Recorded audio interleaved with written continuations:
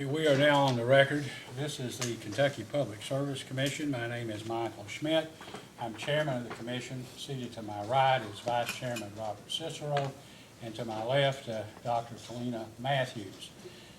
We are here today on case number 2018-00230, the application of Southern Water and Sewer District for an alternative rate adjustment. The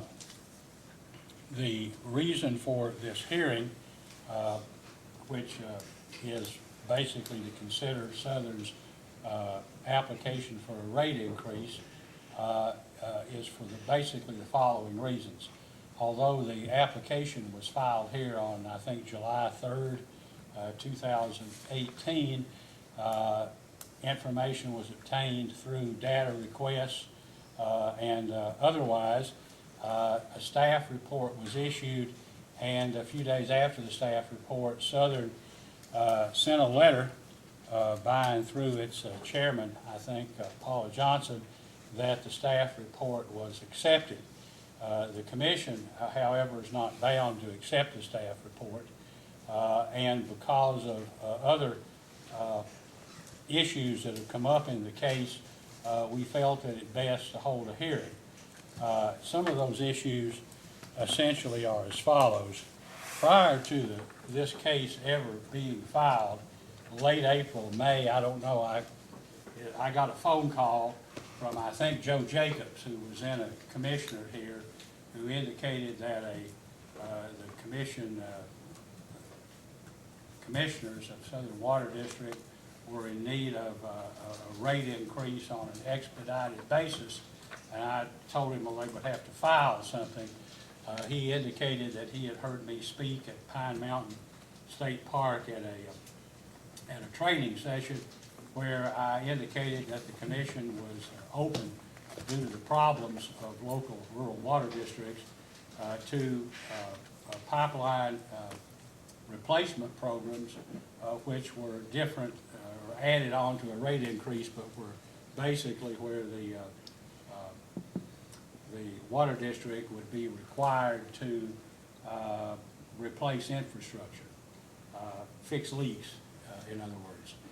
Subsequent to that, I think I got a call or had a phone conversation with Holly Nicholas, who called and indicated she was working for the district and would be putting their rate case together. Then the information was that basically nothing could be done until after the primary, because the county judge and others perhaps did not ask that no application be filed prior to the election. I then got a call from Ben Hale, who told me that they needed to file a rate increase, that he doubted the district could survive for a period of 6 months without going into insolvency or bankruptcy because it couldn't pay its bills, and that was associated with somehow the city of Prestonsburg, the Prestonsburg Utility Commission's acquisition of not the sewer systems in question, but the water assets in what Pyramid, Betsy Lane, Mare Creek area. So, subsequent to that, there have been all kinds of things. The Attorney General, we got a notice here that the Attorney General, I guess, was investigating some allegation that the general manager was allowing people to have free water in exchange for, I guess, food or other services. We got customer comments from various people that meters weren't being read and that their bills did not reflect what the true, I guess, nature of their water use was. Subsequently, we had, well, I guess before the rate increase was filed, we had an inspector make a report, an inspection report of the district, who ultimately reported that employees told her that Southern was the next Martin County. And so that basically, along with, you know, isolated rumors here and there, caused us to conclude that perhaps we better have a hearing, and not necessarily to go into great detail, but to try to get some understanding of what occurred. In 2017, the commission approved the proposed transfer of water assets and sewer assets from Southern to the Prestonsburg City Utility Commission.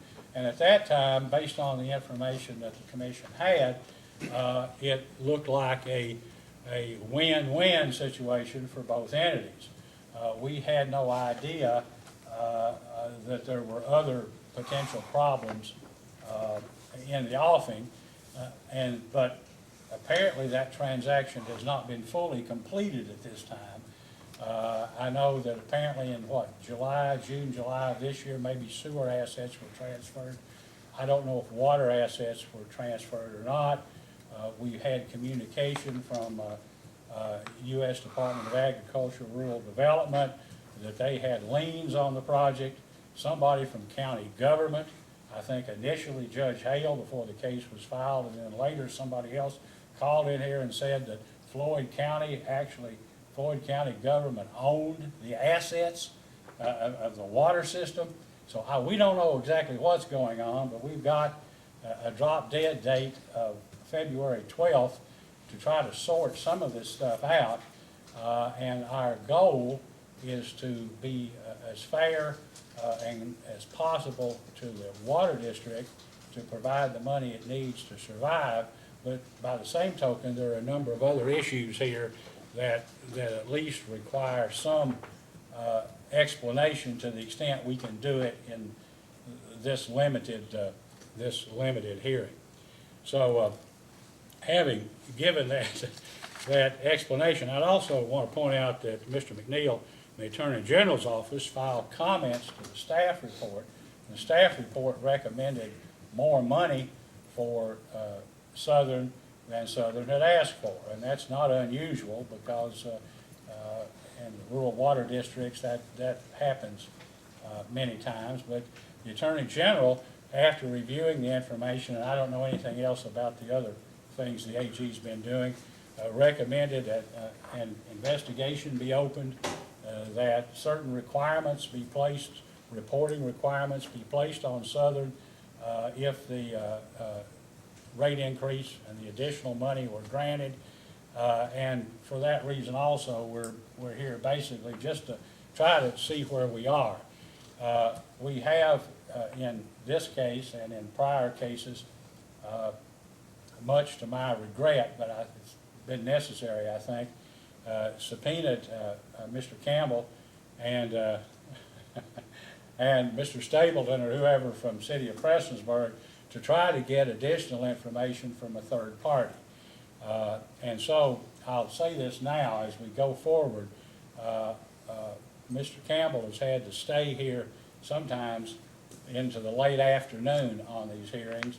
And so today what we would like to do is when we get into the hearing is call Mr. Campbell first to try to get some information from him on the present status of the water assets and the transfer, and then to allow everybody to ask Mr. Campbell questions that might want to, but so that he could leave and not be stuck here all day on something that is probably of only collateral interest, perhaps, and perhaps not to him.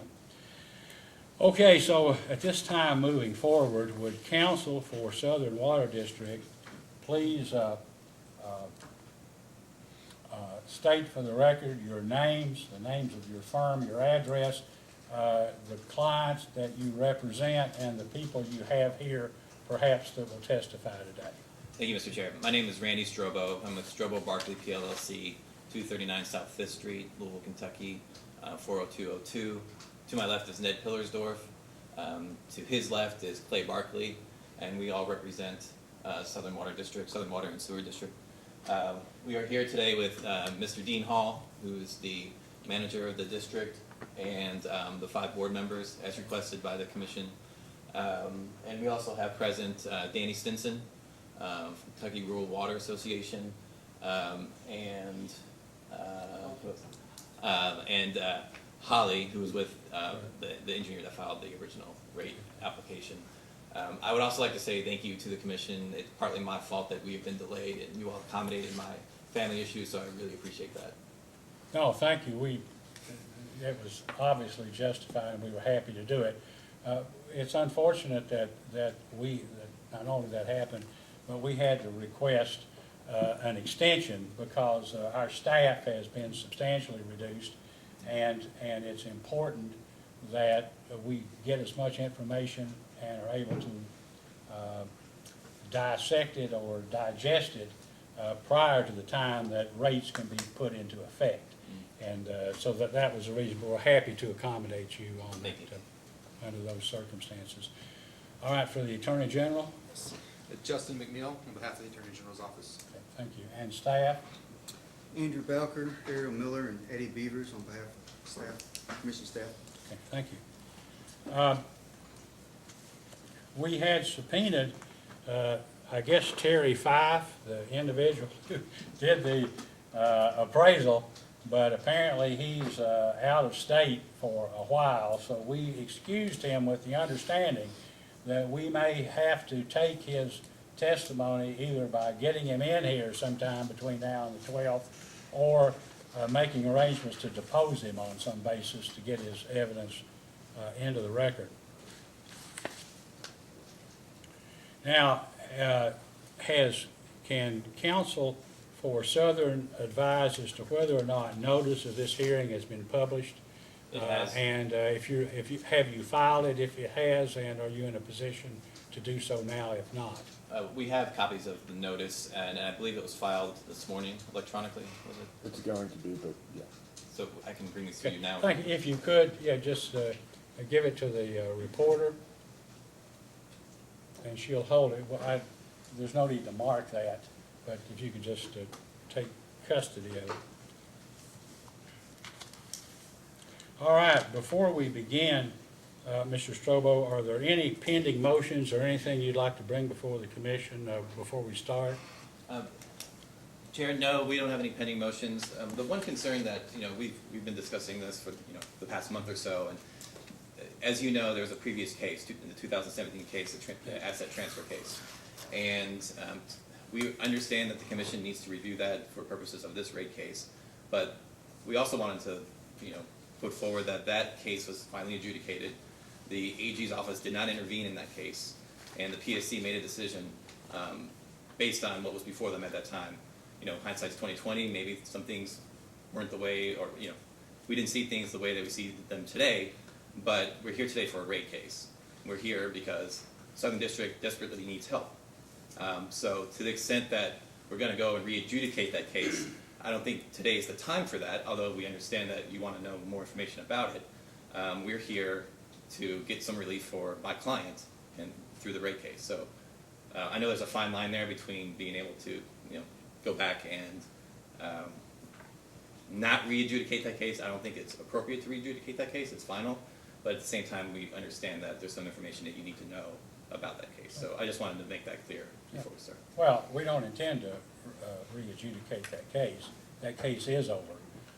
However, the rates in this case, in some respects, will be based on whether or not those assets have been transferred, whether they are going to be transferred, whether that transaction needs to be unwound.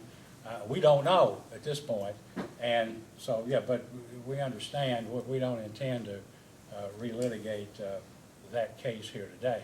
Although I will say, I don't know what the evidence will show as to whether, there'll be any further proceedings, additional proceedings under a different case number arising from that. We just don't have any information. And we would agree with that. We're here for the rate case, and Southern District is, hurting right now. So we're hoping that we can get a decision quickly from this commission to help them out. Yeah, well, we want to know how bad you're hurting, Right. too. I mean, that's one of the reasons why you're here, right? Yeah, Okay. I understand. Okay. Now, before we start these hearings or the testimony, the public is always given an opportunity to step forward and make any comment that that person or persons may have into the record. At this time, is there anyone here who would like to step forward and make a comment or a statement to the commission about the matters that are before the commission today, that being this rate case? I think we got a phone call yesterday from some member of the public that indicated he or she, I'm not sure who or which gender it was, intended to be here perhaps and make a statement, but there doesn't appear to be anyone in the hearing room at this time. If someone later comes, we'll consider perhaps letting them speak. Okay, Mr. Strobo, how we'll handle this is we'll call Mr. Campbell first. The commissioners, normally we would allow the attorneys to ask questions, but because we want to get to the heart of the issue, the commissioners will ask questions first of Mr. Campbell, followed by staff and then the AG if he wants to, and then you can have the last bite at the apple. Okay. After that, as we put on other witnesses, your witnesses, we can basically call them, put them under oath. Staff will ask questions to get the information we think we need, and then you'll always be able to follow up, and the AG will follow staff. Is that okay with you? It's perfectly acceptable, Chairman. Thank you. All right, at this time, Mr. Campbell, will you please take the stand?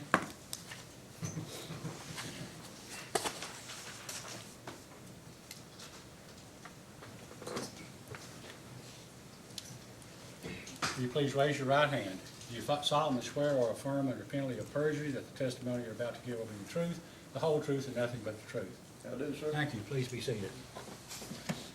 Okay. Would you please state your name and business address for the record, please? Turner E. Campbell, business address is Prestonsburg City Utilities Commission, 2560 South Lake Drive, Prestonsburg, Kentucky. Okay.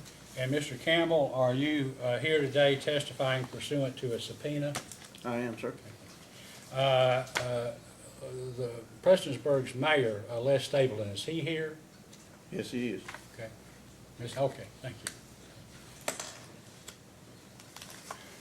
Now, Mr. Campbell, you're aware that I guess in 2017, a joint application or petition was filed, was it not, by the City of Prestonsburg Utility Commission and Southern Water and Sewer District asking for an order from the commission permitting the transfer of sewer assets and water distribution assets to the Prestonsburg Utility Commission. Is that That's correct, sir.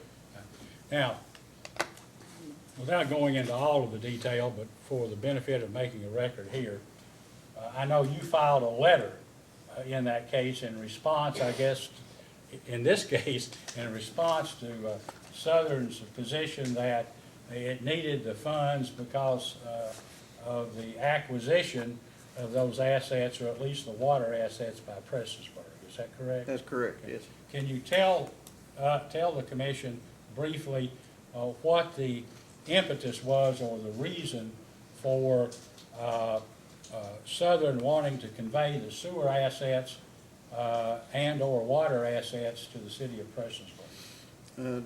Being as brief as I can, it's kind of a long process at the time, but nearly 3 years ago now, the judge executive at the time came to our organization with our former superintendent was still there, and he met with both of us, and he basically stated that he's come to us because we need to get Southern out of the sewer business. I said, well, and David Ellis, our former superintendent, and I both agreed, well, that's doable, but we would need to have at least the water customers in the sewer served areas. And for billing purposes, it's just a simpler process to have that arrangement. At first he said, well, no way, that's not what we need to do. And I said, well, then we don't have a way to negotiate, and no point to negotiate. And after talking for probably 30 minutes to an hour, he came around to see that that was something that would make the transaction work better for Prestonsburg City Utilities and to relieve Southern of the responsibility for providing sewer services in those areas in question. Okay. What problems, if you know, was Southern having with respect to operating its sewer facilities? The biggest problem they had was with the Wayland wastewater treatment plant and collection area. It had simply gone to the total state of disrepair and was at the point where that the Division of Water was very close to beginning enforcement action and fines. Much more limited at the eastern system, and Harold Betsy Lane was functioning, but had some problems as well. So that's where they were at. It was at kind of like looking across the Grand Canyon for them. There was no way of getting across and getting it repaired. Did Southern have operators who were qualified to run those plants? They did not, I understand. Do you know, either from Southern or from subsequently from taking operational control of those plants, the potential fines or civil penalties that were could possibly be assessed against Southern? I don't know the exact amount, but they were imminent, and we helped Southern draft a letter stating that what we were getting ready to do, step in and assume operational control, and hopefully bring the at least the Wayland plant back into compliance as soon as possible. And has that been done? It has. It was done early on, yes, sir. Now, with respect to the water services or the water distribution system, exactly where in Floyd County are those systems? Apparently there were what, two? Well, And they there may were or may not be connected? Well, both systems, both of those areas were contiguous to our system, but they were in the remote part of Southern system. The Harold Betsy Lane distribution system was across the Big Sandy River from Southern's actual original operating area, and the Pyramid small system was across the mountain, Hippo Mountain, from Southern's actual operating area. Much harder for those two areas to be served by Southern. We provided most of the water in the Harold Betsy Lane system already through a wholesale agreement, and then a lot of times we had to provide the water in a Pyramid system as well. And with the transfer of both the sewer assets and the water assets were apparently to be accomplished through the terms and provisions of an asset purchase agreement, which has been filed in the record in one or both of these cases. Yes, sir. Is that correct? That's correct. And what was the original purchase price that was agreed on between Southern and Prestonsburg? The original purchase agreement between Southern and Prestonsburg was $2.14 million. In addition to that, I'm not sure if that's been part of the record or not, but the judge executive early on in this, I stated that I felt like that the asset transfer would be worth between $4.1 and $4.3 million, and he said, well, that's okay, but he said, what about the loan that the fiscal court owes, the bond issue the fiscal court owes on behalf of Southern? I said, well, that's not something that we at Prestonsburg can decide on for you. I'm telling you that, that's why I was speaking to him, that is what this deal is worth to Prestonsburg City Utilities. The pieces of it fitting together, I would rather see us pay off more debt for Southern, direct debt. He said, and I'm just going to state it the way he said it, he said, well, politically for him, it would be better for Prestonsburg City Utilities to pay that bond issue that, from funds that had been spent on behalf of Southern, but was actually the fiscal court's liability. And the judge executive that these discussions were with, was that Judge Hale? Yes, And was Judge Hale also the person who came to you several years ago to discuss a transfer of the sewer assets from Southern to Prestonsburg? those two conversations actually happened the same day. So we had a copy, or were furnished, I guess, a copy of a statement of intent, and I don't know if it was, a lot of the documents we've gotten here aren't signed, so I assume that the statement of intent at some point was executed, is that correct?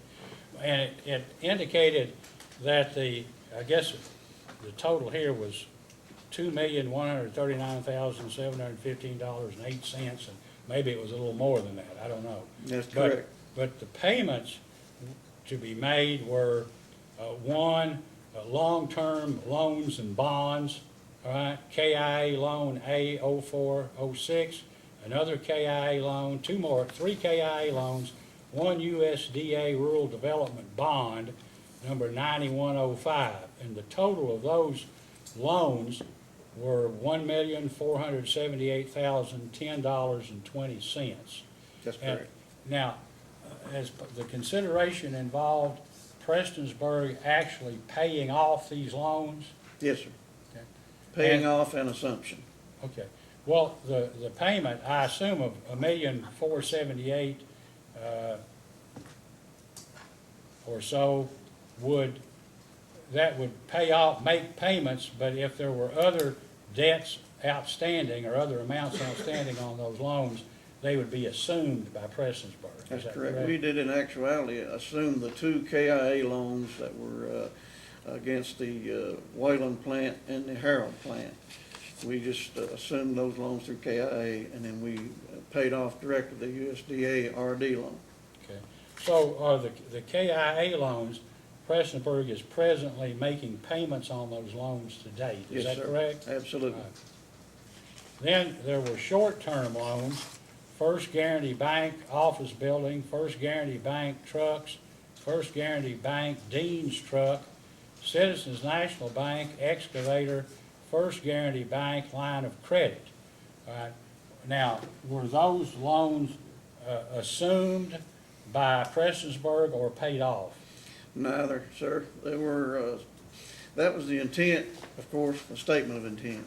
All right. And the funds that we issued actually in the transaction early on, more like earnest money or down payment or whatever, we purchased some trucks, and we purchased a new computer and billing system, and we had to advance some funds in order for Southern to have matching funds for a FEMA project. And then after we assumed the operating control of the assets July 1 of 17, shortly thereafter, we were having to advance more money, some money each month to Southern to assist them in operating. So that, I guess you would say, took the place of paying off those local loans that was in the original statement of intent. Okay.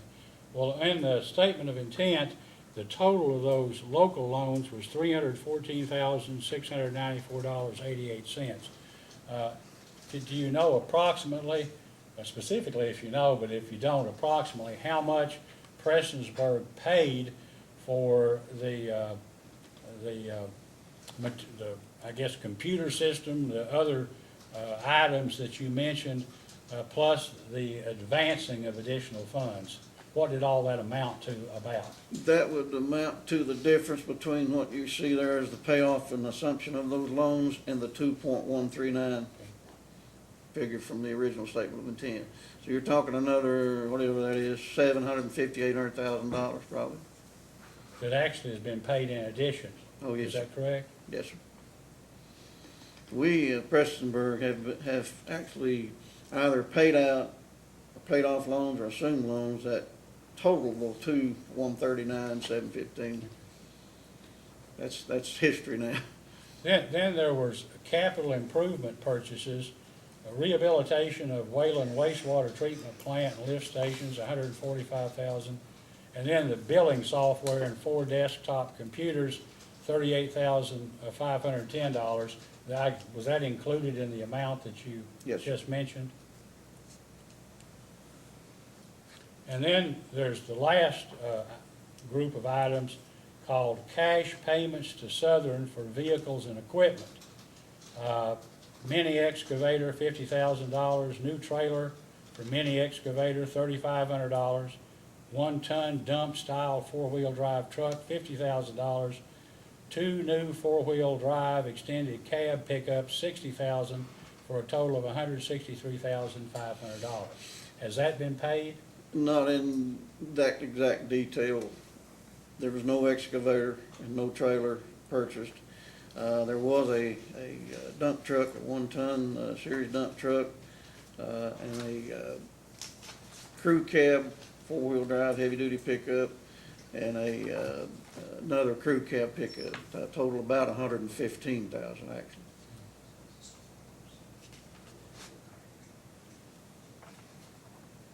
So how much approximately has Prestonsburg paid toward the total consideration that's set out in the statement of intent of $2,139,715.08? All of that has been paid, sir. And have you paid more than that? We've not paid to Southern more than that, no. We've been out substantial, hundreds of thousands for, rehab of the infrastructure systems in the water areas in particular, rehab of the Wayland Sewer Plant, Eastern Plant, and Harold Betsy Lane Plant. Now, when the 2017 transfer case was filed with the Public Service Commission, of course, these documents were filed, the proposed asset purchase agreement. I think later, the operation and maintenance agreement, after there was I guess a delay or something that prohibited the transaction from closing. Correct. Last year. So I'd like for you to tell us for the record, please, what was it that prohibited the transaction from closing June, July of 2017? We were informed by USDA RD that certain, I guess you want to call it, the regs stated that certain steps had to be taken before they could release the liens that they hold on the debt service income for Southern and officially sign off on the transaction. A part of that was having an appraisal done that basically would state the value of the transaction based on present value of future income being changed from Southern over to Prestonsburg. And the appraisal would also have to assess an opinion on the viability of both concerns going forward after the transaction. Did Prestonsburg Utility Commission have loans with USDA Rural Development? Yes.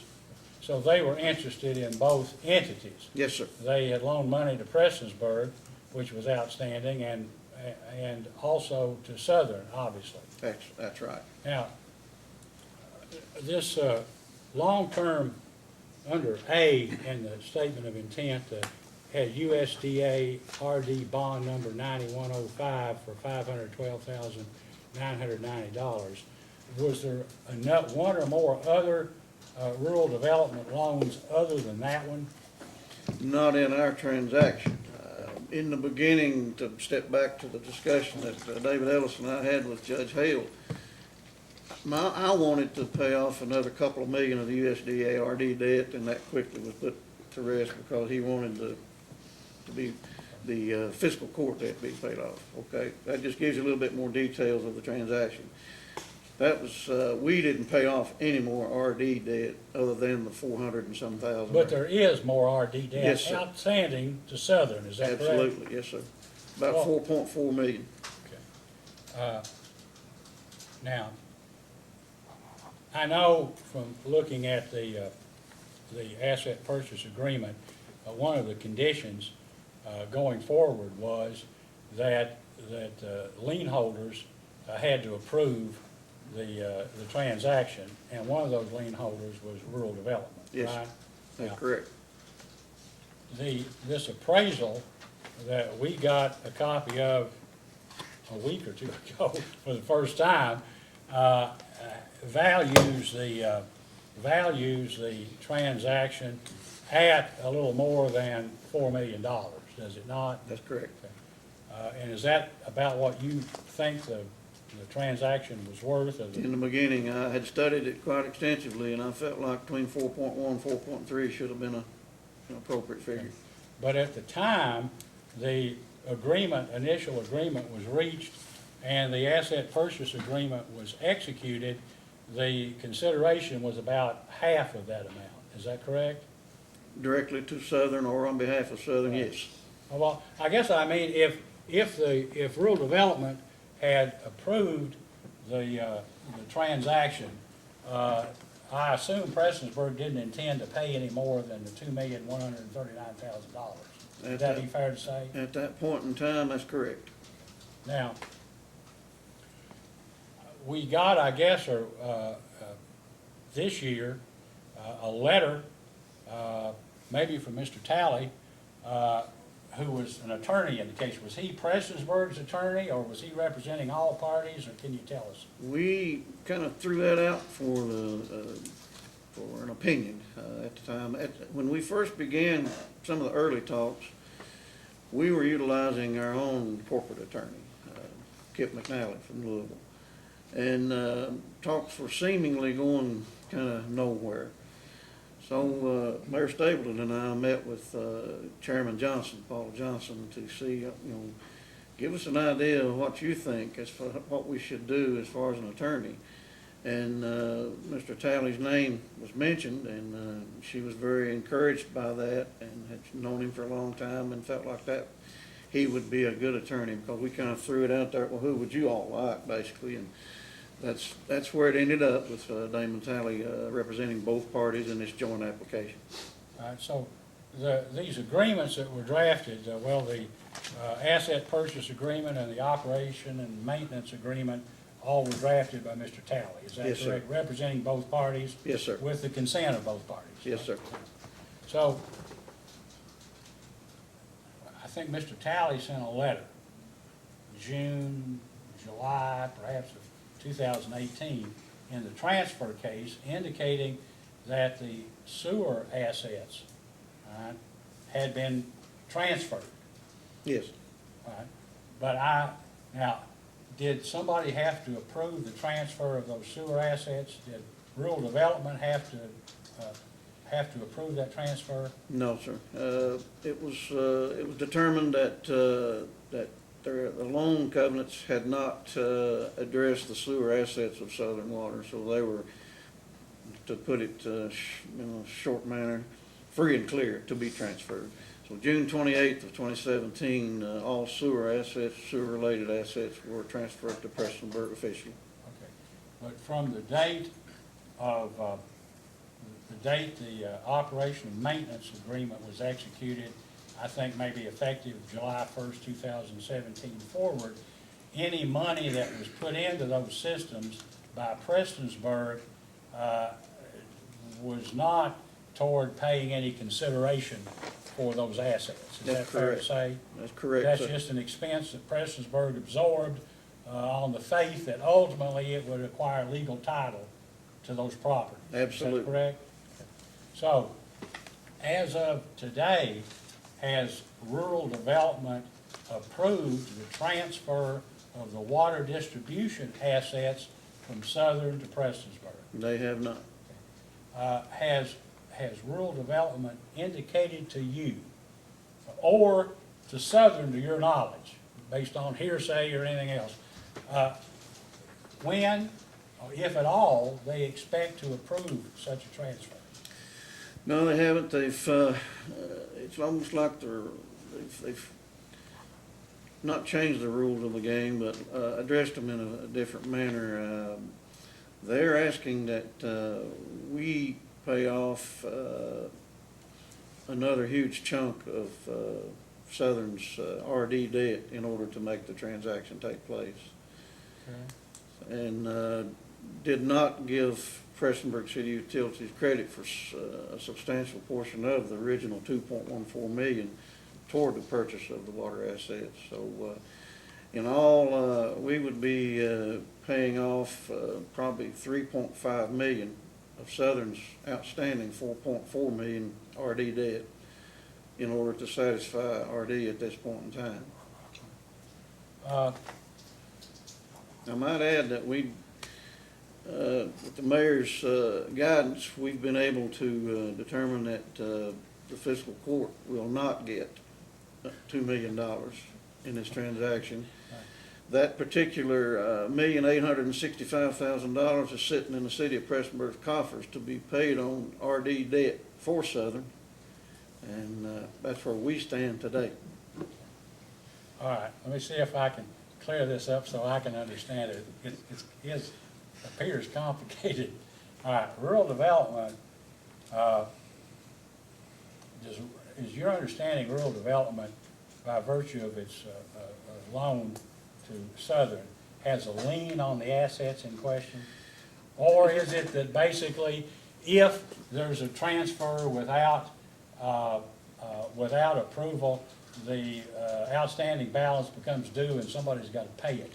Well, it's technically still Southern's debt, so that's the payor, I guess you would say, the debtor. We have no problem at all with paying the $1,865,000 to complete this deal, which basically puts the deal where I said it should be in the beginning and where the appraiser has said the deal is worth. And that's a little more than $4 million. All right, so, at this point, it's Prestonsburg's position that, based on what you believe to be the fair market value of the assets, the sewer assets and the water assets combined, right? Yes. As being between 4.1 and 4.3 million dollars, and that's not inconsistent with the Fife appraisal. That's correct. Which was apparently some November or something of this year. I might add that not to interrupt you, but I didn't want to add one more little item there. USDA RD has taken the position that the appraisal that Mr. Fife has put out to Southern and Prestonsburg is only on the water assets.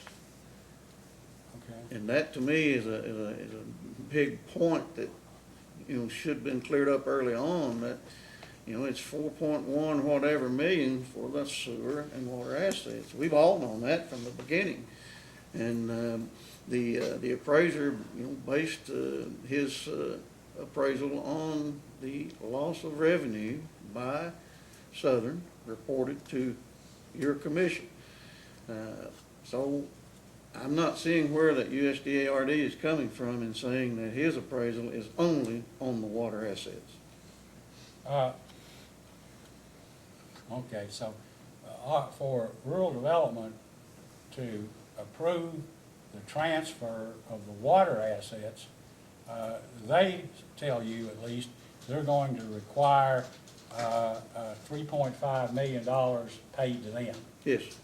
Would In substantially cash. relieve them. They don't want to let you assume that obligation. They want the money in coin of the realm. Or will they let you assume that obligation? Well, I think they would if we were in agreement with that. We are in total agreement with paying $1,865,000 to them on Southern's RD debt. That's not a problem. But that's $2 million less than rural development wants, Yeah, correct? basically. Okay.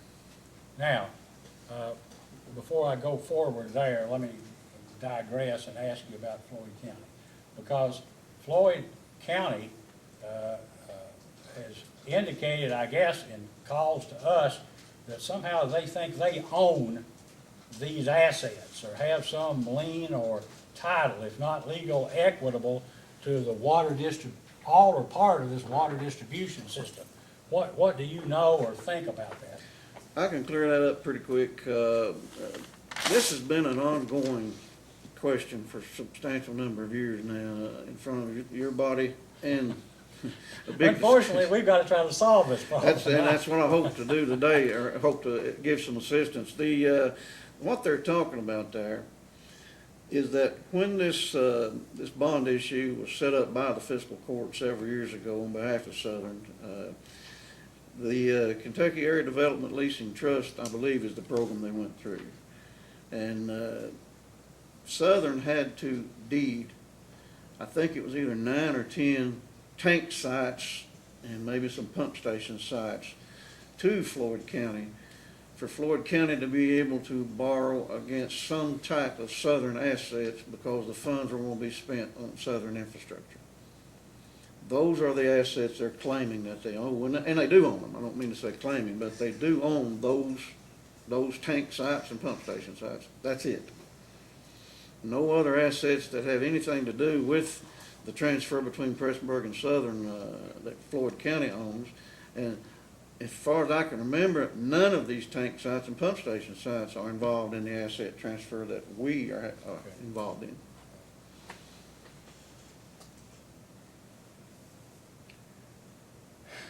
This is the first time I think we've heard this.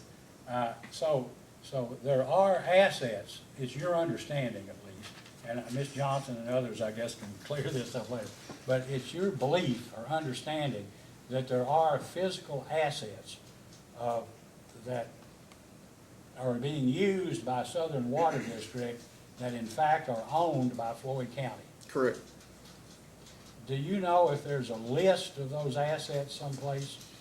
Yes, there Or do is. you think, where would such a list be in your opinion? I have it in my work papers from all the last 3 years of studying Southern, so Would you be kind enough and willing to forward that to us by sending it to the executive director? absolutely. Within a week or so after this hearing? I'd be glad to. Do you know if any of those assets have been appraised or if anybody has assigned a value to them at all? In the documents that I reviewed, and it's been now 2.5, 3 years ago, there was a value placed on each one of these tank sites and pump station sites, kind of like an average of it was in the 19.5 range per site, $19,500. Now, I may be off a little, And but you know about how many sites that is supposed to be? I want to say it was 9 or 10 of them, possibly. Now, what is, we haven't had somebody from Floyd County here. At some point, at some other proceeding, maybe we're gonna have to try to solve this. But how much does Floyd County claim, in your opinion, in terms of debt that they think that Southern ought to pay? When we talked about it, when Judge Executive Hale wanted us to pay off an amount, it was in the $2 million range. Subsequently, we have paid a little bit of money on that particular bond issue, which brings it down to about the $1.8 or $1.9 million that we still hold. So what, you paid a couple $100,000? Is that We what you're did. saying? And why would you do that? Well, in the beginning, that's what we had agreed to. I guess you call it a gentleman's handshake with the Judge Executive, a decision I regret substantially, but we did. We paid the first payment after your body approved the transfer. We paid a little, I don't know, $100,000 payment on their behalf, and then an interest payment later. And then, thanks to discussions between the mayor and I, we decided that that money desperately needed to go to help Southern Water. So we decided that was it, and if we paid it, it'd be paid on Southern's debt. Now, is it your understanding that Floyd County government is still making a claim somehow that somebody owes them that money? Not that I've heard of. Okay. Well, I mean, they got you to pay it.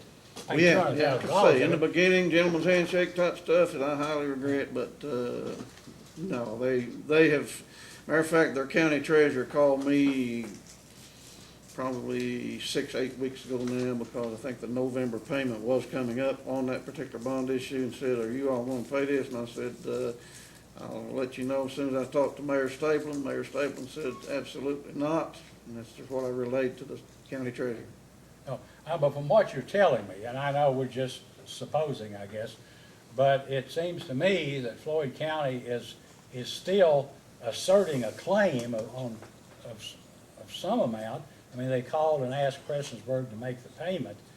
I mean, and they were either doing that because they thought you legally ought to, or they just out of the goodness of your heart, you'd be making that payment for another governmental entity. I can't dispute what you're saying. Yeah, they wouldn't have called if they didn't think, hey, maybe they'll still make another payment, but it was almost like offhandedly said by the treasurer. He said, well, I didn't think you would, so that's the way it went. Who is the treasurer?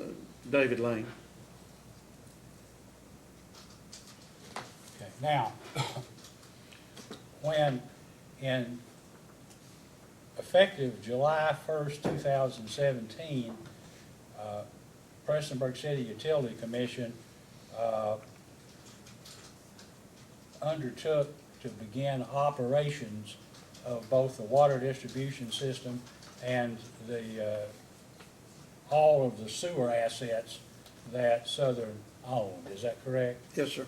Now, I saw in the operation and maintenance agreement that any upgrades, infrastructure improvements, changes that were made, and I interpreted that to mean water as well as sewer, that were made by Prestonsburg after July 1st, 17 up until through closing, would be on Prestonsburg. That would be Prestonsburg's expense, and Prestonsburg would not expect any reimbursement or indemnification from Southern. Is that correct? Yes, sir. Okay.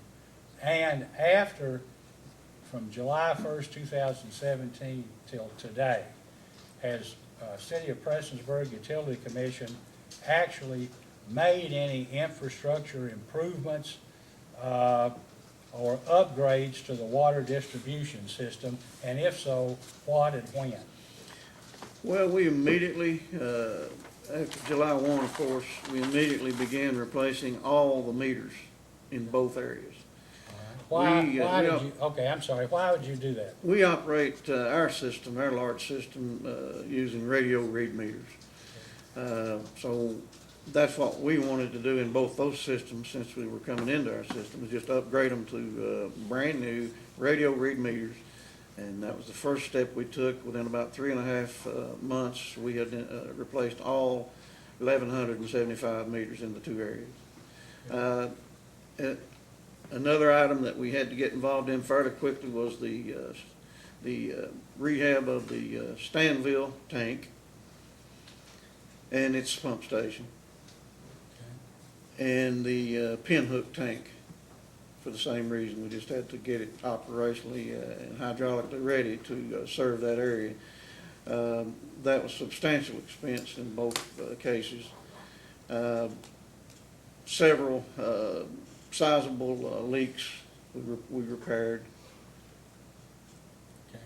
And since July 1 of 17, we have had to rehab and discover 46 or 47 valves that had been basically covered over time with soil. One major valve that needed to be, because we knew there was something wrong hydraulically between where our system serves that area and the pinhook tank. It was just not filling properly. They were having to get, Southern had been utilizing pipe to fill the tank, and of course we didn't need that after we assumed control of the assets. And we finally found a 12-inch valve that needed attention, and once we took care of that one, and of course at our expense, everything is flowing very well and being served quite well now.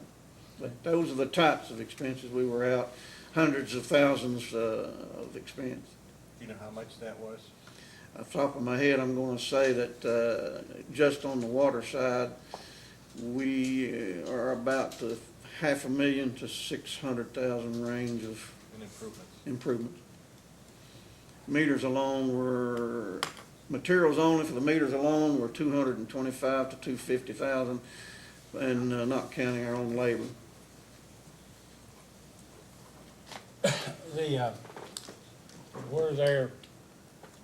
Did Southern have any maps or plats or surveys that would indicate where these valves were or where its lines were? They did not directly. We were able to obtain from a former Sandy Valley Water employee some mapping that, and also his expertise of helping us. He was tremendous to help us where he remembered. That was the only assistance we got in starting to determine where these valves, some critical valves that we needed to locate were, and our people just managed to do it with that little bit of assistance and their own abilities. Came up with the valves, and because you could tell the areas that were weak in pressures and volumes, and our people were able to determine those. So in the end, that's how we did it. And what was wrong with the two water tanks that you mentioned? Water tanks, need periodic maintenance to start with, and I think that's what had happened down through the years. They just hadn't had the maintenance and care that they needed, simply because Southern just more than likely didn't have the assets, the financial assets to do so. And we simply drained the Stanville tank and repainted, resurfaced it, and like I say, improved the pumping system for it. And with Pinhook, we didn't have to take it completely down, but just improve the pumping system and that major valve. When you, now, at the time of you began operating the water distribution assets, July 1 of 2017, were the new customers that you undertook to serve, how were they notified that it was now be the city of Prestonsburg who would be operating their water system and would be billing for services? More our field personnel, word of mouth situation, and then the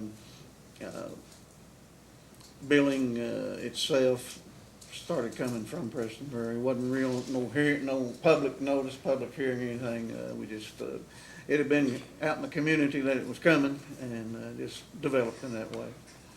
So, how many billing cycles would you estimate that you went through, or that Prestonsburg billed these new customers using the old Southern meters? Of course, it was gradual transition, so I would think that 3 billing cycles would have taken care of most of the customers. Now, as you when you managed to replace the meters with the new automatic AMR or something, you just drive by Yes. and record it. The meters that were there in place would require, I take it, a human being to go and look into the meter and actually physically take a reading. Would that be true? Yes. Okay. So once the meters were replaced in the areas where you assumed control, can you tell us how, if at all, that affected water sales? Yeah, probably an uptick of no more than 15%. Okay. And that would be, thought the that bills would be increased 15% because the new meters would be more accurate than the old meters that were replaced. Is That's that correct, and I will say that it was a little surprising, because even Dean Hall and I felt like that a lot of the meters in those two areas were quite slow because they were aged. But we were quite surprised at the small amount of uptick or increase in revenue that the new meters generated. You thought it'd be more than that? I did. Okay. What happened to the old meters that were removed. Did Prestonsburg keep those, or were those given to Southern?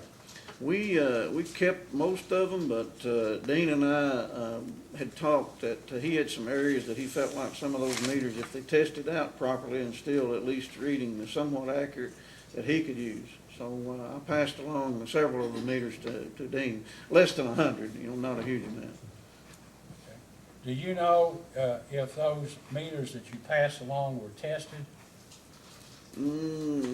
I think they were, I'm not sure on that. We didn't test. You didn't test? No, Did you test any of the old meters that were taken out? we did not. I noticed in the various agreements that were executed between Southern and Prestonsburg, Southern was required to make records available to Prestonsburg that you might want or need in the operation of the water distribution system. Is that correct? That's correct. Did they make records available to you? Billing registers were readily available, but past that, there were no other records passed along to us as far as, the, like I said, mapping and stuff like that, nor we've not had an actual listing showing all the customer deposits. That's something that still has to be settled before when the transaction's actually closed. Yeah, you won't take possession of the deposits until there's actually a closing and Exactly. you own the assets. Yes, sir.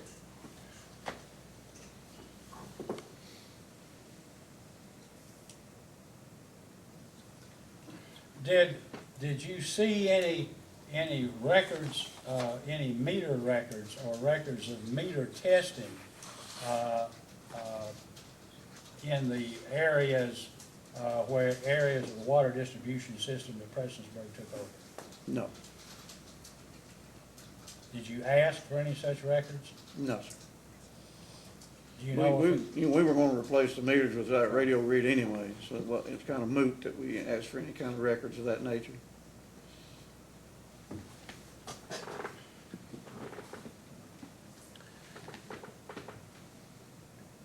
When, after Prestonsburg took over the operation and maintenance of the two water distribution areas, did Prestonsburg Utilities find or discover that there were people who were using or getting water service but had not been billed for those services?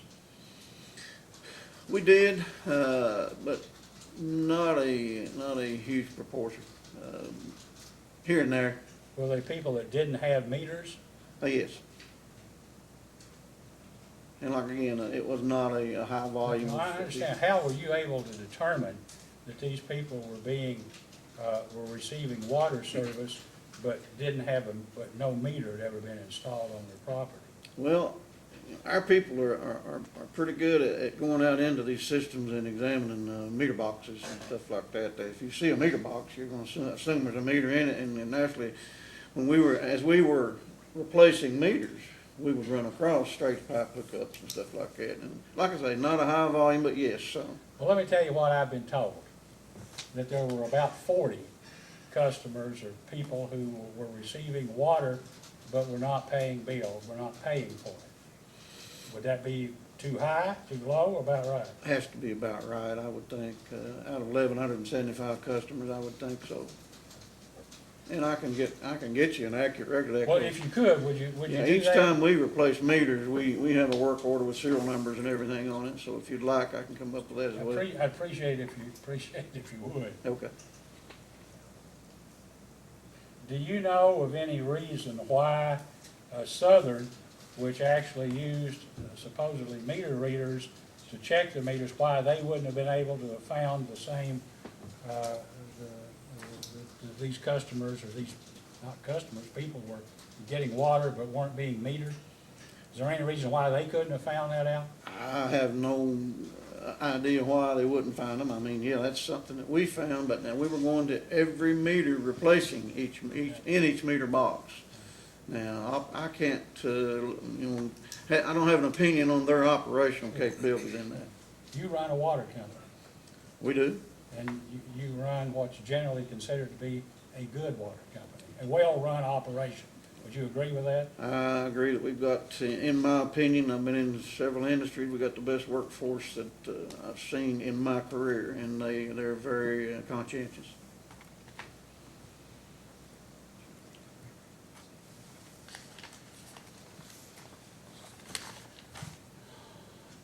At any time, I was going to ask you about this Fife appraisal. Who selected Terry Fife? Do you know? That was a joint selection, basically, because we didn't want to just jump in there and say, oh, we'll get an appraiser. We first asked RD about maybe someone that had done an appraisal for them in the past. We were given a name. I made contact with that person. I can't recall the name exactly right now. I can get that for you as well. And he could not get to it very quickly, on a timely basis. He then suggested Mr. Fife as being just as he said, just as good as I am or better, and he would be a good selection for y'all. I kept in touch with Southern's folks and the mayor and judge executive and everybody about that selection process, because I was going to stay clear and just give them the facts and let them say, okay, we agree. And that's how we came to agree on Terry Fife as the appraiser. We actually paid Mr. Fife his fee, his retainer, and it went forward.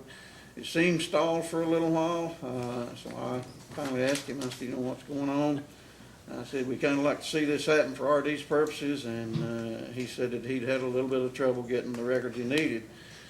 And about that time is when you all had issued your order on the rate increase, alternative rate increase, and I simply sent it to him as a you know, a favor, I guess, to let him see what was going on. He then utilized those numbers that Southern had submitted for the rate increase request, and completed his appraisal within days. Okay.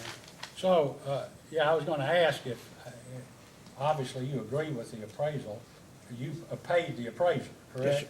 So you didn't, Prestonsburg didn't, other than the gentleman whose name you can't presently remember, you didn't contact anybody else about doing the appraisal? No. Correct? Okay.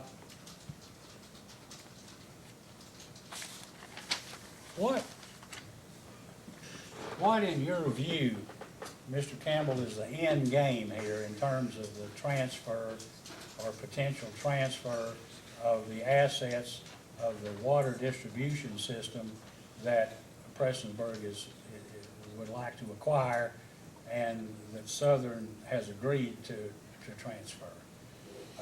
I mean, you say Prestonsburg, we're willing to pay $1.85 million, which is what we think it's worth. Rural Development wants $3.85 million, and we think that's too much money. So what is I mean, ultimately, you're in a position here where it's been a year and a half from the date when the transaction hopefully would have closed. So how does this end? I think that RD is going to have to realize that the appraisal is what they asked for. And yeah, it was delayed several months just by bad communication, but that's what we did. We paid for the appraisal to be done. He completed his appraisal based on numbers that were submitted to the commission, and but then in the end, they're taking the opinion that that's just for the water assets and not for the whole transaction.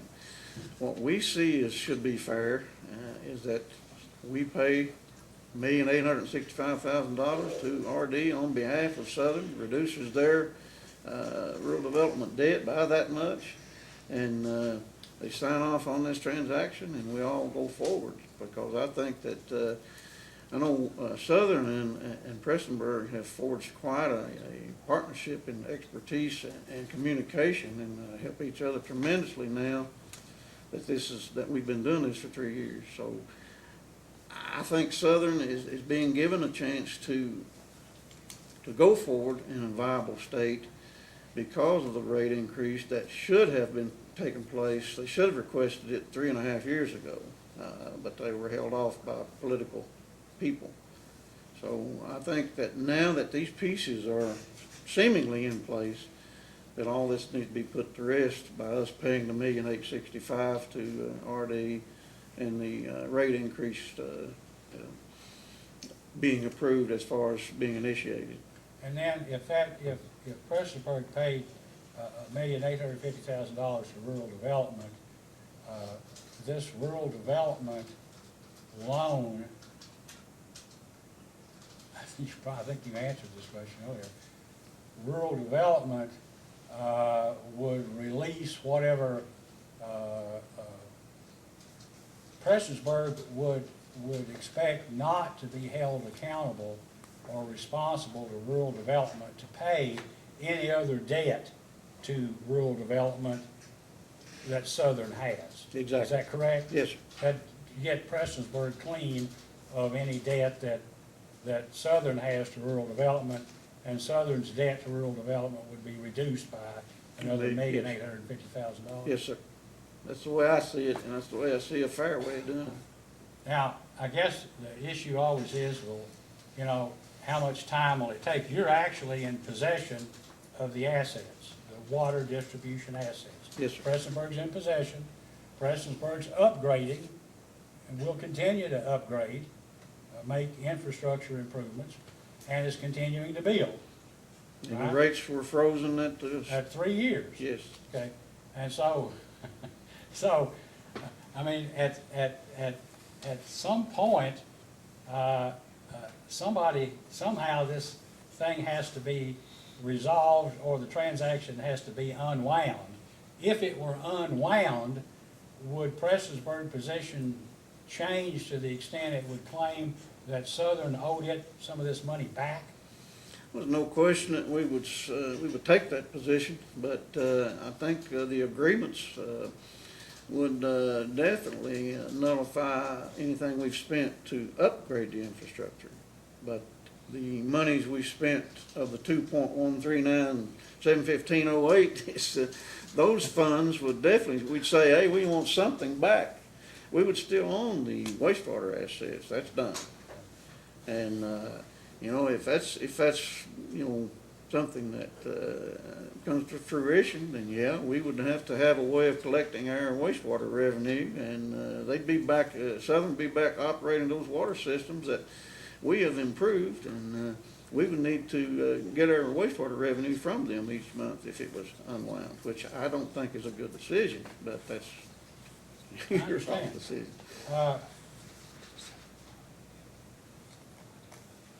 You know, the Kentucky General Assembly, in a statute, has basically expressed the public policy of Kentucky is to consolidate ownership and operation of water utilities, publicly owned water utilities throughout the state. Yes. Are you aware of that? I am, sir.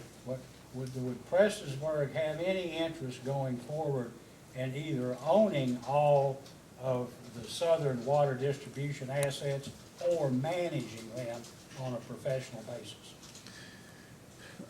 There's no question that at this point in time, I would have to say no, because it would, operationally, it would really stretch us, and financially as well, to just simply own that system. We're in the northern end of Floyd County, as you well know. Our system is mainly the top 30–40% of the county there, the northern section. And for us to operate that system in the southern end would be a stretch for us.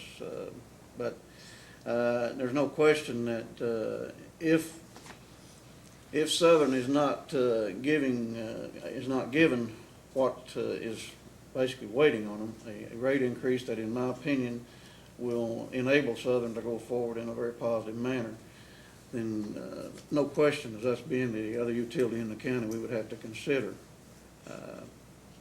if it came down to that point of. Well, and as a municipal utility, the rate structure would be entirely up to Prestonsburg. Yes, sir. It wouldn't be subject to Public Service Commission oversight or approval for anything. Exactly. Correct? Yes, sir.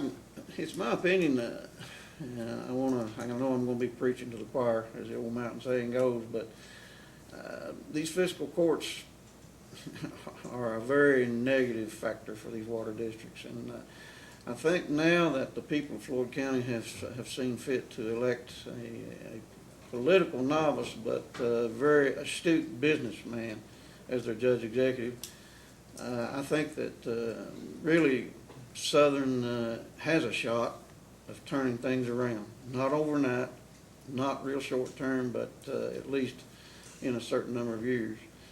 And we want to be part of that, at least an extended part of that, in expertise, physical help, whatever we can do, more of a partner to them. And I think that would make it all go in a more positive manner. I don't have any other questions. Commissioner Cicero, questions? Could I clear up one little thing sure, about go the ahead. RD side of it?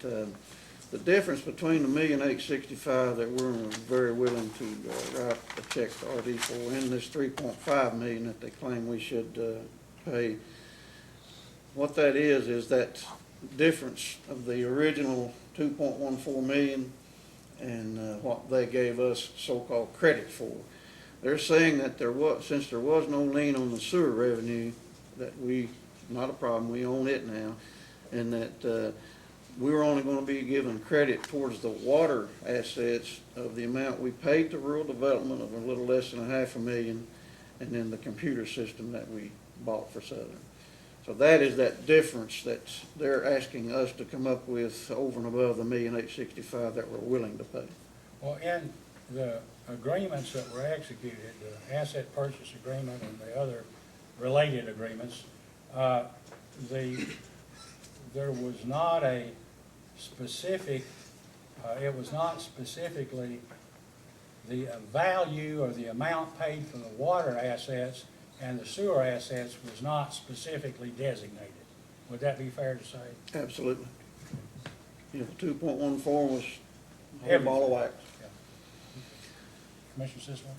So just to follow up on that line of questioning, you paid 2.14 million or whatever it was, of which $1.5 million was for debt reduction for Southern, is that right? That's correct.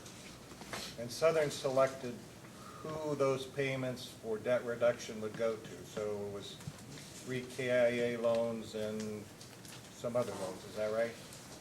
In the end, when it's finally settled, it was actually 2 KIA loans and 1 RD loan. Okay. And that money could have gone to reduce the outstanding $3.5 million RD loan, is that right? Well, in essence, that money went to reduce RD loan, the $485,000 deal But the KIA loans were assumed. were assumed, but at that point, you just went forward with that and took them over.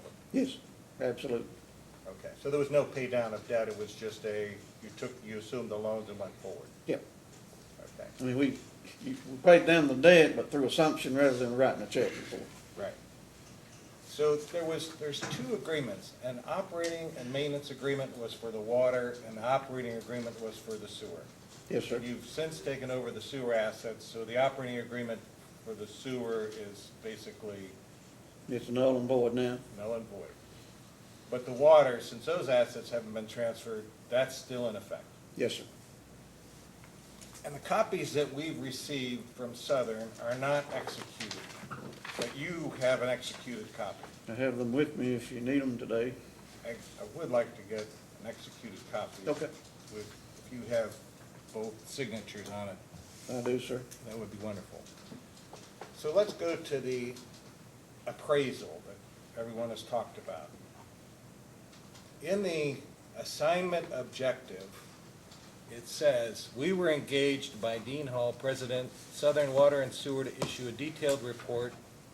Our objective was to estimate the fair market value of lost revenues due to a transfer of customer accounts and related assets of Southern Water and Sewer District System as of June 28, 2018. And it doesn't say whether it's for water and sewer, for water, or what, any detail beyond that general statement, is that? That's correct. That's correct. The summary income statement projections includes $656,122 as the revenue projections going forward, and then, of course, it takes out the cost of goods sold, comes up with a net income, and it projects it forward to give a fair market value of the 4.1 million, I think, that RD Yeah, in is that ballpark. claiming. So is the 656,000 just, I know the number came from the PSC, is it strictly a water revenue number or a sewer and water revenue number? It's my understanding that when Southern submitted it, then I think that was on paper water revenue. But if you've looked at it the way I have over the past 3 years, that number represents about the amount of revenue that Southern gave up in this transaction for both utilities. So the dollars themselves are very close. I'm not sure how they came up with the 600 and some thousand of just water revenue, but, Well, it is a 2016 test year, right? Which was before the transaction occurred. So that's why I'm curious whether the 656 is inclusive of both sewer and water or just water. Either way you look at it, that would have been an indicator of whether the valuation was based on water and sewer or just water assets for RD purposes. absolutely. Now, other than that, I can't determine how the appraiser came up with the number he came up with anyways, because he takes 5 years of historical, which is the 2016 test year, and projects that forward. And we're going to talk to Mr. Fife later on and find out Yeah. how he came up with this number. But at any rate, the 4.1 million has been established as what RD is looking for. You agree that it's somewhere between 4.1 and 4.3 million. So from everybody's perspective, the value of the assets is accurate. Is that right? Well, I have to say that I don't think RD's perspective, Well, I mean, but for, they agree that the asset value is 4.1. Now it comes down to determining whether 4.1 is sewer and water or just water. yes, sir. So that's where the discrepancy comes in. And the fact that they're owed $4.4 million is probably part of the reason why there's this desire to generate more money out of Prestonsburg for Southern's benefit. Absolutely. That's an accurate statement. Can I ask if there was such a desire to include the water with the sewer, why there wasn't a contingency written in that said that the sewer assets couldn't be transferred without the water assets in a written agreement? That I couldn't give an opinion on. I'm not sure of that. I guess I'm looking at it from day one as hopefully a win-win for both utilities. And so I was looking at it as, okay, let's get these water and sewer assets transferred over, and I'm not a lawyer, so as far as that contingency, no, I did not think of that. So at this point, and I think the chairman has summed it up, there's this transaction that has become much more complicated than it should be because of established liens, potential liens, although I think maybe the Floyd County lien isn't as much as we might have thought it might have been. But you've already made improvements to the tune of $600,000 on a system that you don't know whether you're actually going to receive. Yeah, that's technically the bottom line. Yes, sir. Okay. We have the O&M agreement in place, operating the system that both boards agreed on. It should proceed in that fashion, and that's the legal document that is driving Prestonsburg City Utilities operating those two water distribution areas. Can you viably operate the sewer without the water? We have had some discussions as of late because my assistant and I have simply gotten kind of tired of this whole process of just, here you go, take them back and all this stuff. But then we got to thinking we're going to have some way of collecting our sewer revenue.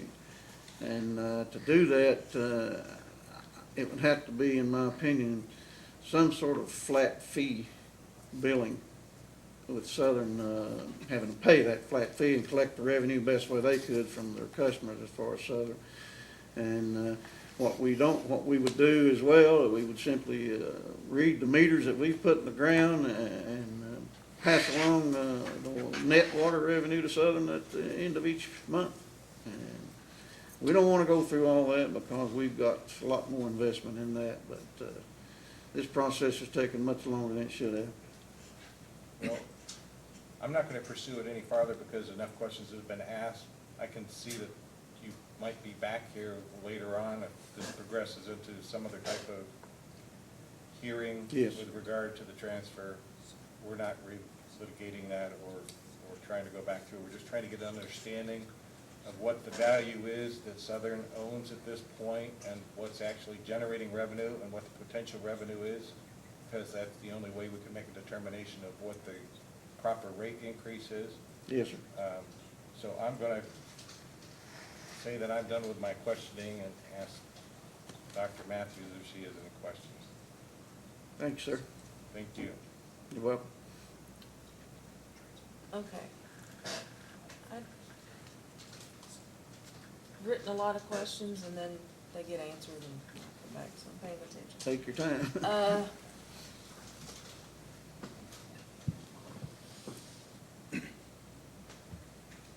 What was your estimate of you were doing your internal calculations to decide whether to take over the sewer assets, we'll say that. What was your estimate of what the liability would be if they weren't taken over and, say, DOW took enforcement action? Do you have any idea? I'm not sure as to the level of fines that DOW would assess. We were heard as much as thousands per day or whatever. Like I say, I'm not. But it was likely substantial. Yes, absolutely. And you made the decision that you could spend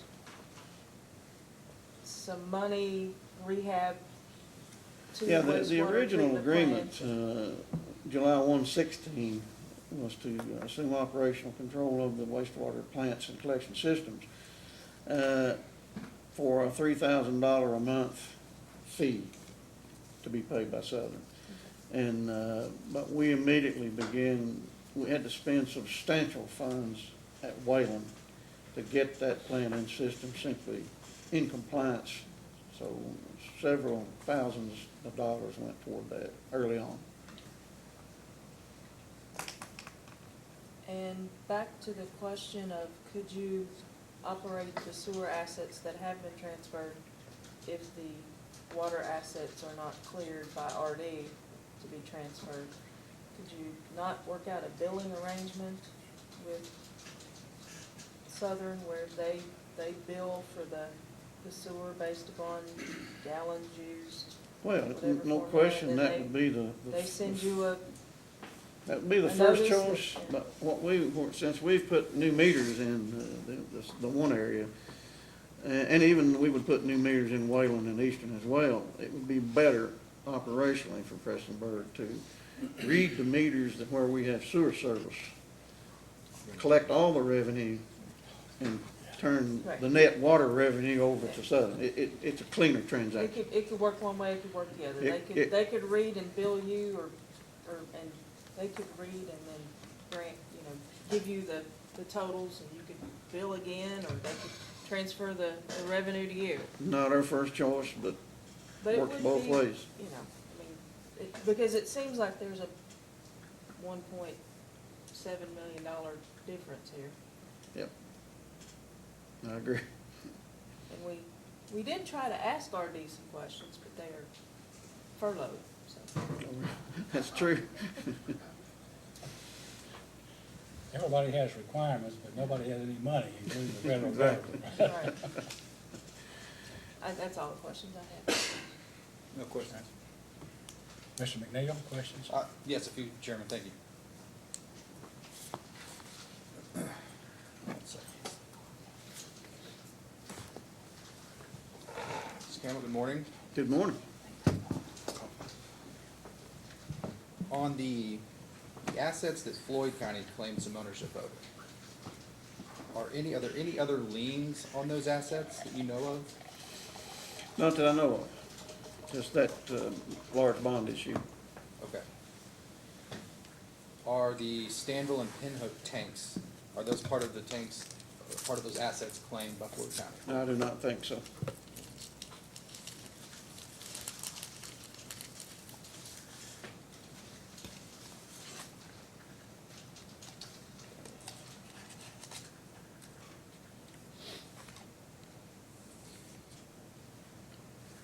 Can you tell us, how did you fund the improvements to the transferred system? Are those paid through loans, through cash from operations? It was a mixture. We spent a substantial amount of money out of our own operating funds, but then when we procured a bond issue, funding to actually fund the transfer of assets, the $2.14 million, when we did that, we asked for another amount of funding for what we felt like would be potential infrastructure improvements. So the most of the funds that were spent were loan. Is that additional amount, is that a dedicated loan for for that reason? Yeah, improvements to the acquired system. Okay. What about the cost of the new meters you've installed? Were those made through loans? Same funding, yes. Same funding? Yes. Okay.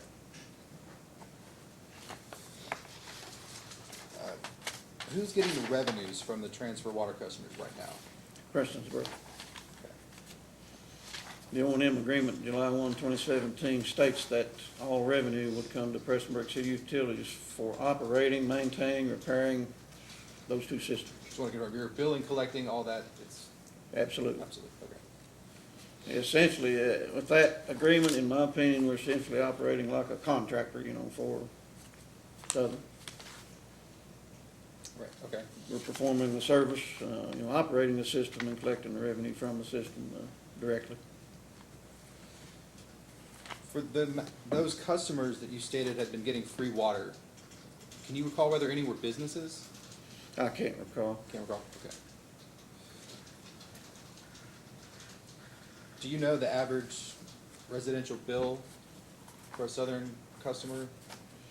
Yeah, you're Ballpark? probably talking about $50, $50 to $52. What, okay. I can tell you it's probably more like 42 a month right now, before rates. Does that sound right, subject to check? Exactly. I didn't mean to put you on the spot with that. I'm just curious if those customers that have been getting free water, if you use the residential bill of about 42 a month, those 40 customers, that ends up being about $20,000 a year that, I guess, Southern was not collecting that revenue. I think that's correct? If the facts are all correct, yes, the dollar amount is about right. Do you have any idea what percentage of the transferred customers have new meters at this point? All of them. All of them? There's 1,050 approximately in the Harold Betsy Lane area and 125 in the Pyramid area. So.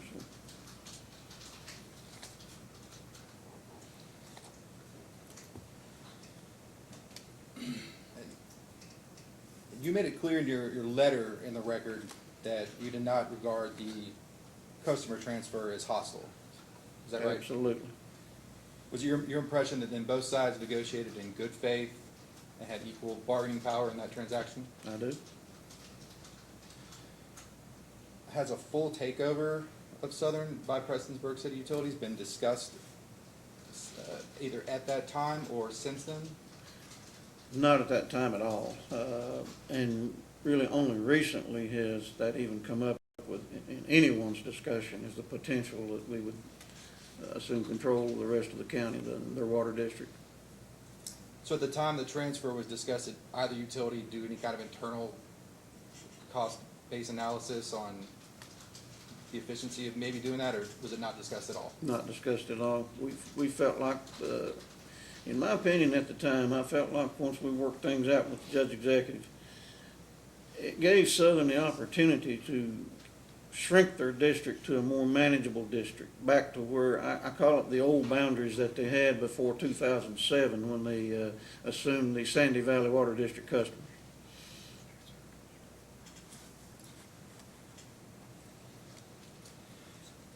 Do you think the transferred customers are profitable for Prestonsburg at this moment? No doubt, they are, it's paying for itself with some, naturally some contribution to debt service. So I guess you can call that profit, yes. Do you think they were profitable for Southern Water before the transfer? I would assume they would have had to have been profitable, you know, because it's a pretty good group of customers.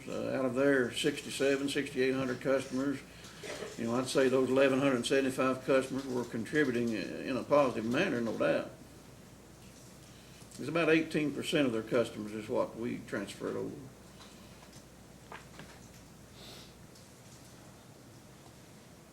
Nothing further, Chairman? Do you have another question? I do. Commissioner Sisson? It's in regard to the transfer. The assets for the sewer are now transferred. You have those on your books and you're depreciating those assets, right? Yes, sir. But the water assets didn't officially transfer, so you are not depreciating those because you don't officially have them. Exactly. Yes, sir. But the improvements you made on the system, you are depreciating those. It's not in depreciation status yet, they're in construction in progress. But they'll be transferred into the asset complete, Yes, sir. whatever asset class that it is once. Whatever the number comes down to, that's what I'll probably depreciate, at least 80% of the total transfer. The rest is truly more, expense related, so there's a little mix there. That's all right. So in the end, if the transaction becomes unwound, those assets will have to be transferred back to somehow be put on Southern's books, or you would think that they would be, because you wouldn't want to be depreciating assets on your books that Exactly. somebody else's. We would have to make a substantial financial adjustment on our books for the amount of money spent to improve the infrastructure naturally, but again, there'd have to be an accounting entry of some sort. Of course, the original assets are still on Southern's books that they acquired from Sandy Valley, but yes, what you're saying is correct. Okay, thank you. Mr. Strobo, questions? Two questions. Mr. Campbell, I'm Randy Strobe, I represent Southern. Thank you Morning. for being here this morning. You're welcome. So you previously testified that one of the main reasons why this whole transfer of assets took place originally is because the judge executive came to you and said Southern needs to get off the sewers. Is that Yes, accurate? they need the relief of giving up the sewer. Okay. Did Prestonsburg have any infrastructure needs at that time as well? Infrastructure needs? In the sewers, with sewer, wastewater treatment? No. Did you, Prestonsburg's main wastewater treatment plant, was it at the time almost at capacity or past capacity? It was probably, at the time of the transfer, at capacity, at or near capacity. And did Prestonsburg switch some of the wastewater flows from that wastewater treatment plant to the recently built and I think well-functioning Herald wastewater treatment plant of Southern's? We have not as of yet. It's a project, a KIA-funded project. We'll make that come to fruition in the next few weeks. Did Prestonsburg, your utility, ever do any type of estimates or any costs of how much it would be to expand your wastewater treatment plant? We expanded in '09, so we did that expansion. We have had some discussion just recently as to increasing the capacity of the Prestonsburg plant. Do you think by acquiring these properties from, these assets from Southern, that has delayed the amount of time that you needed to build out your existing wastewater treatment facilities? Yeah, I think it's safe to say that. I really do. Can you put a dollar figure on that? No. Is it safe to say that the transfer of assets, the sewer assets from Southern to Prestonsburg was in some ways a win-win situation?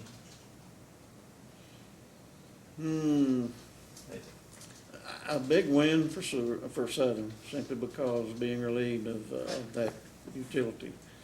For Prestonsburg, we're getting some revenue from the Harold and Betsy Lane area, so naturally that is somewhat of a win at some level for us there.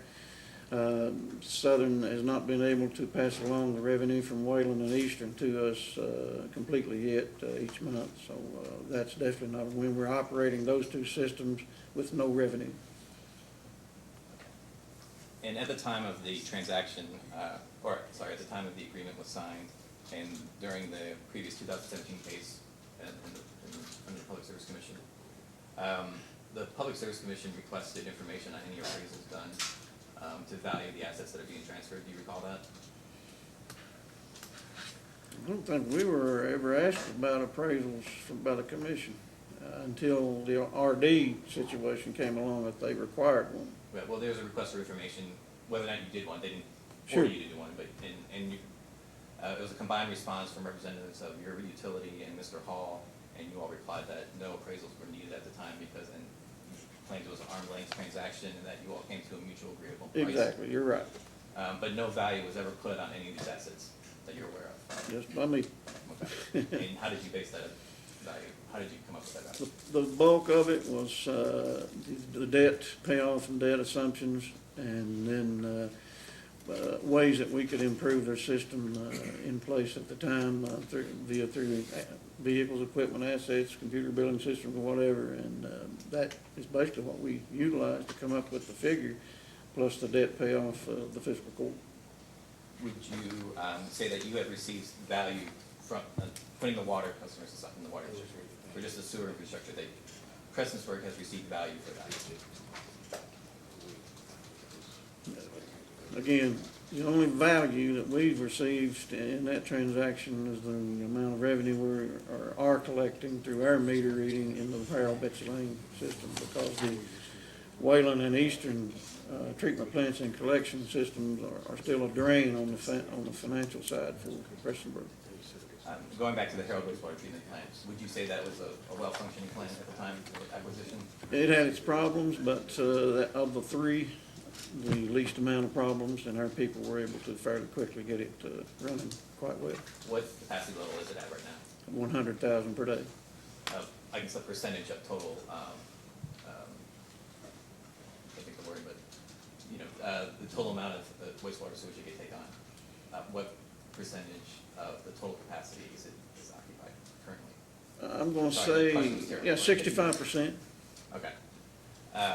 So in Prestonsburg still has plans to transfer some of the flows to that wastewater treatment plant? Absolutely. Okay.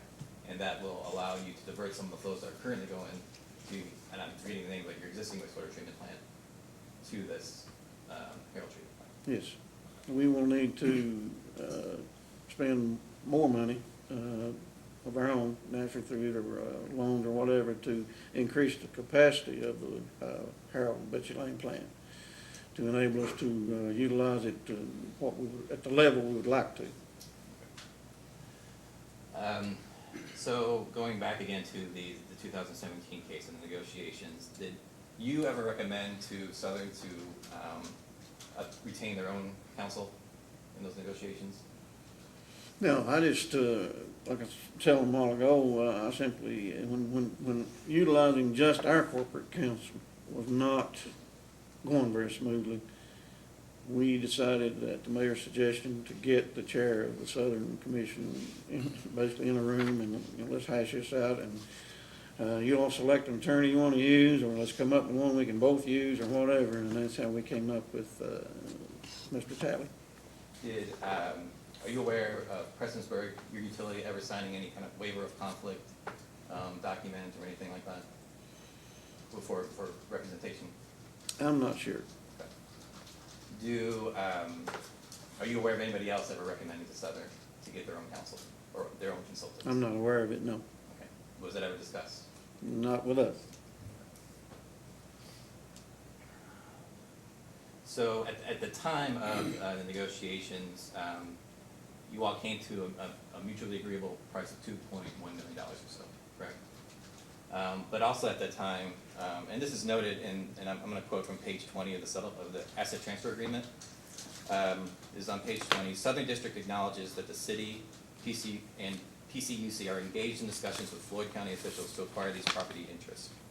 All of the assets are in operating condition and are suitable for the purposes used. To your knowledge, was the fiscal court demanding their $2 million that you talked about previously at that time Demanding like, for the, so we're going back to the gentleman's handshake? So was that Absolutely. part of, that was part of the negotiations at the time? absolutely. Do you think that $2 million, that $2 million demanded by the fiscal court influenced the amount of money that was offered to Southern by Prestonsburg at the time? No, no doubt. I looked at it as a total transaction to Floyd County as a whole, being they were responsible for the water district, and then they had this debt on behalf of the water district. And like I said in the beginning with the judge executive, I'm looking at this as a little more than a $4 million transaction, no matter how the pieces fit together.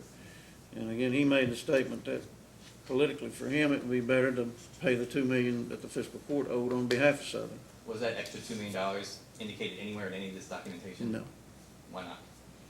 Like I say, it was again, I don't know why he didn't want to mention it, but it was just an agreement that we came up with, gentleman's handshake. Okay. What was your position with Prestonsburg in 2012? 2012, chief financial officer. Okay. Were you familiar with the Public Service Commission case number, and you probably don't know the number, but I'll say 2012-309, and that had to do, this is where the gentleman's handshake was quoted in the PSC order In 2012, in 2012. not with us. So you weren't involved in that? No. I'll tell you, it was a Southern rate case, so I'm just asking if you're familiar. I think that's the case dealing with this $2+ million. It is. So back in 2012, when the commission essentially ruled, and I'm paraphrasing, that there was no obligation by anyone to pay back the fiscal court that $2 million. There was no written settlement, no written agreement, no contract, nothing. Were you aware of that at the time? I became aware of it shortly after, because there was a pretty big discussion in our county and our city back there, that how that transaction took place, and it was dealing with Southern had no obligation. I didn't know if you mentioned that or not. And are you aware that the Attorney General at the time submitted comments agreeing with the PSC order, essentially saying that there was no obligation for anybody to pay back the fiscal court for that property? Absolutely. Okay. So why in 2017 was that part of the negotiations for this transfer of assets? To make the transaction happen, I think that's what the judge felt like, again, to benefit he and the fiscal court politically, be reduce their debts by $2 million, and they saw an opportunity to make that happen with the transaction of Southern and Prestonsburg. And I think it was your testimony that you said that $2.1 million that you did pay to Southern, that was kind of, it was mainly based on money that was owed back, loan money that was owed, but it also sort of combined both the water infrastructure assets and the sewer assets. Oh, yeah. But there was no money figure, no value given to those assets at that time, and there still really isn't. We did not divvy it up, so to speak. Okay. And following up on the commissioner's questions regarding whether or not the appraisal in 2018, the most recent appraisal, it's still unclear whether or not that value was just for the water customers or both water customers and infrastructure, water customers and sewer infrastructure. I think we've established that here today, but there's no question that he was looking at the amount of revenue given up by Southern in the transaction. I'm not even sure if he had the opportunity to look at how much of the revenue was water and how much of it was sewer.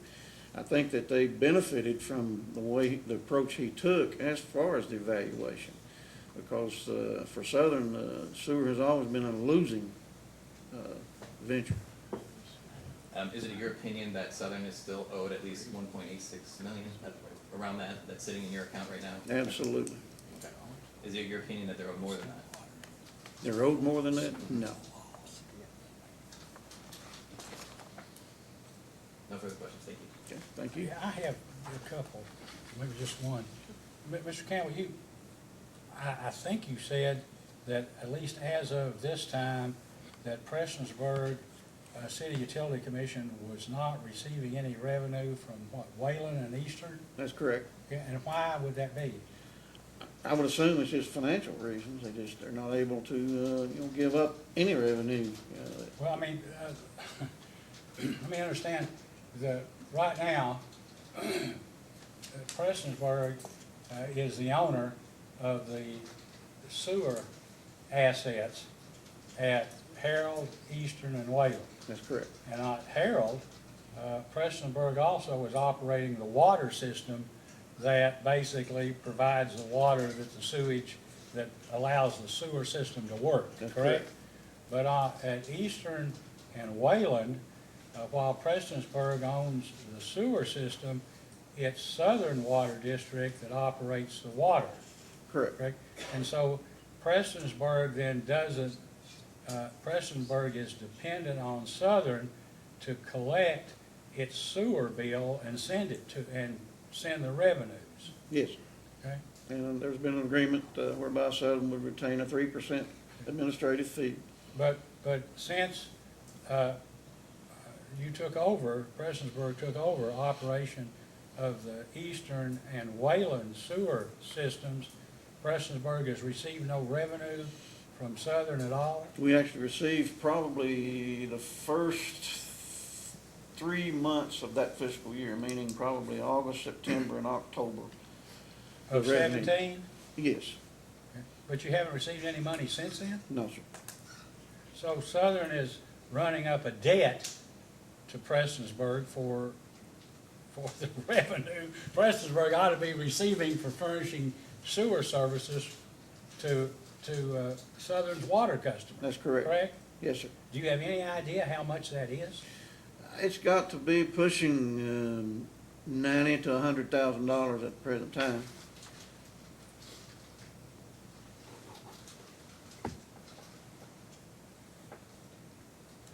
How much per month?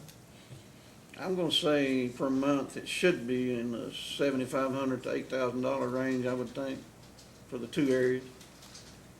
Is there some target date that you've reached an agreement for those funds to be transferred or paid down, or is it just gonna be open-ended? Currently, we don't have a target date for anything with all this going on, so yes, we would like for next week to start receiving the not trying to be comical about this, it's just that, no, there's not a target date for that to be paid down. So if Southern received a rate increase from the commission, is that the trigger, the event that starts generating revenue payments to Prestonsburg? Absolutely.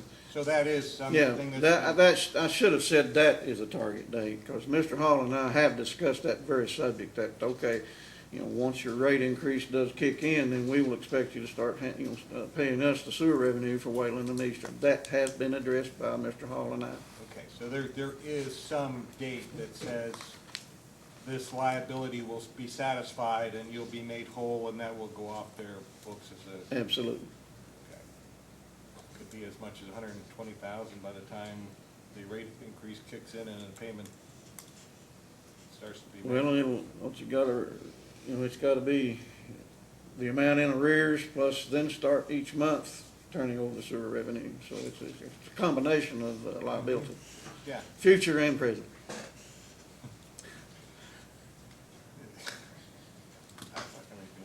This is a verbal agreement or understanding. No, this is in the 2017 O&M agreement. No, I understand, but the idea that you're supposed to get paid once this rate increase has been granted is just an understanding or an oral communication between you and Mr. Hall, correct? Absolutely, yes, You sir. have no written agreement. Not right It's- now, no, It's a sir. gentleman's agreement. Absolutely. It needs to be set to print for sure, but that's where we're at today. I think it's a bit of concern for the commission because, everybody talks about Martin County, and the issue that Martin County has right now is a huge debt that goes back on unpaid invoices to their vendors, Yes, and Of which you're one. which we're one. which you're one, exactly. Yes, Yes, I receive your email every month that tells me what the meter reading is and how much the increase has been. yes, sir. But that's, if we're going to get Southern in a position where they're viable, they can't be cash strapped and paying old debt while going forward with a rate increase that's not, you know, a rate increase, as you know, is supposed to satisfy future infrastructure needs, and Well, in my opinion, what we need is, once things do get settled, and I know they will by you all, as soon as possible for Southern's benefit, we will desperately need to come up with a legal document, and we will set Southern up on some sort of payment plan on the arrears amount, and then just simply be collecting their revenue in the future from the Wayland and Eastern customers. And I see no problem with that being worked out, but that is a liability right now. you could put yourself in a position where you've got Martin County owing you money for water bills and Southern owing you money for sewer bills and a large cash outflow that takes care of the capital improvements you're making. I know you're talking about a loan that you've obtained for some of those, but. Yes, sir. We've been paying debt service on the Southern transaction for a year and a half now, so, I mean, we're out the debt service plus the improvements and everything as we speak, and not been able to collect the revenue from Wayland and Eastern. I don't have anything else. Commissioner Matthews? I'm gonna show my ignorance. How many customers are in the Wayland and Eastern area? It's about 115, I would think, 118 possibly. Are they included in the 1175 No. that you did meters? No. Okay. So they're not included in the water customers that you want? No, There's not a they're one-to-one not truly, match. they're not truly contiguous, to us, like the other two areas where simply turn on a valve and serve those customers. But, Wayland and Eastern is over deeper into Southern system. Okay, but still part of the sewer assets? Oh, yes. Are they connected as part of the No. sewer assets? Those are two separate Okay. areas, two communities up there. My far eastern Kentucky geography is not good. I'm better in the southeast. I got you. Okay. You just, maybe you wanna get that in writing. Well, no question. That's our intent. Just thinking. Is Floyd Central High School a sewer customer? Yes. And that has how many people in that school? 700 people? No, at least I would think. I've not been up there much to that school, but it's a big consolidated school. And that also includes the Duff Elementary School there too, nearby, sewer customer as well. Yeah, so you have two fairly large, one would Yeah. assume We're customers. treating them now at the Eastern Sewer Plant, both those schools. Okay. No questions, Mr. Questions, Mr. McNeil? No further questions? Okay, may this witness be excused? Okay, Yes. thank you. You may step down, you may be excused. Okay, thank you all. Why don't we take, I think that Mayor Stapleton will be real short, so why don't we take him now, and then we'll take a 10 or 15-minute break. Is that okay? I know he hopes it's short, right?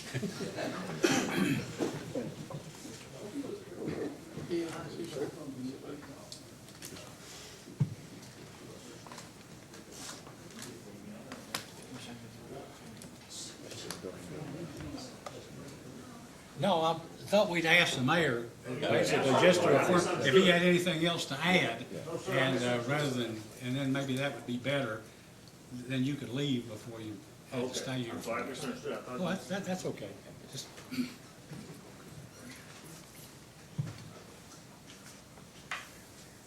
Please raise your right hand. Do you solemnly swear or affirm under penalty of perjury that the testimony you're about to give will be the truth, the whole truth, and nothing but the truth? I do, sir. Please be seated. Would you state your name and a business address for the record, please? Lloyd, Lloyd, Leslie Stapleton, 200 North Lake Drive, Prestonsburg, Kentucky. And you're mayor of Prestonsburg, Kentucky? Yes, is sir, that I am. correct? And how long have you been mayor? I'm in my 5th year right now, 2nd term. And what is the relationship between the city of Prestonsburg and the city of Prestonsburg Utility Commission? It's a, it's complicated, as I have found out throughout the years. The utilities is set up as an independent component, and I have no authority there other than to appoint the commission members. If the city of Prestonsburg Utility Commission wants to raise rates, do those rates have to be approved by the city of Prestonsburg? No, sir. City council doesn't approve? No, sir. If the city of Prestonsburg Utility Commission needs to institute a condemnation action to acquire easements for the purpose of extending water and sewer lines, does the city of Prestonsburg have to approve that or actually be a party to the litigation? Or if you know? I'm not sure. I don't know what to tell you on that. Have you been part of the, were you a part of the negotiations between the City of Prestonsburg Utility Commission and Southern Water District that led to the asset purchase agreement, which was to have gone into effect on July 1st, 2017? No, sir. I was not a part of it at that time. Okay. So what is your, what, have you been a part of any kind of negotiations or problem-solving team since that date? I have helped facilitate some negotiations. I've helped bring some people together. And I've helped try to iron out some issues that were involved with the transactions. Rather than go through all of this again, I'd simply ask you, you've been present here in the hearing room when Mr. Campbell, the general manager of Prestonsburg City Utility Commission, has testified. Is that correct? Yes, sir. And you've heard all of his testimony? Yes, sir. I stepped out a couple times with most of it, yes. Do you have any dispute or disagree in any way with any of the testimony he has given? Or do you have anything further to say that might enlighten the commission as to the City of Prestonsburg Utility Commission's position?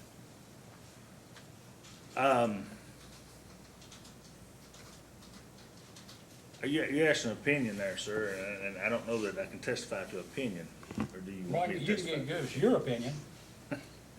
My opinion is, now that I've had some meetings, and I've been involved in some meetings, and I've gotten more information, that had we done this appraisal 2 years ago, and this deal probably never made this far. What do you mean? You would not have entered into the agreement I- if this appraisal had been done earlier I- and the position of rural development had been known then? It's my understanding that the position of rural development was known then, yes, sir, that the appraisal had to be done. But if the appraisal, I thought you said if the appraisal had been done 2 years ago and it was known that rural development wanted more money, then the appraisal would, I guess, justify based on their position, you think the deal wouldn't have gone forward? I think there would have been some issues then that would have caused us to probably not proceed with the agreement, yes, sir. Do you have any other observations or insights relative to the present status of the parties and this present situation? I think it'd be easier for me to briefly explain what I've done in my capacity. Sure. Okay, fine. I knew there was a transaction going on, I knew it was being negotiated and all that. I really wasn't brought on board until, I found out about this $2 million revenue bond that was taken out that was gonna be paid to the county. At that point, I think I met with Paula Gill and Dean, and Paula said, look, that's not our bond. That's not our problem. That's the whole handshake deal. And then when I found out about it, I told them I wasn't gonna pay it. Just fortunately, the money was dropped into our general fund, and I told them I wasn't gonna pay it to the county, that I didn't feel like it was a part of the transaction, should have been part of the transaction. From then, I got involved with some transactions with them, trying to make things happen. I also tried to contact R&D and see what R&D really required, and that's when we found out about the appraisal that they had asked for quite some time. I've been in subsequent meetings then with R&D Southern and our, and Eddie and myself and one of our commission members. And, that's about all I've done there. And so what's your impression of R&D's position? Do they basically intend a whole firm to, at least is that the impression you have at the present time?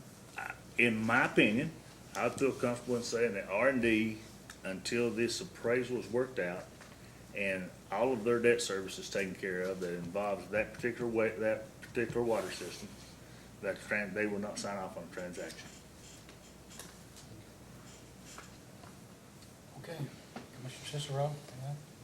So, not to throw any lawyers under the bus, but going through this whole, this is a gentleman's handshake, these are the operating agreements, this is the asset transfer. Do you think that the legal advice that Prestonsburg received was adequate, given that there are so many loose ends and areas that probably could have been covered that weren't? You're asking me to go back and look at something that happened without my knowledge, without my interest. But what I will say is, had I been involved early on, from the first time the county judge come up, there wouldn't have been a handshake deal. The diligence would have been done on the bond issue to see if that would have been effective, and we would have done an appraisal with R&D early on. So I'm going to ask, after the fact, in a process you weren't included in but have now been enjoined in, was the legal advice that was received, do you think, was it adequate for the transaction that was entered into? I don't think that's an opinion I could make unless I was involved in the discussions at that time. That's all right. I won't pin you down. I think I made my point is the fact that there's many things in these agreements that I would have thought would have been covered and are not. Yes, sir. I will say that prior experience in my life, and on paper, if it's not on paper, it didn't happen. That's exactly right. Okay, sir. Thank you. Commissioner Matthews? I don't have anything. No questions, Mr. Chair. Commissioner McNeil? No questions, Chairman. Mr. Bildorf was gonna. Oh, no. Let me ask you, Mayor, so to be clear, you mentioned there's a $2 million revenue bond, which I guess is a source of consternation, correct? It was a bond that was taken out by PCUC that was supposed to go to pay the county bond off. Yes, sir. And I guess historically what happened in Floyd County, I guess when Judge Executive Thompson was in office prior to Judge Hale, he kind of went on a spending spree and caused city water to get 99% of the county. Is that true? I'm sorry, I'm not sure I understand your question. Originally, we've been talking about that Southern Water was asked to pay an indebtedness owed by the fiscal court, correct? Yes, sir. And the history of that was, that all started when Judge Thompson was in office, and he incurred this debt. And basically, the debt he incurred was to basically make available city water to 99% of the county, correct? To make good, yes. Not, you talking about city utilities water I or mean, just good when I water? say city water. Good water. Good water. Yes, sir. From what I understand, yes, sir, but I don't know any of that to be a fact, but yes, sir. Well, what is true and what's unusual about Floyd County is 99% of our citizens have access to good water, correct? Yes, sir. And that's unusual for Eastern Kentucky. Yes, sir. It's unusual in a lot of different areas, not just Eastern Kentucky. And the decision to extend water lines to geographically difficult areas has put a financial strain on everybody involved in this, correct? Yes, sir. That's all. I have no further questions. Anyone else? Mayor's table will be excused. Yes, sir. Thank you, Mr. Hill. You may stand down, you may be excused. Thank you. Let's take a break until we in recess until 11:25.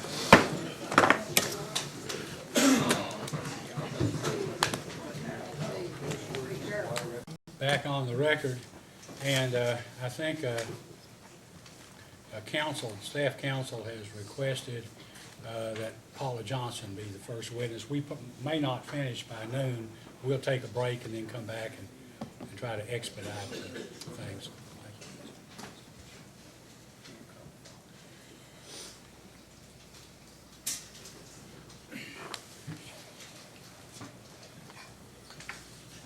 I'm slower. Ms. Johnson, do you solemnly swear or affirm under penalty of perjury that the testimony you're about to give will be the truth, the whole truth, and nothing but the truth? Yes, sir. Thank you. Please be seated.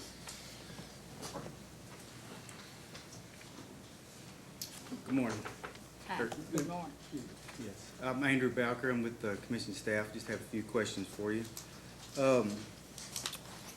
When were you first appointed to the Southern District Board of Commissioners? I was originally appointed in approximately 95 to Beaver Elkhorn, and we merged around 2000 into Southern Water.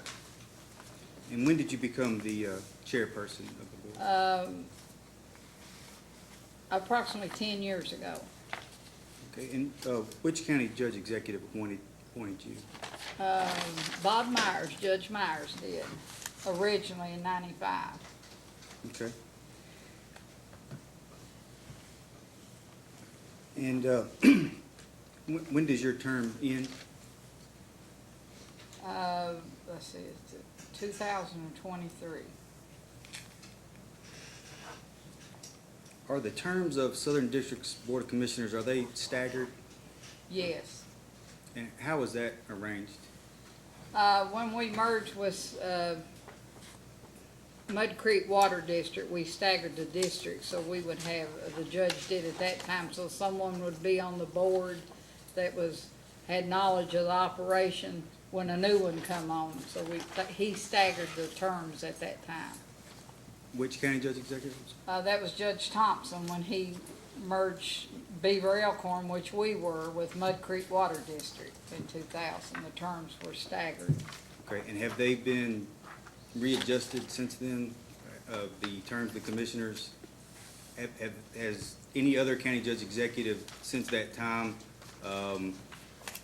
created different staggered terms since then? No.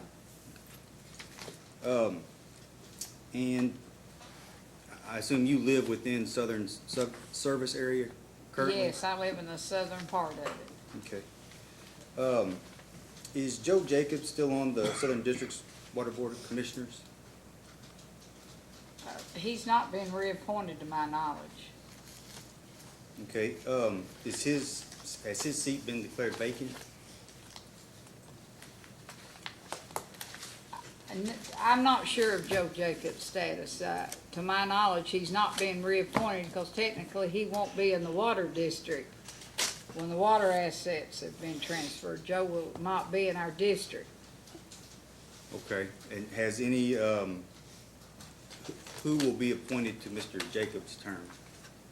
It's my understanding Eula Hall will be, or has been. I'm not sure of the status of that. I haven't seen no paperwork. And when was that done? It was discussed in December in the fiscal court meeting. Okay.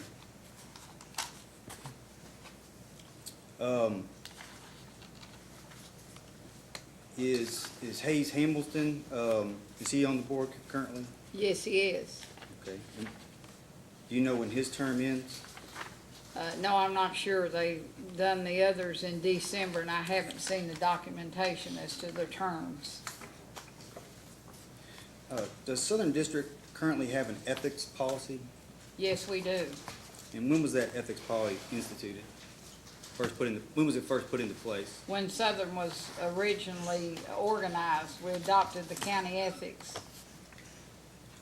Has it ever been revised? Not to my knowledge. And how much does a commissioner, how much do they get paid? $500 a month. Okay, and any benefits? No.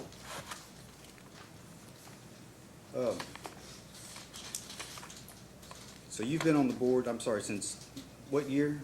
95. 95? So you were on the board when back in 2012, the 2012 case, case number 2012-309, was in front of the commission, is that correct? I'm not sure of the You- case. You were on the board in 2012, is that right? Yes. Okay. I'm gonna ask to approach and show you a letter. May I approach? Yes, you may.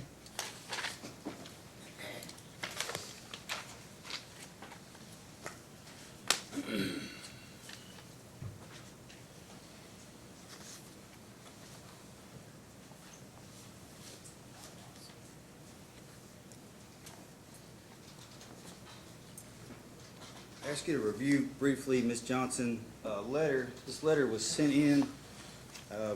It was received as part of the post-case files in case number 2012-309. It's a letter to the PSC from Hubert Halbert. Do you know who Mr. Halbert is? He was our former chair, Former chair? yes.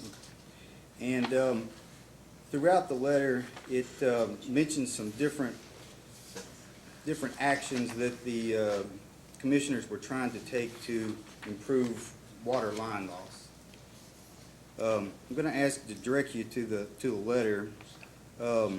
In the second paragraph, Mr. Halbert states that Southern District is currently working on funding through USDA Rural Development to replace its main distribution line from the water plant to the main storage tank at Martin. Was Southern District able to replace its main distribution line? Yes, That has occurred? yes. And has Southern seen benefits from that project? I can't answer that truly. I would assume dramatically, yes, but I can't answer that. Okay. In that same letter, in the next paragraph down, Mr. Halbert explains that Kentucky Rural Water has been helping Southern District to identify unaccounted for water loss, and that the master meter at the water treatment plant showed that it was inaccurate and approximately 11 to 13% fast. He stated that this would be corrected with a rural development project. Do you know if that's occurred? Yes, it has, It has. yes. And when was that done? We done improvements to the plant. I don't have my paperwork with me as to what year we done that, but we completed the main master meter when we done the water plant improvements, which I'm trying to recall if that was not the same time we done the main water line. Okay, and that's also shown an improvement? Yes, Okay. In the next paragraph down in the same letter, Mr. Halbert states that a leak detection crew was formed and will be working no less than 3 nights a week to help identify water leaks. Was this done, and if so, what were the results of that project? we still have that in position. We have a leak detection team now that three crew members work 5 days a week on nothing but leak detection. And has that also been a successful project? Yes, we find leaks daily. Mr. Halbert then states that Southern District is now replacing small service lines to fix leaks by using a second work crew. Was this also done, and what were the results of that? All leaks are being addressed as we find them, but now, what I'd like to say is our leaks, we have a leak detection plan in process right now that I'm sure Mr. Hall can elaborate on. But leak detection in our area is very difficult. Geographically, we are very strapped as when we find them and where they're at. You're talking about the heart of the Appalachia. And to find a leak there, it's not like going down the road and saying, oh, there's a leak. You know, it may leak in the river for weeks before we can detect it, or in the mountainside coming up through there. So leaks are very difficult in our area, and we are addressing that as a board, and Dean is addressing that every board meeting, and daily he has a team out looking for leaks. And every leak you find is a plus, and he's finding them. What is the current, what am I looking for? The current percentage of line loss right now? Leak loss? Yes. 60%. Okay. And do you know what it was back in 2013 when the letter was written? Not right offhand, no, sir. Okay. But is it fair to say that water line loss has increased since 2012, 2013? I don't know that it's increased or just a more accurate way of recording it. So it may have actually been higher, just not actually reported back in A 2012. possibility.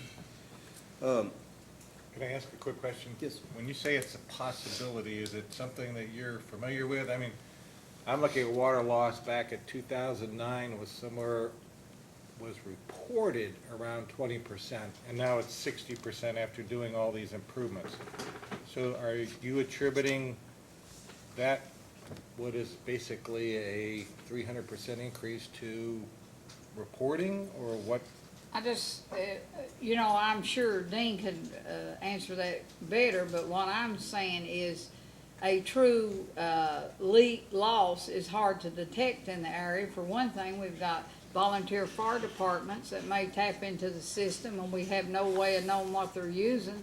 Fire, you know, fire attendants, they go, they use water, we have no way of recording. So to get an accurate read, even saying 60%, I'm not so sure we're losing 60%, it's just unaccounted water. So you're doing a formula of water purchased, water sold, and I think that doesn't allow other factors to intercede in that. Actually, the water loss does allow for system use and fire department usage, and I know that they're estimated numbers because obviously nobody puts a meter on a fire truck and says they pumped this much out of the hydrant, so this is what we consumed. But usually on an annual basis, you can be plus or minus within some range. So that a number does come out of there, and it's such a drastic increase that I didn't know there was something that you were specifically familiar with or not No, when you I'm said not. possible. I'm not familiar with So that. Dean Hall would be a better one to pursue as far as the water loss? Yes. Okay, I'm sorry. Please continue, Mr. Bowker. Thanks. In that same letter, he states that master meters throughout the system are having comparisons done through flow rates. Was this also done Yes, it was. with good results, you think? Yes. Okay, and then lastly, Mr. Halbert states that Southern District has been in contact with multiple professional leak detection experts and are currently pursuing ways to find funding to use them. Was that also done? Yes, it was.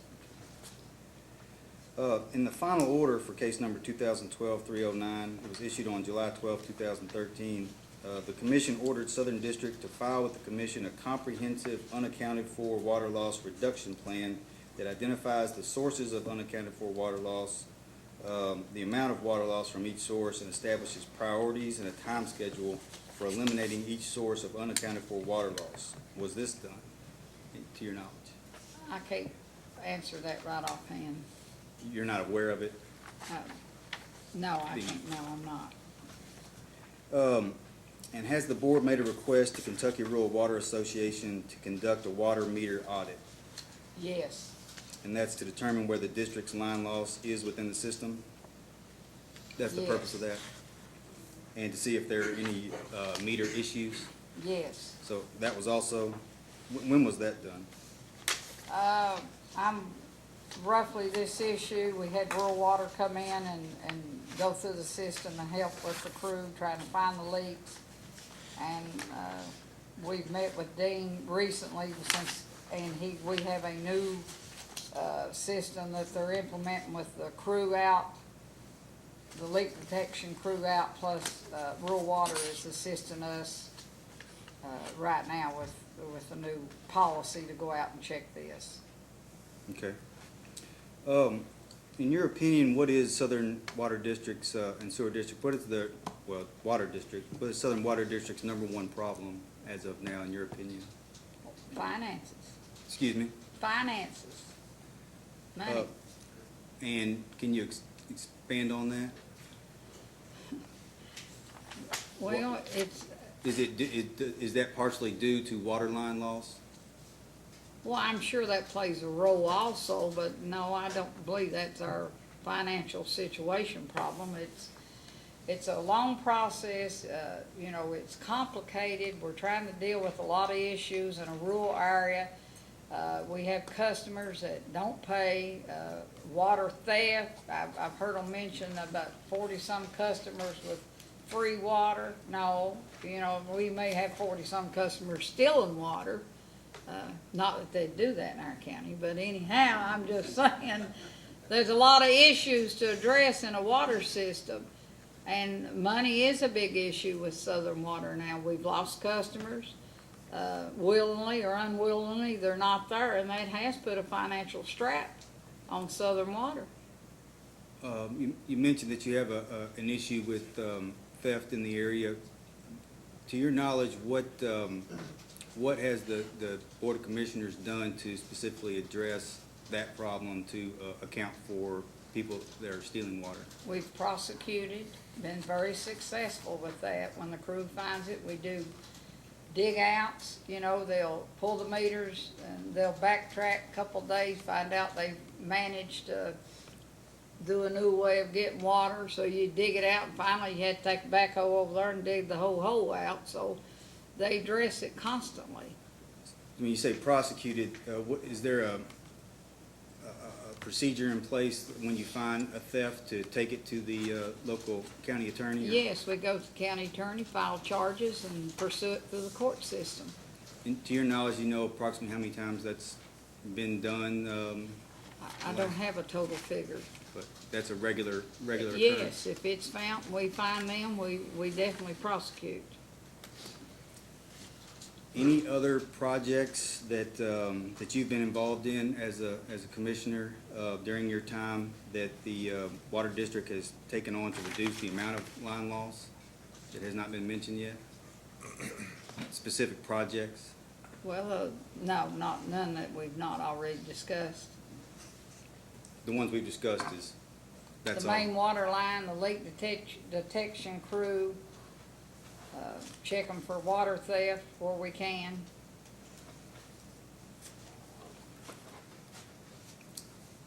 And Water District, well, I'll get back to that. Has the board ever hired an outside consultant to assist the Water District in detecting and repairing leaks? Yes, we have. And other than Kentucky Rural Water, anyone else? No, not to my knowledge. Just been using Kentucky Rural Water? Yes.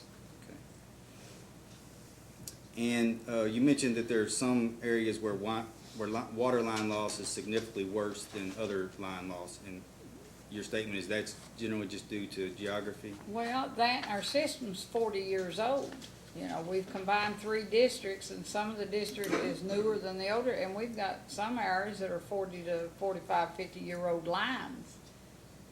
And they're just getting old and deteriorating. Has the Water District had any issues regarding the hydraulics or the pressure of the line within the distribution area? Such as when the Water District fixes one leak at a certain location, does that cause pressure to build and cause line breaks somewhere else down the line? Well, it's possible, but we don't have customers without water is that what you're asking? Well, to your knowledge, is there problems with the hydraulics in the area? None to my knowledge. I Would that be a can't better answer question that. for Mr. Yes, Hall? it would. Okay. Is it fair to say that the district is experiencing a significant loss of revenue because of the line loss? No, I don't think line loss is our financial issues. Everything attributes to finances, from customers not paying, to water loss, to customer loss, so everything contributes, so it's just one piece of the puzzle. In your approximation, how much does the district lose in lost revenues due to water line loss in an approximation? I don't think I could answer that. Moving on to another topic, does the board have a policy in place to direct its commissioners to attend the commission's or the commission's approved water district commissioner training programs? We come to the annual training every year and have since we've been on the boards. But do you have a specific policy in place, like a written policy to direct to make sure it gets done? And other than the public service policy that requires us to come, no, that's not to my knowledge. Okay. And are the commissioners to attend at least 6 hours every year? Yes.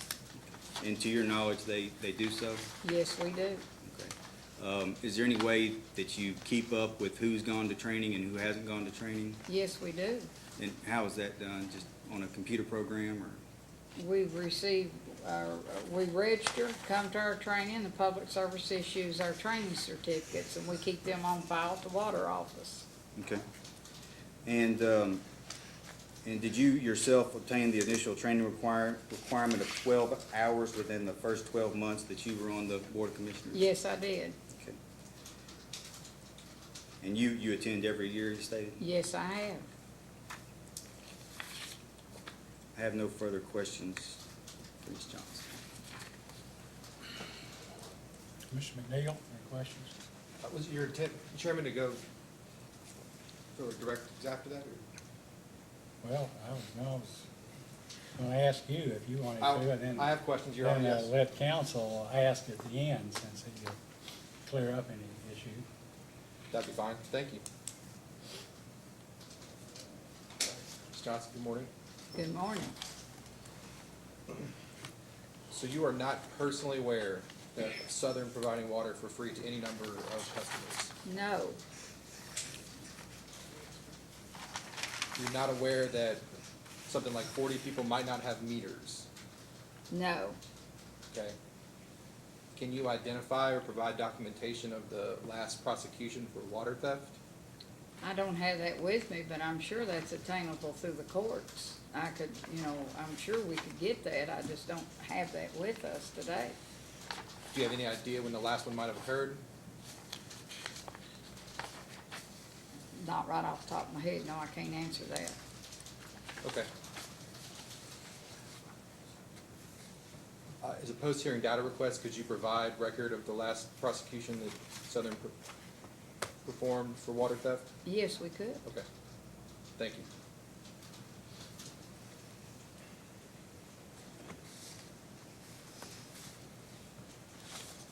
We have no questions, Chair. No questions. Were you done? Oh, I'm sorry, Chair, I had a few more. Oh, No, he's not. oh, I thought you were done, I'm sorry. No, sorry. And normally he would, basically let us know when he was finished. I'm hearing things, I think. And then we'd probably go to the commissioners and then to you, so you could, you'd have the last, say. Does Southern have any procedure other than just discussion at a board meeting to take on new debt?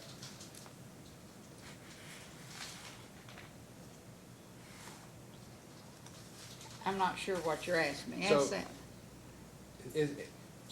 So I'm thinking about the loans obtained from First Guarantee Bank and Citizens National Bank for the trucks, the other, I think the excavator. Yes. Could you describe the process you would go through to obtain that kind of financing? And We advertise for low bids, advertise for bids. We open the bid sealed and take the low bid. We have erred. In our last training, we picked up, I'm not sure who was doing the instructing that day, that anything over 2 years, we were to ask for permission. And one of our notes, we come out and said, I think we've goofed up there. We did a 5-year note on a pickup, a truck. I said pickup, I'm sorry. We knew then, at that point after our training, that we should have asked for permission at that time. does the board usually obtain legal assistance in obtaining financing like that, or is that? We have a CPA that we rely on, and we dropped the ball. We have to own that mistake.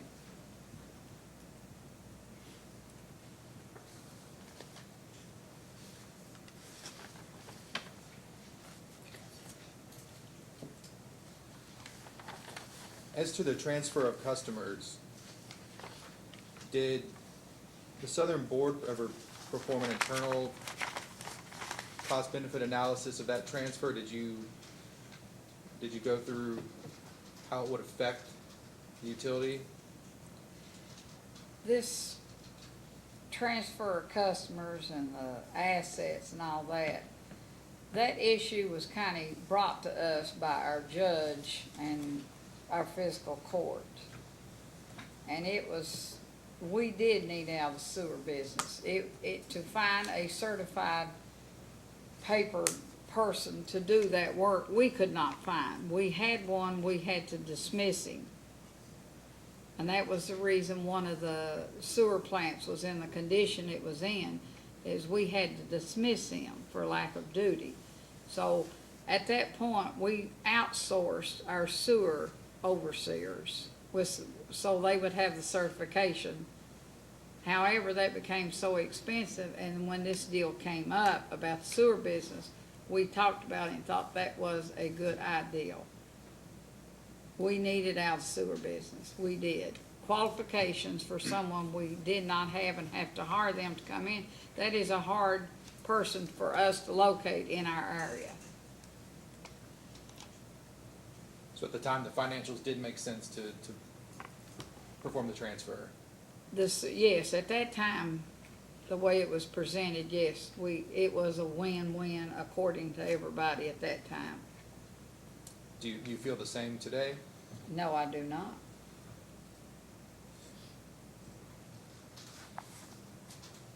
Do you know if the district has submitted contracts for its 3 wholesale customers into the record? Are you talking about our Pikeville and Prestonsburg? Yes, that's part of our application on our rate increase. I believe staff had mentioned that the actual contracts were not in the record before. I didn't know if you had submitted, if you knew the district had submitted those contracts. I don't know, I'd have to refer to Holly, she's doing our rate increase. Okay. If not, could you provide them in a post-hearing data request? Yes. Okay. No further questions. Commissioner Cicero, questions? And following up on the line of questioning that the Attorney General was just asking, at the time that they brought this transfer deal to you, you thought it was a good idea because of the difficulty to obtain operators to run the sewer plants, is that correct? Yes. At that time, was the water asset transfer also presented, or was it just presented as a sewer? We Transfer. first initially started talking about sewage. And then as the negotiations went on, Prestonsburg wanted the water, and I could see what they were saying at that time, and we were saying we wanted to keep the water customers, and finally, through a push and shove, and I must say we were persuaded heavily by our fiscal court to go ahead with as it was, so. So you would, I'm gonna put words in your mouth and you can correct me if I'm wrong. Okay. You were persuaded to do this transfer not on the basis of a cost-benefit analysis, but because of political pressure? You can say yes or no. I'm trying to be as delicate as I can, but yes, we wanted rid of the sewage. We did not want rid of our water. But as time passed and things become more complicated and the money issue, Mr. Campbell referred to the 2 million here and the 2 million this account. It got so complicated that finally it was just a matter, we were persuaded strongly to go ahead and complete it. So was the fiscal court or the commission the primary negotiators in this transaction for sewer and water assets? I think our judge in fiscal court was the primary negotiator. That makes it more interesting. It was on our part too. I'll switch off that line of questioning for a second. You said that customers that don't pay is one of the financial difficulties being experienced. Do you know how much bad debt the district writes off annually? Well, we did on our, the CPA done he's not completed the write-off, so I don't have that figure. But that's just a part of it, part of our financial issues. the Well- bad debt. You know, we have people leave the area, they just pack up, move, go from one place to the other, and come in and get water in another area under another name. It's a difficult rundown if we, you know, to keep up with that part of it. And I think everybody understands that theft is a problem, bad debt is a problem. But I understand when the staff asked you if you thought that water loss was significant, you indicated you weren't sure how much. It was a problem, but would you be surprised if I told you that the value is about $386,000 annually, over and above 15%, which is the standard permitted by the PSC for No, unaccounted for water loss that the district is losing because of the rate of loss? no, I would not. And I think this is what the concerning part is that when you look at that $386,000, and I think I mentioned to you before that in 2009, the water loss rate was somewhere around 20%. And I know that maybe how it's accounted for or reported, or whether it's plant usage or fire department usage, for it to go to 60% at the same time that all of these leak detection processes have been put in place and this concerted effort, we're trying to reconcile how this increase in water loss has occurred, because I can't imagine what it would be like if you weren't going through all of this process of leak detection. I think it's a better accountability now than it was when it was reported. I think we have a better accountability of our water loss now due to the implementation of leak detection. I think we have a better accountability of our loss. Well, I will give you credit, it has stayed relatively constant, unfortunately, at the wrong level since this letter was written. It just means that there's really been no progress made. If anything, it's trended slightly upward. When staff referred to this letter and he went down through all of the different items in it, one of the questions he didn't ask, and I was hoping that he would, was it says that Southern Water and Sewer District will keep the PSC updated in any and all progress made in respect to lowering our monthly water loss. Do you know if any reports have been generated or any communication made as to water loss progress? I can't answer that.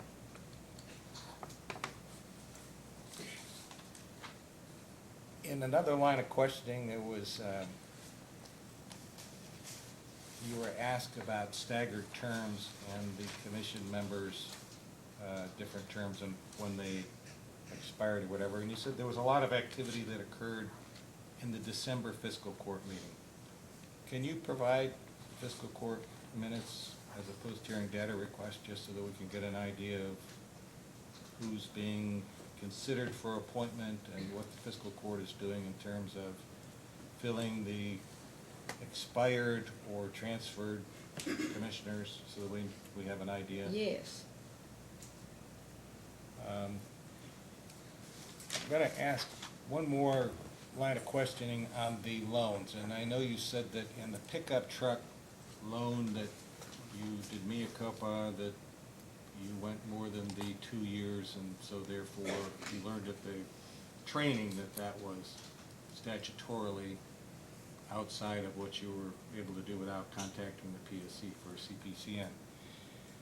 I'm also looking at a loan here for an excavator, and the amortization schedule for this $41,355 loan through Citizens National Bank was set up on a 5-year plan. And then the initial amortization was done with 23 payments and a balloon payment, then rolled over to finish out the portion of the remaining balance, unfortunately at a higher interest rate. It almost looks like the commission was looking to avoid coming to the Public Service Commission for that debt. Can you comment on that? No, I wouldn't think we'd avoid anything public service. As a consumer and a board member, I think public service would be the way, we depend on public service to advise us. It's, to advise us as board members or to help us as a consumer. I don't think we dance around the commission in no way. We depend on the CPA to set that up.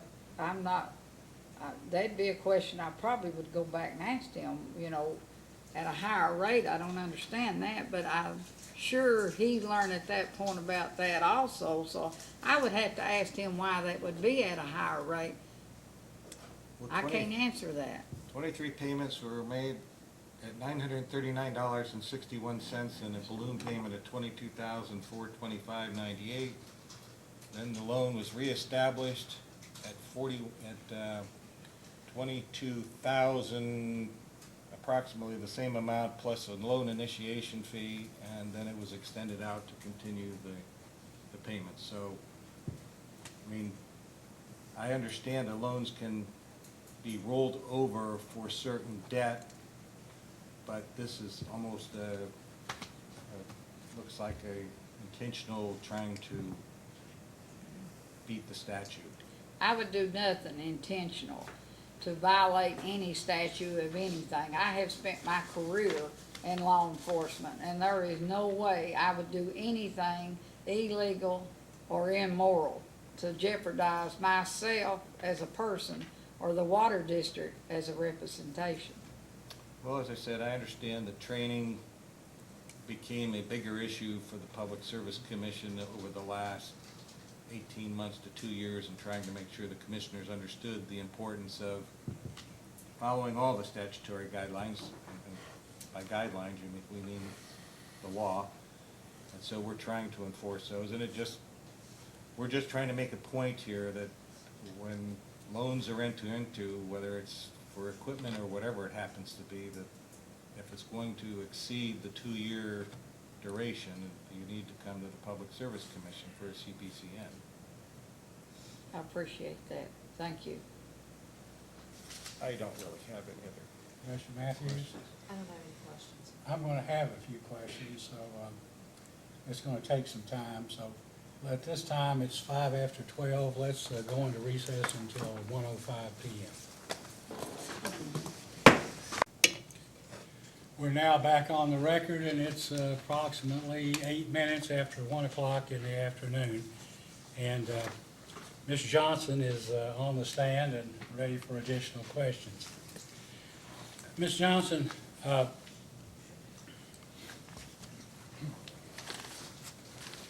you've been on, I guess, you've been a member of the commission, Southern Water and Sewer Districts Commission, since it was formed in about 2000, correct? Yes. And prior to that, you were on one of its predecessors. Beaver And- Elkhorn. Okay, Beaver Elkhorn? Sounds like a coal company or something. It does. Well, yeah.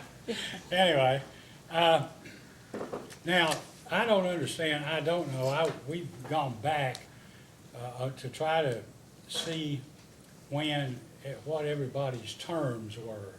And that's not always an easy thing to do, because during the course of serving on boards and commissions, it seems as if many times when someone leaves early, maybe wants to resign or dies, and the vacancy's filled, whoever appoints that person appoints them, and they think it's for 4 years, and they stay on, and then all of the terms get out of, I guess, out of whack or something, how you say it. But there was a complaint, I guess, registered, maybe one or more here, telephonically, about the terms of the present commissioners, and not so much that as much as the, I guess, Judge Executive Hale and the Fiscal Court taking some kind of action in December. And before I get, well, let me just say, the records we have here, of course, are based upon annual reports that are filed. And if we go back 2000 or close to it. I just pulled some at random. 2003, it had, the chairperson was Hubert Halbert, and it had Bert Lane as treasurer. You were the secretary. Palmer Frazier was a commissioner, and so was Eula Hall. Because that's the same Eula Hall that apparently was appointed in December, correct? Yes. And it had everybody on the report, over on the far right-hand side, it has term expires. And it had everybody's term expiring on December the 16th, 2004. Okay? So if that were the case, and these terms are for 4 years, then those terms would have expired, yours, for instance, 2004, 2008, 2012, 2016, 2020, okay? And that would have been the same for these other people, none of whom is on the board now, apparently, other than you, right? Then, if we go to 2006, I just pulled 2006, and here the terms have changed because it has chairperson Paula G. Johnson has your term expiring on December 15th, 2010. Okay, so I don't know how, that's, there's obviously a discrepancy. Then it had Bert Lane, treasurer, and his term expires December 15th, 2010. Palmer Frazier, December 15th, 2010. Then it has Scarlett Stumbo, term expires January 1st, 2011, and Cleveland Tackett's term, June 1st, 2011. Mr. Frazier passed away, and so did Cleve Tackett. He passed away. He become ill and had to resign. Scarlett was not reappointed. I don't recall the exact years, Mr. Smith. But.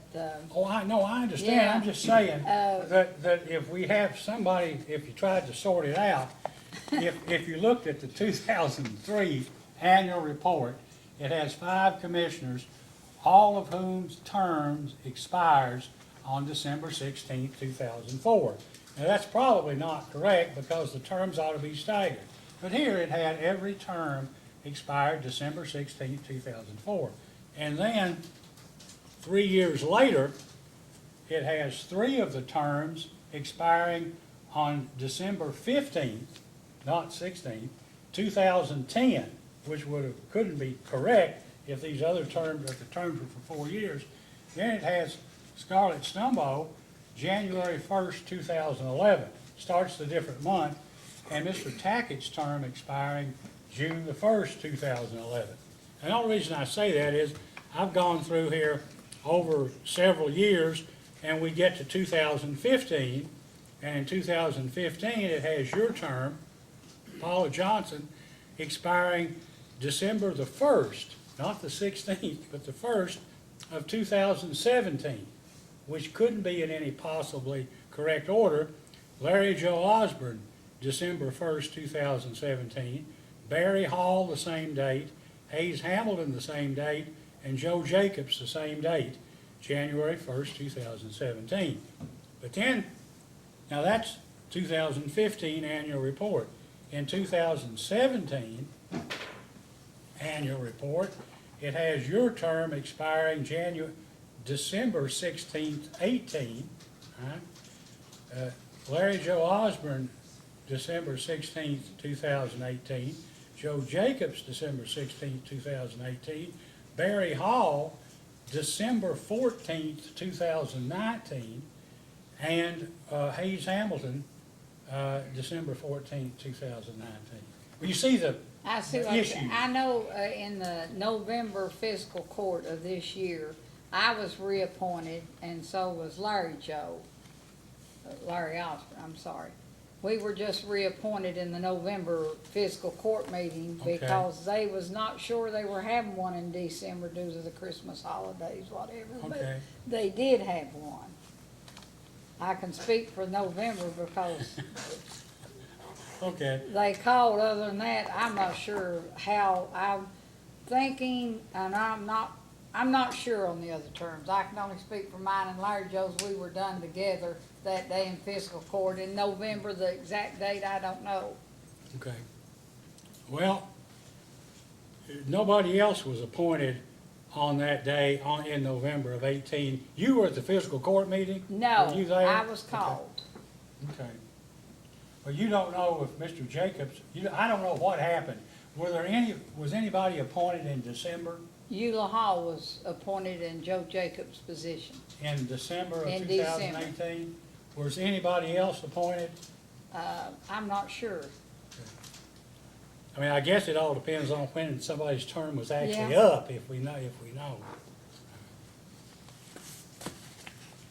Now, Eula Hall is Eula Hall Dean Hall's mother? Yes, Okay, and he's the general manager. yes.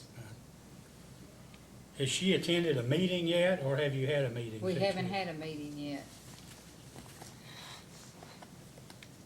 Now, someone said that what happened at the meeting is that Mr. Jacobs, I don't know, term expired or whatever, but Mr. Jacobs was not reappointed, but that Commissioner Hamilton was appointed to fill Mr., it's too convoluted for me, but Mr. Hamilton was actually, who was on the board, was appointed to fill Joe Jacobs's position, and that Eula Hall was then appointed to fill Mr. Hamilton's. Do you know anything about that? No, I was not there. It's better, it's too confusing. Yeah. I just wondered if anyone knew. And these appointments were made by Ben Hale, correct? Being in the fiscal court, And yes. confirmed by the Yes. fiscal court at their last meeting before their terms expired, correct? Mine was in November. Yeah, yours Yes. was in November. Yeah. The other, assuming the other actually happened, was in December. Now, Judge Executive Hale was defeated in the Democratic primary in May of 2018, correct? Yes, And three of the fiscal court members, there was a change. Well, I don't know if they didn't run or if they ran and were defeated, but three of the five fiscal court members are not the same in January of 2019 as they were in December 2018. Is correct. that correct?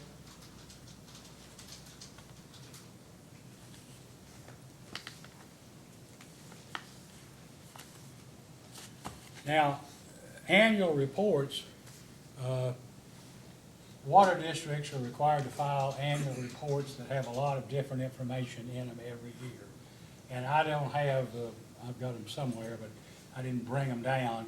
But usually, somebody signs those back of those annual reports.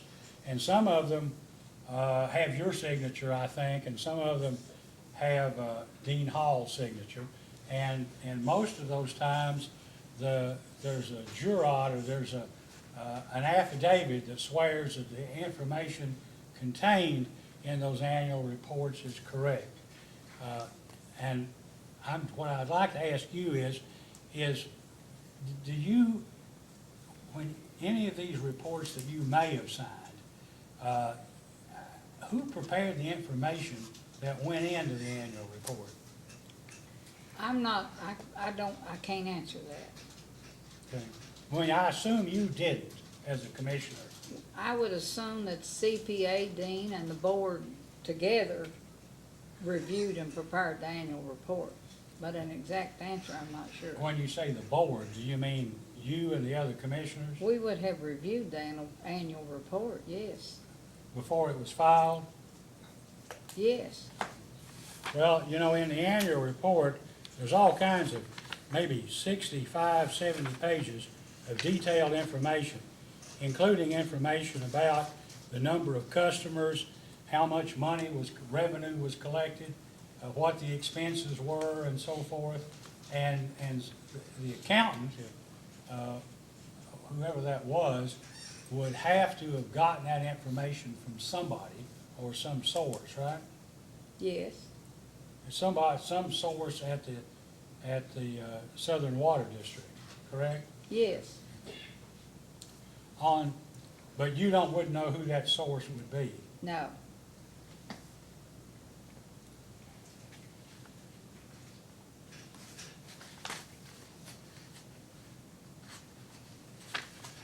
When Commissioner Cicero, I guess, made the statement to you that the water loss at the level that you admitted or said that the district had 60%, that cost about $387,000 a year.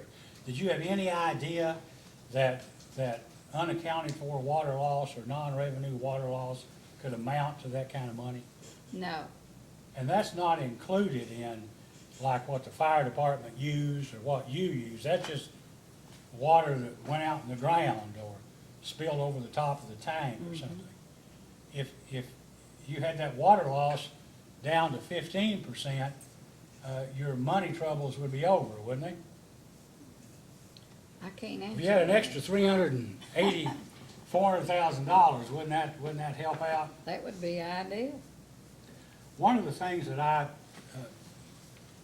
think I understand it, but that's inconsistent in Southern's position is that over the years, despite all of the statements that Southern is taking action to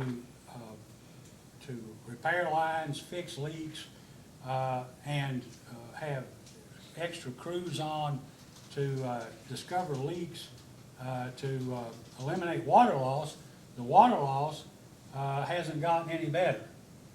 I mean, do you discuss these things at any of your meetings We with Mr. discuss Hall? them, Or? yes. Okay. We discuss them. Dean prepares a report that he submits along with our agenda on the leak detection, number of leaks, where they're at, what the pipe was to repair it, how many hours the guys worked to repair it, and that goes to every board member in our packet. He addresses it monthly with the board. When you've gone to training, at least the last 2 years, I know I saw you at Pine Mountain. And I saw Mr. Jacobs and maybe some others the first day at Prestonsburg this year, and you were probably the second day. Yeah, But I know water loss was specifically addressed at those 2 training sessions. I mean, and I just wonder if not that you don't take it seriously, but if you've kind of gotten the idea there's just nothing we can do about it. no, I wouldn't take that. That is a very serious issue with our company, the water loss, and it does play a major role in our finances. We address it constantly. It's the structure's old, and it's an obstacle for us to deal with this, but we deal with this. Anything that is said, we take very serious. You know, we go to training for a purpose to retain something. When we come back out, we wanna know we've learned something, you know, and it's always been a great training seminar for us. And we pick up something on each thing, just like the 2-year thing. We picked that up and immediately come out and said, you know, we've made a mistake. And when you go and learn something like that, you take it back. Now, you said we learned about the 2-year on the I guess financing, right? And so when did you learn that? At one of the last year training seminar at Jenny Wiley, I believe it was. Ms. Johnson, in 2012, the Public Service Commission in a final order basically addressed the fact that Southern Water District had obtained several loans, some for a lot of money, without Public Service Commission approval. And the order recited that the commissioners had understood that that was in violation of the law, the statutes, and that basically they would see to it it didn't happen again. You don't have any recollection of that? I'm sure I do if I seen it, you know, I'm sitting here trying to pick my brain as you're discussing these things. We relied on the CPA to prepare our finances. I don't know if it's an oversight on his part or an oversight on all of our parts to prepare those truck loans. Who's your CPA? Good God, I've got you. Got me Mr. right. Spears, is it Mr. Yes, Spears? Mike Spears and Jeff, yes, And Mike Spears is in Pikeville. yes. Is Reed, Mr. Reed, is that, is Yeah. he in the same office? as He's Mr. in Spears? Prestonsburg. Jeff, yes, it's the same two in the firm. Jeff comes to our meetings, and we discussed that with Mike also. He knew we were upset with this.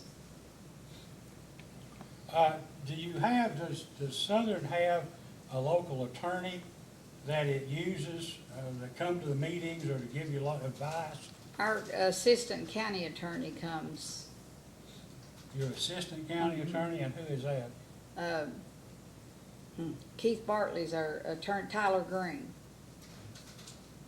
And I guess, does he do that as just as a public service, or do you pay him for We his service? pay him.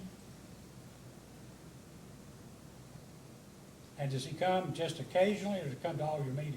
He doesn't come to all of them, but he comes when we have issues we feel we need to discuss with legal. So if you need legal advice, you've got somebody to talk to, right? Mhm. Yes, sir. Has Mr. Green or Mr. Bartley ever talked to you about the requirements of the open meetings law? I don't recall that as, Well, the reason I said, I know you get that in training too. yeah, That's I was always in gonna training. say, we picked that up in public service training. Well, I know I've seen some of your minutes, Mm-hmm. and your minutes all show violations of the Kentucky Open Meetings Act. And I'm not gonna get into any advice, but I suspect if you took those minutes by your lawyer, they could probably tell you in a few minutes what you needed to do, so you didn't run into those issues again. Because what might happen to you is you might come out of executive session, you might take some action, and in the infamous case of Tommy Thompson et al. Versus Floyd County Board of Education, your actions you took might be invalidated, and you might never be able to fix the problems. That's just a suggestion, okay? You might Thank you. think about it. Now, you heard, I guess, Mr. Campbell discuss the fact that the City of Prestonsburg Utility Commission replaced all of the water meters on the areas where the water distribution system was transferred to Southern to Prestonsburg, correct? Yes, yes. Right. And that the meters that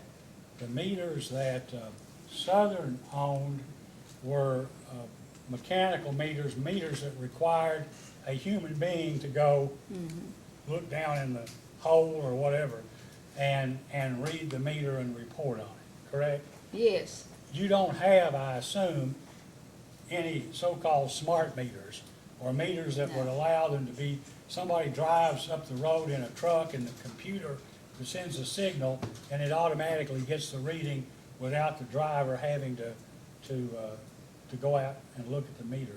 no, we do Personally. not. Okay. Have you ever considered buying such meters? Yes, we have, and we've talked to some vendors about that, but we have not been able financially to invest in that. Well, you see, this is what I don't understand. I think you can. I don't see how you can afford not to.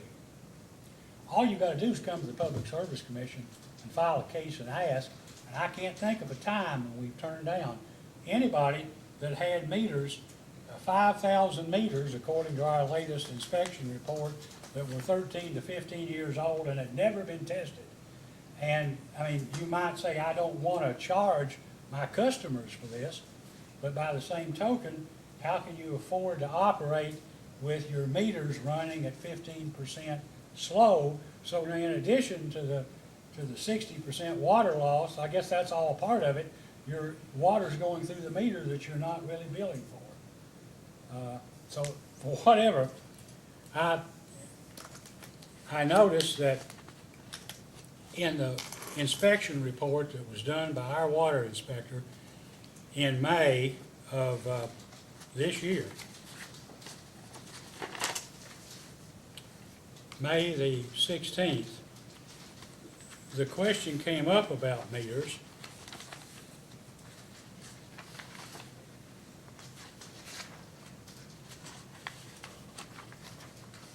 And let me just give you, it might be easier to do it this way. We may not have enough for everybody. Council, would you like to give your client or give Ms. Johnson one of these, and here's one for you, and would you like one, Mr. McNeil? You may or may not make any difference. Sure. If you like one, I just have one left, so. Thank you, I appreciate it.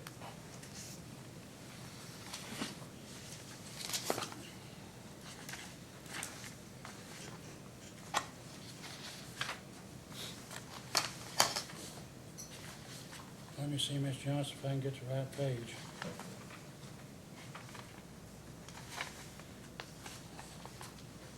Page 17.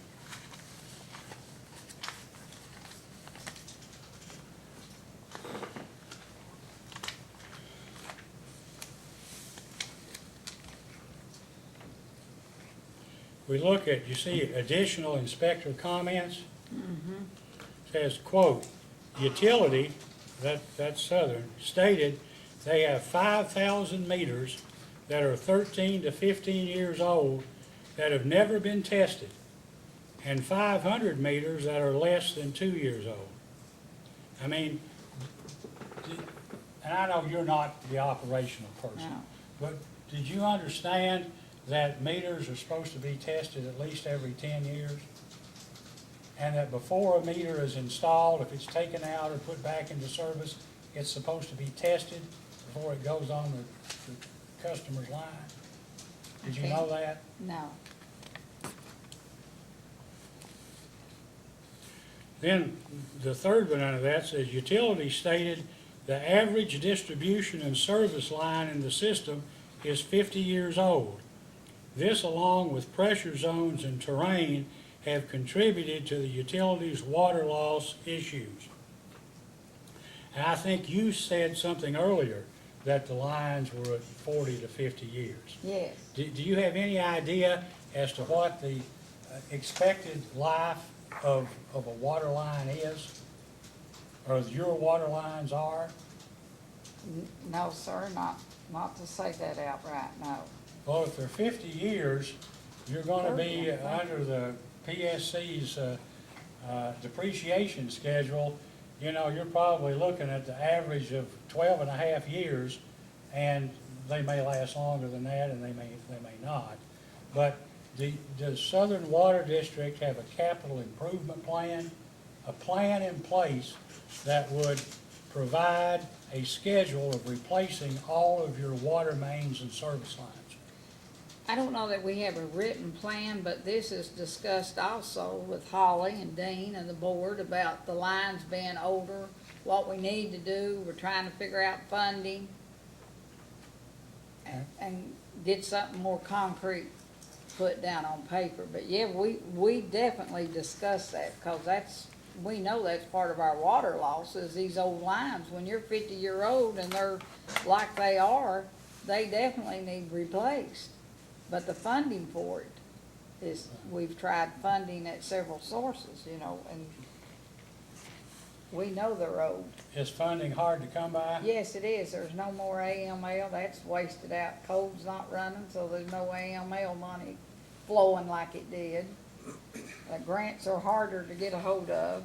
You have to do loans. We don't want to incur debt at this point. We can't, so our funding sources are difficult to obtain. It's hard to get debt because people don't want to loan you money. Is that fair to say? Yes, that's fair to say. And on this same report, our our deputy executive director, who's also the director of our inspection services for water, gas, and electricity, had asked our inspector, here's what he noted. And this was May 21st, 2018, from John Lyons. And he says to the inspector, in the previous inspection response in 2017, the district stated their plan was to get a KIA loan, or loans to replace aging infrastructure, okay? And acquire AMR, that's those advanced meters, right? AMR meters. A check of the WRIS database reveals they've been approved for infrastructure project that would replace the existing water line from Lackey along Route 7 to Wayland, Kentucky. This project will replace approximately 20,000 linear feet of existing 8 to 10 inch PVC asbestos concrete lines with 6 and 8 inch PVC water line along Route 7 to the city of Wayland. Aaron, that's the inspector, Aaron, please check on the status of this project and if PSC granted approval. Of course, nobody ever applied to the PSC for approval, but her response was, after speaking to Mr. Dean, yes, it's Mr. Hall. That sounds like an Indian doctor. They always get doctor, the Yeah, first Dr. name, right? Dr. You never John. get yeah. Dr. Chandler or something like that. After speaking to Mr. Dean at Southern Water and Sewer District, he stated that funding for the Mink Branch tank replacement and the Lackey Route 7 to Wayland project was pulled by KIA due to fear of Southern not being able to pay the loan back. Was that what happened? Yes. So,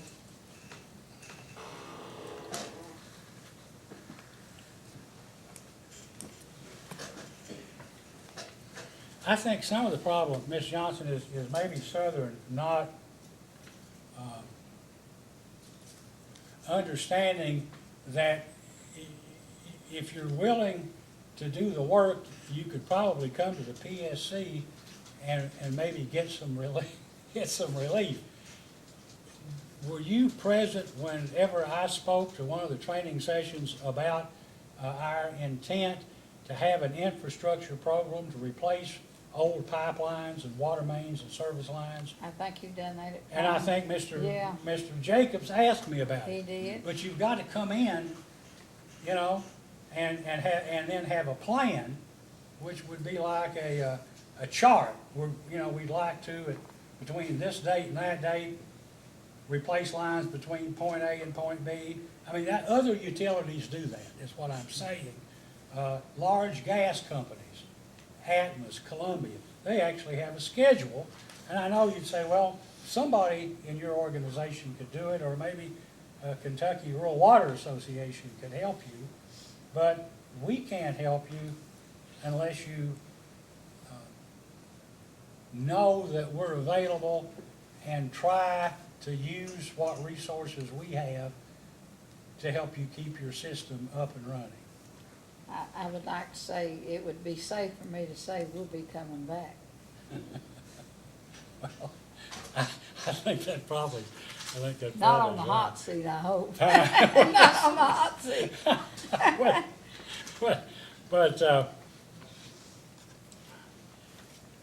in terms of meters, now, I hate to do all this to you, but you're the chairman, and maybe we can me too everybody else later on. Now, the Southern Water and Sewer District presumably has records, or is supposed to have records, written records of what it does and where it does it and who its customers are and that sort of thing, right? Did you, if you look, well,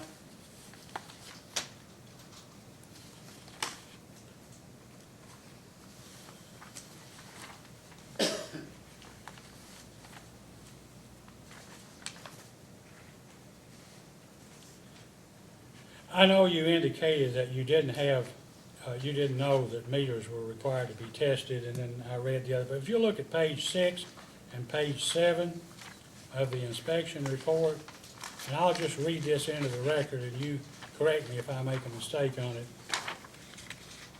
Page 6, bottom, section 17, meter testing.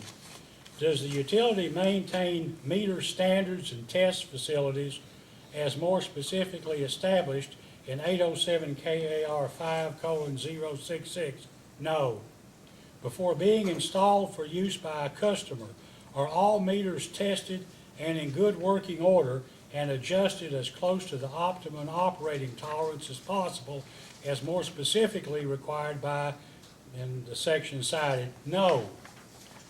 Does the utility have all or part of its testing meters performed by another utility or agency? No. Does the utility or agency doing meter testing for a utility having its employee meter testers certified by the commission? No. Does the utility or agency employ apprentices in training for certification as meter testers? No. Are all tests performed during this period by an apprentice witnessed by a certified meter tester? No. Meter test records. Does the utility maintain a complete record of all meter tests and adjustments and data sufficient to allow checking of test calculations? No. Do records include the following? Information to identify the unit and its location? No. Date of tests? No. Reason for tests? No. Reading before and after the test? No. Statement of, quote, as found, end quote, and as left, end quote, accuracy sufficiently complete to permit testing of calculations employed? No. Statement of repairs made, if any? No. Identifying number of meter? No. Type and capacity of meter? No. Does the utility maintain a complete record of tests of each meter, continuous for at least 2 test periods, and shall in no case be less than 2 years? No. And it goes on for pages, but they're all no. And if you don't test meters, I mean, as you're legally required to do, and you don't keep any, well, I guess you don't have any records. I don't know how you operate, I guess. And I know your job isn't operations, but the commissioner's job, isn't it the commissioner's duty to see that the manager is doing his or her job? Yes, that's our job. I mean, were you ever advised by Mr. Hall or Mr. Halbert that meters weren't being tested, that there weren't any records? I don't recall that, no.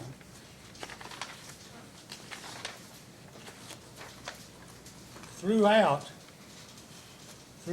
the annual reports, from at least 2011 or 2012 forward. Prior to that time, the amounts are much smaller. But it always shows every year, without fail, that Southern Water and Sewer District uses 60 million gallons of water for its own purposes, and that the fire departments in Southern District use 60 million gallons of water every year free of charge. And those reports indicate and suggest that there must be some basis for that, that's been reported.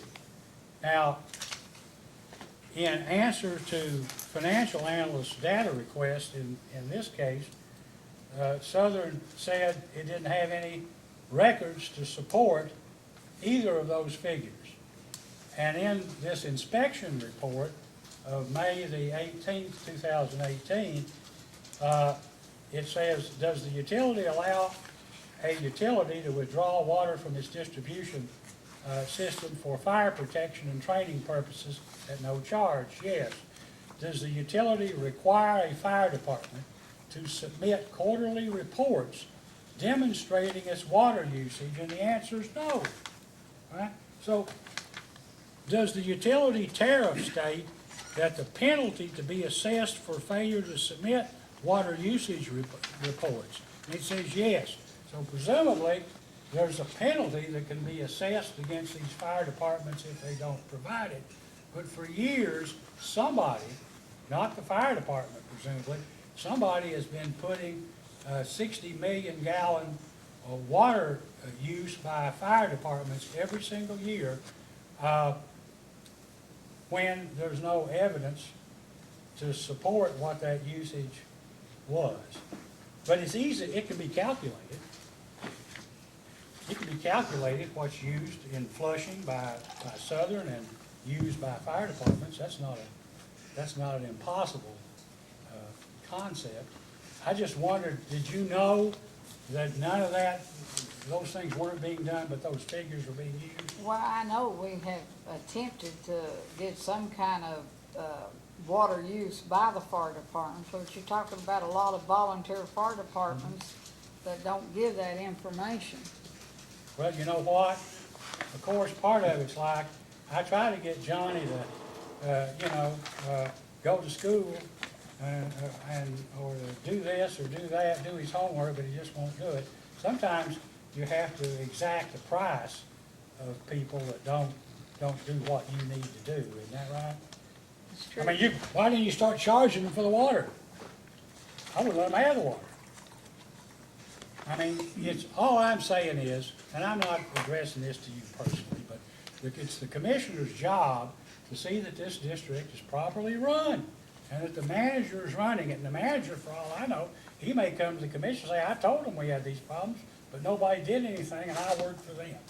In any event, it's no excuse, it's no excuse, because ultimately, when somebody says, well, this is all okay, what you don't realize is all your pipes in the ground are rotting. And at some point in time, it's like your roof. You say, well, I ain't gonna fix the shingles, I'll just put a bucket all over the kitchen and the bedroom. But at some point, your whole house rots down. And that's what's happening, not just to Floyd, not just to Southern and Floyd County, but to Martin County and dozens of other rural water districts across the state. And if it's a hard job, is what I'm saying. And I don't know, with local politicians involved, whether that problem can ever be solved, absent just total regionalization of water district management. But I guess I asked one of our people to see what the fire department usage would normally be expected to be, and I was told about 3 million gallons a year. I don't know if that's accurate, but I throw it out for what it's worth. But obviously, it's not 60 million every year. That'll be something we'll address definitely when we go back. But I'd like to say one thing. We keep, you refer to Martin County, and I can understand that because they are very public. But I want to say one thing about our system. We may have debt, and we may be here on the hot seat, I call it, but I can say one thing about our water. We've got it to 99% in a rural area, and it's clean, it's drinkable, and it's serviceable, and we're getting it there. It's been at a great cost, but the people in Floyd County have decent running, drinkable, usable water. I'd like to just add that. So can I just add one thing? And that's, you're to be commended for that statistic. But on the other hand, as with Martin County, if your water loss is 60%, at what cost to your ratepayers are you delivering that? Because the 60 million gallons that he refers to for the water department or the system usage, your loss of 1,160 customers to Prestonsburg, their consumption was approximately 60,744,000. So each of those figures for the fire department usage and for the system usage is equivalent to the loss of those customers that we don't know whether they're transferred yet or not to Prestonsburg. But that gives you an idea of the magnitude of what's been reported as that type of consumption. And yes, you're delivering clean water, which is, we're not certain where Martin County is on that, but there's a cost for that. And yes, AML money is drying up, grant money is drying up, but a system is supposed to support itself on the revenues generated from its ratepayers, not operating and maintenance money that's obtained from grants or loans or whatever. It should sustain itself on its own operations, and that's not occurring right now with Southern, and I don't really know how it can, at that level of water loss. I think that's why the commission has been focusing so much recently over the last 12 to 18 months on the level of water loss, because it is a disaster for rural water and it has to be addressed, and we have to find a way to put that infrastructure to a level where it's at least delivering without losing the majority of the water before it reaches the end user, and I think that's the big concern. I understand that.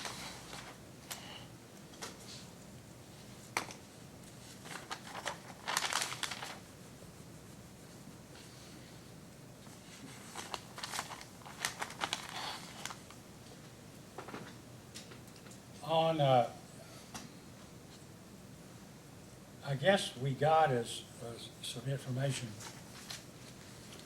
in the rate case, a schedule somewhere of like salaries for for Southern Water employees, and they were all on an hourly basis. Are all employees paid by the hour?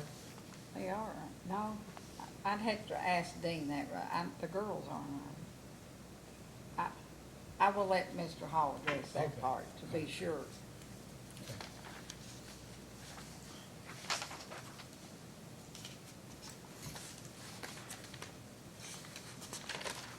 There wasn't anybody here to make a public comment, although somebody, I didn't talk to him, but somebody said a call had been made yesterday that somebody was supposed to be here. And the only reason that was an issue, because I noted in a meeting we had about 4 o'clock yesterday that the notice hadn't been filed, and you'd probably bring it today, and somebody said, well, they must have filed it, but they must have published it because somebody called. But we do get, I guess when it was published in the newspaper, that a rate increase had been requested, some customers wrote in, okay? But some of the customers were upset, not just because of the rate increase, but they claim that your meter readers don't ever read the meters.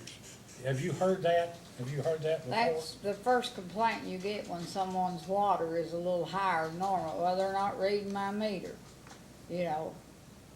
Yeah, That is a big issue that, Dean, Mr. Hall, I keep saying Dean, I'll say Dean, that is something that he stresses with them meter readers. That's our livelihood.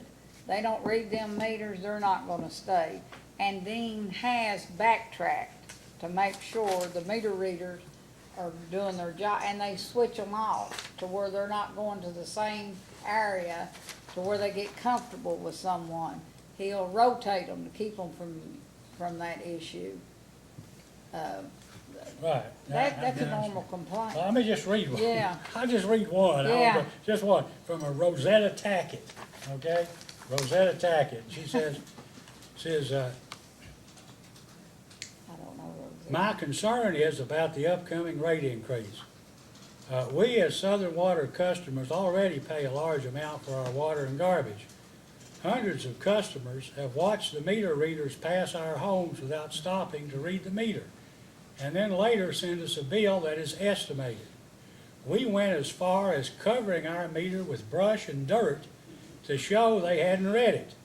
This company is a joke and needs deeply investigated. They need the increase to keep the doors open, they said.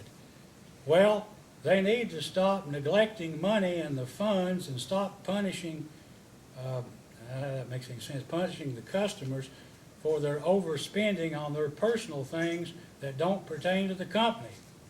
This place is a joke, to say the least, and we as customers who barely can pay the bill now will have to pay for it. Then it says she's contacted, that question, have you contacted the utility about the problem? And she said yes. I don't know if she did, but there were several that say that the meters weren't being read. But if you had the AMR meters, you would never have to worry about, you could save the cost of some meter readers maybe. But anyway, I just wondered if you'd had any complaints of people saying that the meter readers never really read the meters. I think the girls in the office get a complaint every time a bill goes out. That's not right, you know, they didn't read my meter. You know, That to me is, not, that's an everyday complaint at the water company. Dean knows that, and that's the reason he switched them around. And the meters, to be honest, they're in the ground. Even water, you can wipe it off and go back out there the next day and you'll still have dirt on there. I mean, the meters are on the side of their properties. Even mine does that. I know they read them because I go out and holler at them when I see them in the yard, so.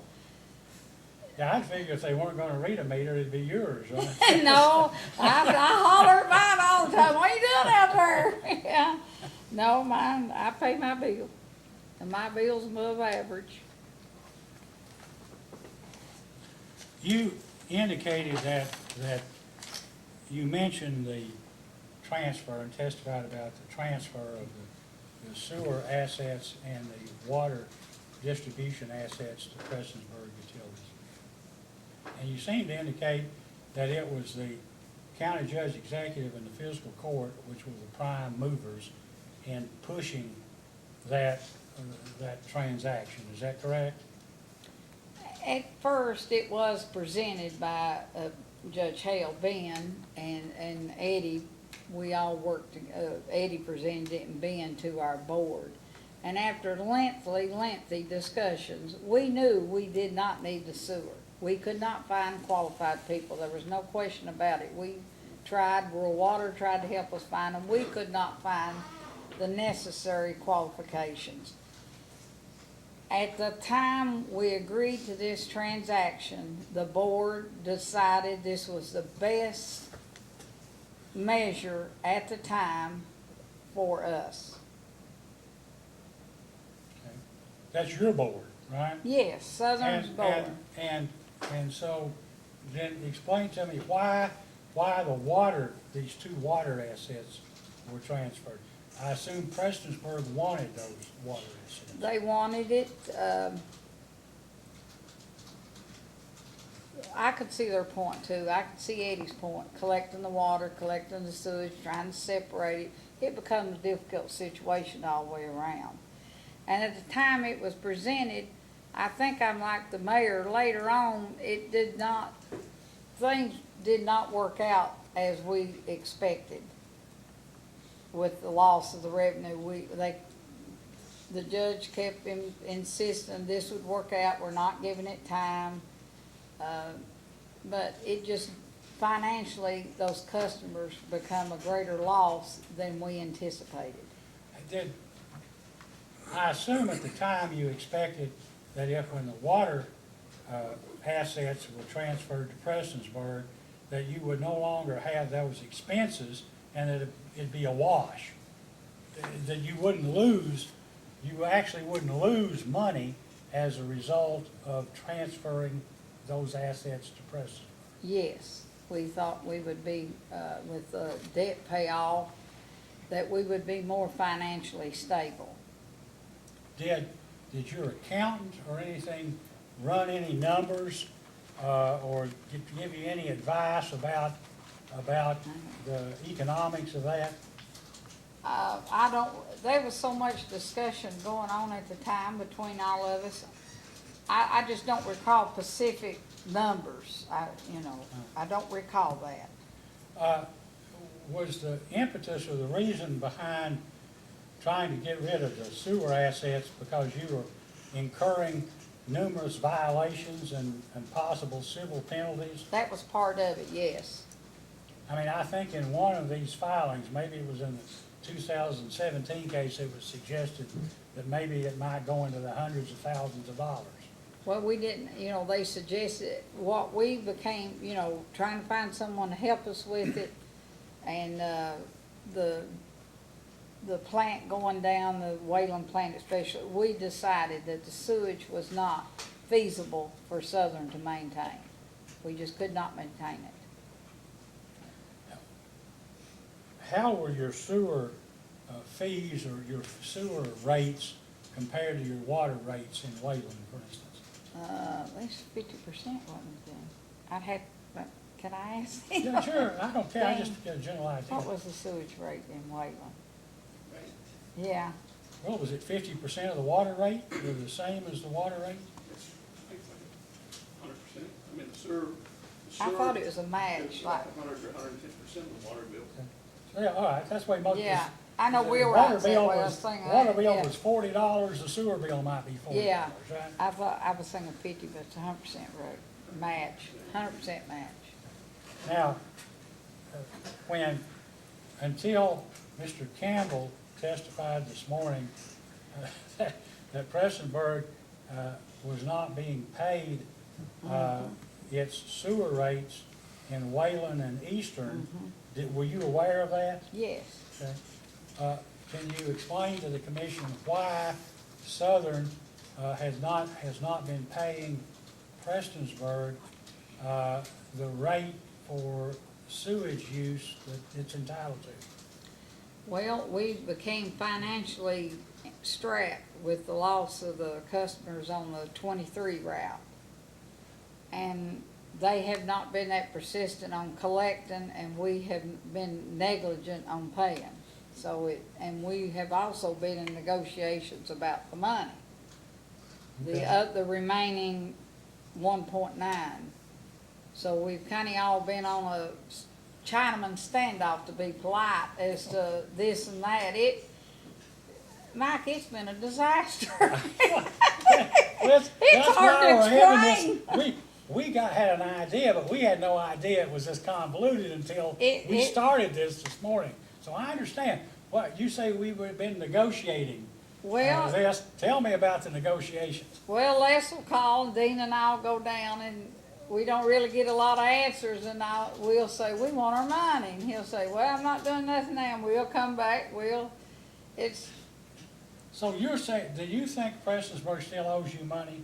yes, Okay, what do they owe you money for? This One- additional 1.85 Yes, million? yes. Or something? And you thinking, well, we need the money, and I can kinda hold their sewer rates as a No, offset we're not- against what we're they not owe playing us? a- Is that, we're not playing hostage. We just have not financially been able to pay that part of it, and they have been gracious, and Eddie's been great to work with, as to not insist on that at this present time. okay. I really feel that RD's holding us at some points. We have to work something out. Have you all had you or any of your group, as opposed to Mr. Campbell and Prestonsburg, have you had any direct conversations with Hilda Legg or anybody at We've Rural met with Development? Hilda, and we've met with Doug Hall. Okay. And, Doug said, well, you're due more money. They didn't know about the 1.9 million that Eddie had holding over here. So I'm not sure if they come back to work, we could go back and say, hey, they're gonna do this, will you sign off? Well, I tried to call them yesterday, and all you said was, we're furloughed I know, until the budget crisis is over. that'd be all right if they'd And pay that- them. Well, according to the president, it may be years. I know, this may be going, I know.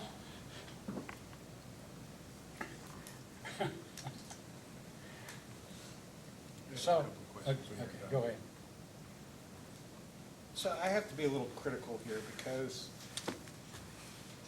you've talked about consistently that the loss of the water revenue has caused your problems.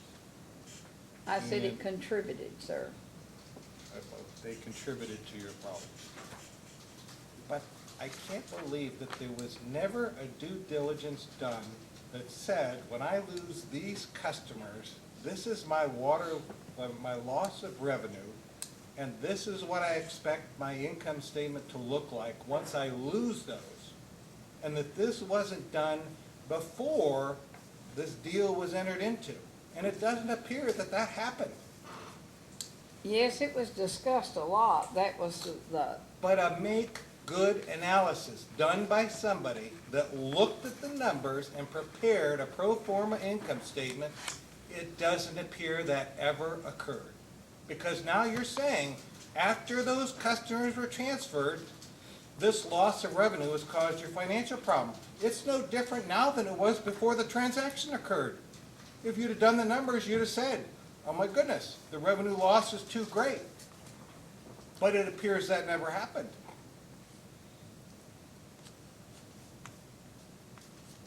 it was discussed, I'm at great lengths. It was discussed but never done in a format that allowed people to make a decision based on actual numbers. That's the problem right now. And the $1.9 million that now is contended to be owed to Southern, that number was never even discussed in it. But now it comes up because R&D has a problem. What's the monthly payment that goes to pay that loan? What's the cash flow impact of that loan repayment? On what loan? I'm not understanding what loan you're, The RD, the $3.5 million of which they're still looking for a $1.9 million contribution from Prestonsburg to pay that down. I don't have that spreadsheet. I need the spreadsheet. You're asking numbers that I don't have access to. I'm sorry. My only point is, the amount associated with the cash flow on that loan on an annual basis is not causing the problems that Southern is experiencing. And I think one of the things that's being overlooked here is you would have had a major outflow had you had to pay for the sewer problems that were coming up with Department of Water at the cabinet. Because those were gonna be penalties you were gonna have to pay. This problem, I think we found out today, this problem is way worse than we ever thought that it could possibly be. And I'm a little concerned because from a management perspective, I'm not sure that you guys have your handle on what's going on. It appears that decisions were made without checking the impact of what was going to occur. And that is a big concern from my perspective anyways. I don't have anything else. Mr. Johnson, just a couple things, and then we'll move on and let somebody else ask you some questions. I guess Southern Water pumps and treats most of the water that it sells from the Big Sandy River, right? And you got your own Yes, plant. yes. And then you buy water from Prestonsburg and from Pike. Pike. Is that correct? Yes. Right. Do you have a contract with Prestonsburg and a contract with Pikeville for the purchase of that water from them? Yes. Okay. Let me ask you and your council if you would supply us later, we'll have a formal data request with copies of those two contracts, okay? Yes. I noticed that Pikeville apparently raised its rate in maybe September. Yes. And you don't object to that raise. You know the Public Service Commission can control those things after a hearing. And you didn't object. I'm not saying it's unfair or fair, but as far as you're concerned, that rate increase is not too high, right? Yes. Okay. Now, during the course of this proceeding, Southern has asked for an increase in rates for its own residential and business customers, correct? Yes. But Southern also sells water at wholesale to the city of Hyndman, to Knott County Water District, and to the town of Wheelwright, correct? Wheelwright was only an emergency situation. We do not sell water to Wheelwright. They went totally dry, and we sold them water roughly a month. Do they get water from a mine or From the something? abandoned mine That's in what I Wheelwright. thought. That was an emergency situation only that we Their supplied. water in their mine went dry. Went dry Right. for about 3 to 4 weeks. I Then was it thinking came that's back. right, the Wheelwright did get their water from Yeah. the mine. Well, you don't have a contract with Wheelwright. You just paid- No. They just paid what you thought was a fair rate or what you charge others? Yes, compared to that. Dean walked out on me. I'm trying to think, we put a meter down at Burton and registered it that way.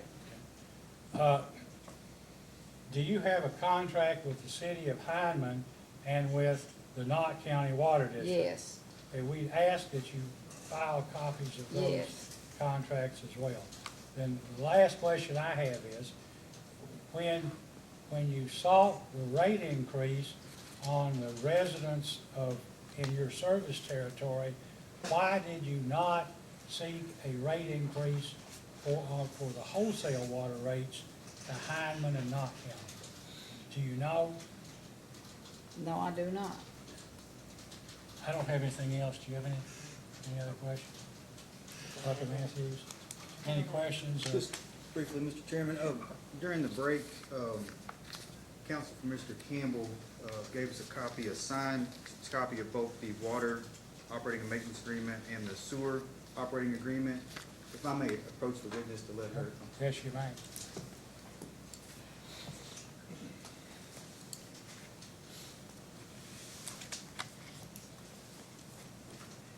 Please review those. This water, yeah.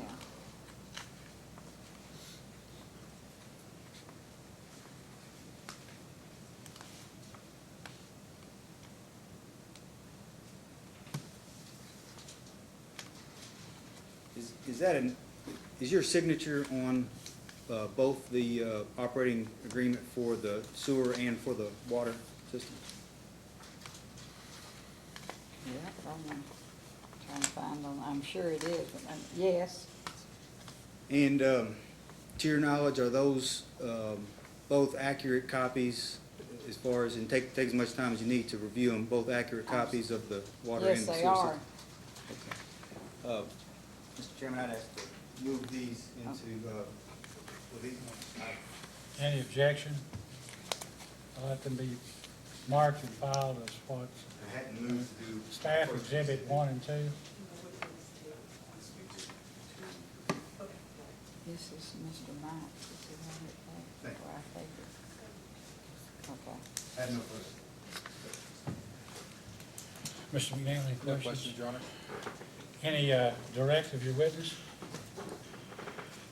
No question, John. Thank you. Is there any reason why Ms. Johnson should not be permitted to step down and be excused? No. Okay. You may step down, Ms. Johnson, Thank you. and you're excused. Anyone, your next witness, who would you like to? Mr. Chairman, if we could call Mr. Dean Hall, please. He's in the restroom right now. He may have college notes. Would you like this back at yours? He'll be back in a second. Okay. Oh, yes, thank you. His mother's having issues too, so he ain't talking to his mother. So You haven't seen Miss Woody. I'll go check on him real quick. Okay. Miss Woody? That's what I assumed. Yeah, we bowl on Wednesday night, Thursday night. Let me go see.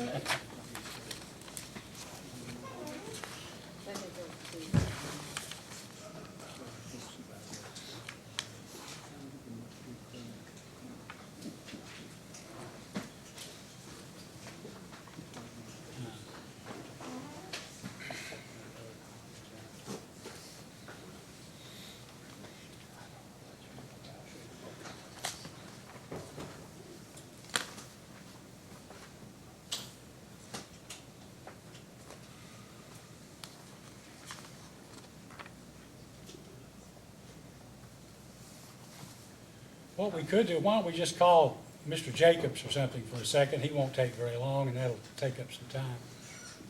Mr. Jacobs, would you take the stand?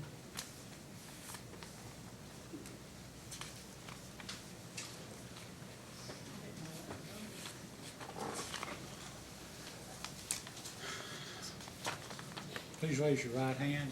You solemnly swear or affirm under penalty of perjury that the testimony you're about to give will be the truth, the whole truth, and nothing but the truth? I do. Please be seated. Would you state your name and business address for the record, please? My name is Joseph G. Jacobs. My business address is 29 Porter Hill, Post Office Box 249, Stanville, Kentucky. And are you now, or have you been, a member or a commissioner for the Southern Water and Sewer District? Well, I guess I learned today that I have been. Well, well, let me ask you, let's just cut to the chase. Before you got here today, did you, when you walked in here this morning, did you still believe that you were a member of this commission? If I had known I was not a member of this commission, I would not have been here today, sir. All right. So, from, all right, You get it on. From whom did you learn that you apparently were no longer a commissioner? When you all were talking about the changes in who the board members were, and I heard something of that, and then I went to Mr. Hall and I asked him, what's the deal? And he said, well, your term was to expire. And really, I knew all along that when the transfer occurred, that I would be living outside, because I was in those 1,125 customers, I would be living outside the water district, so it would be wrong for me to continue on the board, and I would need to step aside, and I was fine with that. And so, that's fine with me. Well, just to give you the other side of it, when we understood that the transfer was this was going on, that you'd probably be then you'd be a customer of Prestonsburg. Yes, sir. And that at such time, in fact, we even had some of our lawyers do a little work on it, and they said, well, you'd still be eligible to be a commissioner until there was actually a legal transfer. And so we had no idea until somebody called in here with a complaint and said that you had been replaced or you hadn't been reappointed or something. And we didn't know that until 2 or 3 days ago. Yeah, well. Okay? We knew it before you did, Yeah, unfortunately. apparently so, but that's fine. I mean, you know, it's not anything that's gonna cause me to have a heart attack or anything like that, but So how long did you serve as a commissioner? well, I think I was appointed about a month or so after Ben became the county judge, Okay. and I guess my term expired sometime in December. Okay, that's Ben Hale, right? Yes. Did you replace someone else whose term had expired or who died or quit, or do you know? I don't know, sir. So, I mean, you heard some of these questions of Ms. Johnson about who served what term and when they were actually up. Yeah. And right now, we don't know. And all you know is you were appointed in December of probably, 2014, right? Somewhere around there. Mr. Hale called me and said, I want you to serve on my water board. You need to come to the office and I'll administer the oath. I did that and I started serving. But Mr. Hale didn't call you and tell you No, that he you didn't. were no longer on the one, No, sir. and neither did anybody else. No.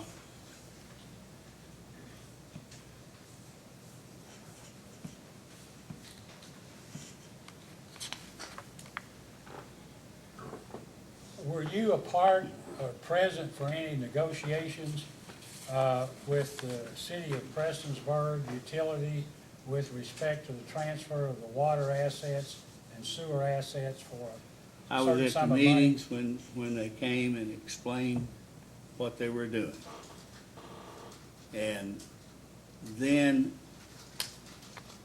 I went to a meeting, I asked the judge for a meeting. I went to a meeting with the judge and Mr. Campbell, sit down and talk to him, and I told them my feelings about it at that time.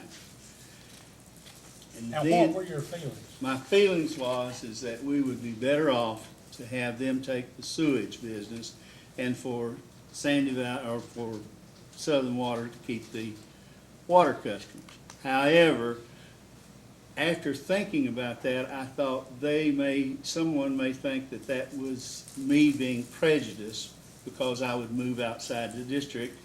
And so I kind of just backed off of that because I didn't want that to be perceived that I was trying to perpetuate my appointment on the board. I didn't want to do that.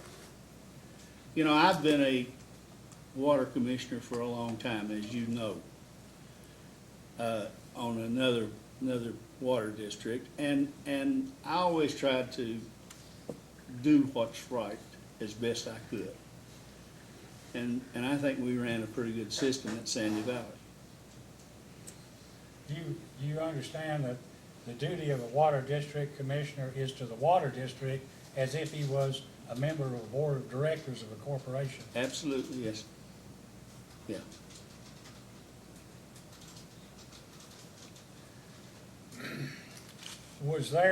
Do you have an opinion or an observation or impression as to whether there was pressure from the county judge executive and fiscal court to facilitate this transaction as soon as possible? My personal opinion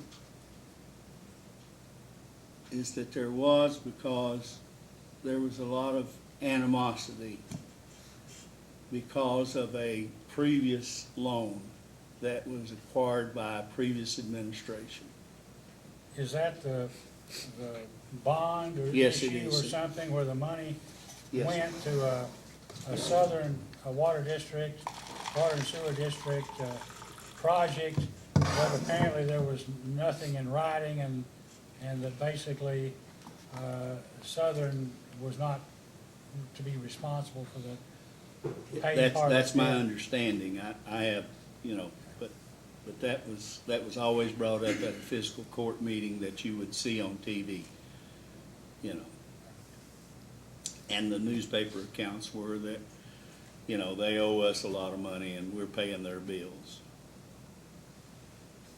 And I asked that question at a board meeting, and I was told that we had an attorney general's opinion, we had a public service commission opinion, that we didn't owe that money. And I felt better about it, so that was, In the 2012 rate case, the Public Service Commission, the Southern Water District apparently had been paying sporadically money to the fiscal court, and apparently it paid in 1 year $100,000, and had asked the commission to include that in their rates for the ratepayers to pay, and the commission refused to do it on the basis that there was nothing in writing which would obligate the Southern Water and Sewer District to pay that money, and that it was never intended for, because it was the county had donated the money, and it was never intended for the water district to pay it back. So the holding is that the money couldn't be included in any money paid to Floyd County Fiscal Court couldn't be recovered in rates. One of the questions I was going to have, and I neglected to ask Ms. Johnson, is, as far as you know, has Southern Water and Sewer District been making any payments since you've been on the commission? No, they have not. To Floyd Fiscal Court? they have not.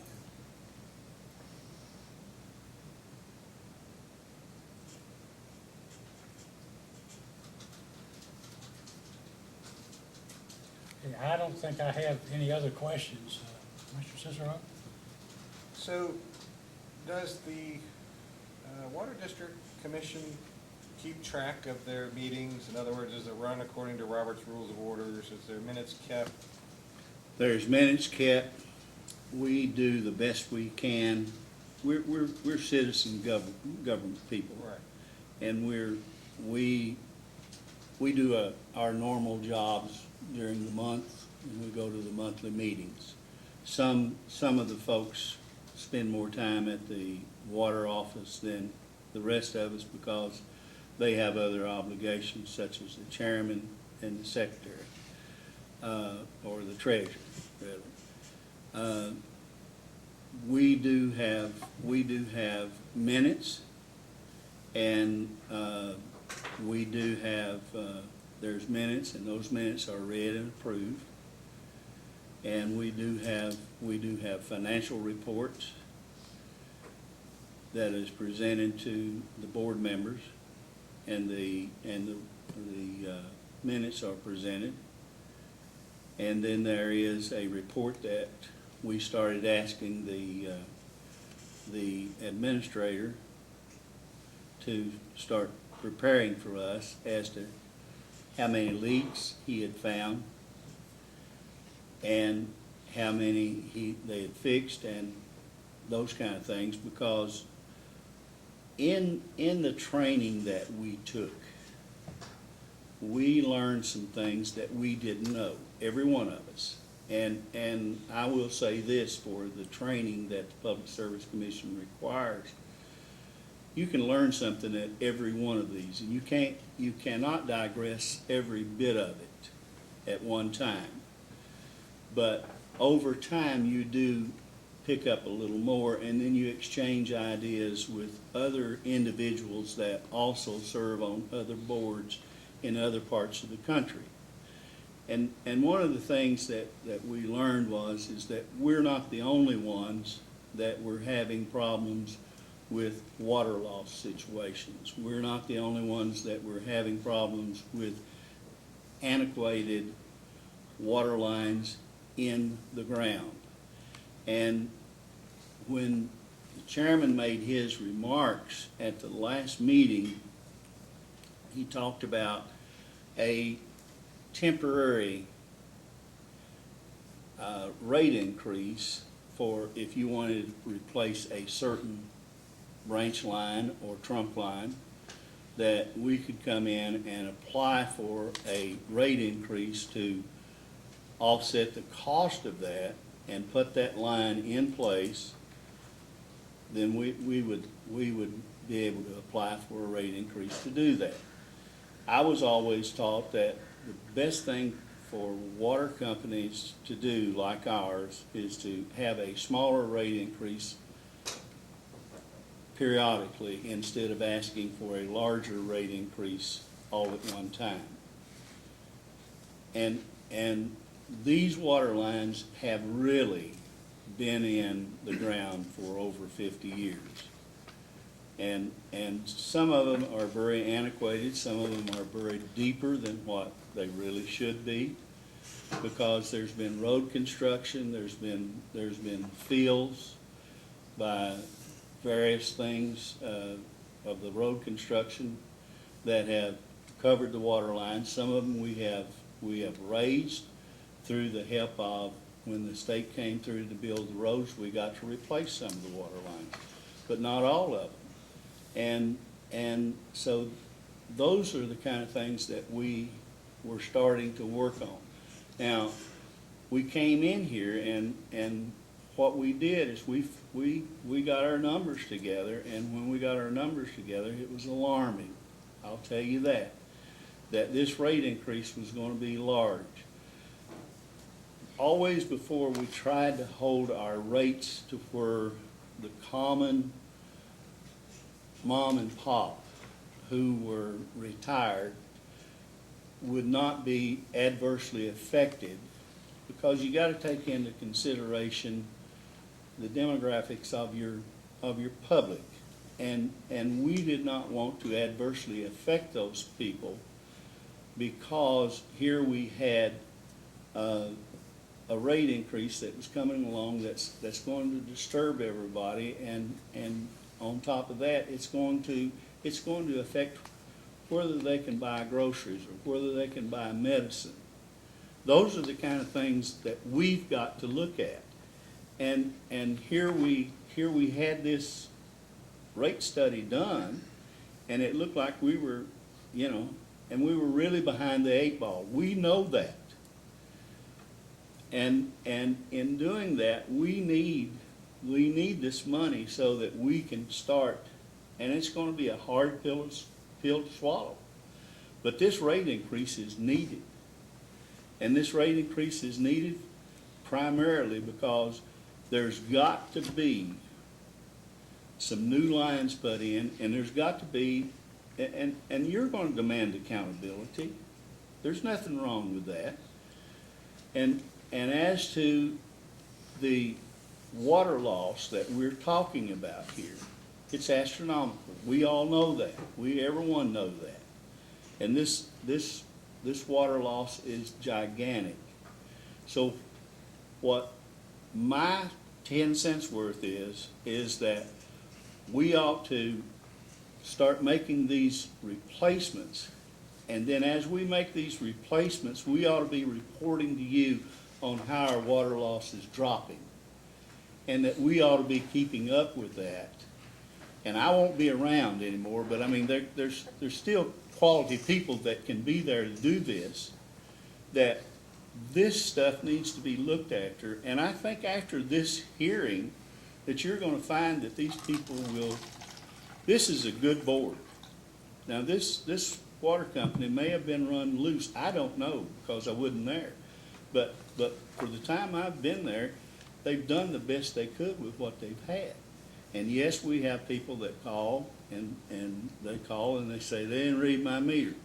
I can tell you that I'm on the Prestonsburg system, they send me a bill. There is not that much difference between my bill today and my bill when it was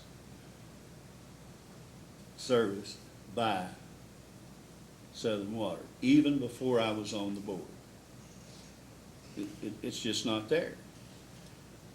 So I'm going to respond to a little bit of your commentary, and then I'll go back to the original question I asked. And I appreciate the fact that you gave us that, at least your outlook on what you believe, you know, the problem is and how it needs to be addressed. And obviously, the commission is taking a more favorable approach to, they're called pipeline replacement programs. Yes. And it's a surcharge. It's not a rate that goes in, it's not an increase that goes into the base rate. It's a You do the surcharge. project, it goes away. Yes. It's not a continuous, I did it this time and I get to keep this money for forever. And there is accountability, because if you're gonna do one of these projects, then, and the commission is gonna grant the extra, then obviously you're gonna have to show that you did what you said you were going to do. So, you know, in regards to that, I understand the economics. My only comment is, sometimes when you try to address the short-term economics of people's problems, everybody becomes impacted, because now you've got a situation, and I'm gonna go and make a statement that I think while you probably have a lot of good people that are trying to do their best on the board, I think it's been a management failure in terms of doing those types of activities that show where the state of the water district, what its future is, and how those activities are impacted by the decisions that are made. I would say that's probably, in my opinion, the biggest downfall, because again, as I told the chairman of the commission, the water loss revenue was there before the deal and after the deal. You know, if you'd have looked at it and said that's gonna cause us to have a catastrophic failure, then you knew that before as well as afterwards, not after it occurred. That's a known activity. So I'm just giving you a little feedback. And I asked you the question about whether you had ran the commission according to Robert's Rules of Orders, and you answered that, yes, you do keep minutes. So I presume that the secretary is responsible for preparing and publishing the minutes, and then it's voted on. So we can probably obtain a copy of those minutes, right? You should, yes, sir? I would like to see the minutes that are associated with this transaction when it was going on and the commission was making a determination of whether to proceed with it or not. And I would also like to know if there was a vote taken by the commission that said, yes, I am agreement, or no, I oppose it, or whether the deal was done with the fiscal court and the commission was stuck with it. Does that exist? Was there a vote taken that says? There absolutely was. Okay, so those minutes do exist. Those minutes exist. Okay, so I'll request that your counsel, it'll be put in a written form and That's fine. we'll That's ask. fine. I don't have anything else, thank you. Before I pass you off to Dr. Matthews, I need to ask this. I guess you were here when Mr. Campbell testified this morning, and I'd asked him questions because we'd gotten calls in here that the fiscal court claimed they owned some of your assets. And I know you were appointed 4 years ago by Judge Executive Hale, and I think Judge Executive Hale indicated something like that to me when he called before this rate case was filed. At least it was the loan, I think, that he was primarily concerned with. But do do you, as a commissioner, have you been told, or has the fiscal court ever indicated to you that they actually have title to or own some of the assets of No, the Southern no, Water no. and Sewer District? No, sir. Now, that's not to say they don't, but they have not indicated to me that. Commissioner Matthews? I don't have any questions. Mr. Belker, questions? Mr. McNeil? No questions, Your Honor. Questions? May Mr. Jacobs stand down and may he be excused? Yes. Thank you, Mr. Jacobs. I'm sorry you made this trip for nothing. As I say, you learn something new every day. Yeah, it's been You a came lot. a long way, unfortunately, to learn That's it. fine. That's I'm fine. sorry No for problem. that. Thank you.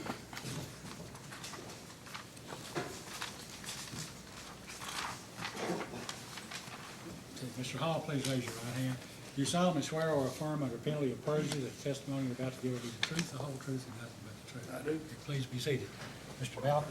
Thank you, sir. May I approach the witness? May I approach? Yes, you may.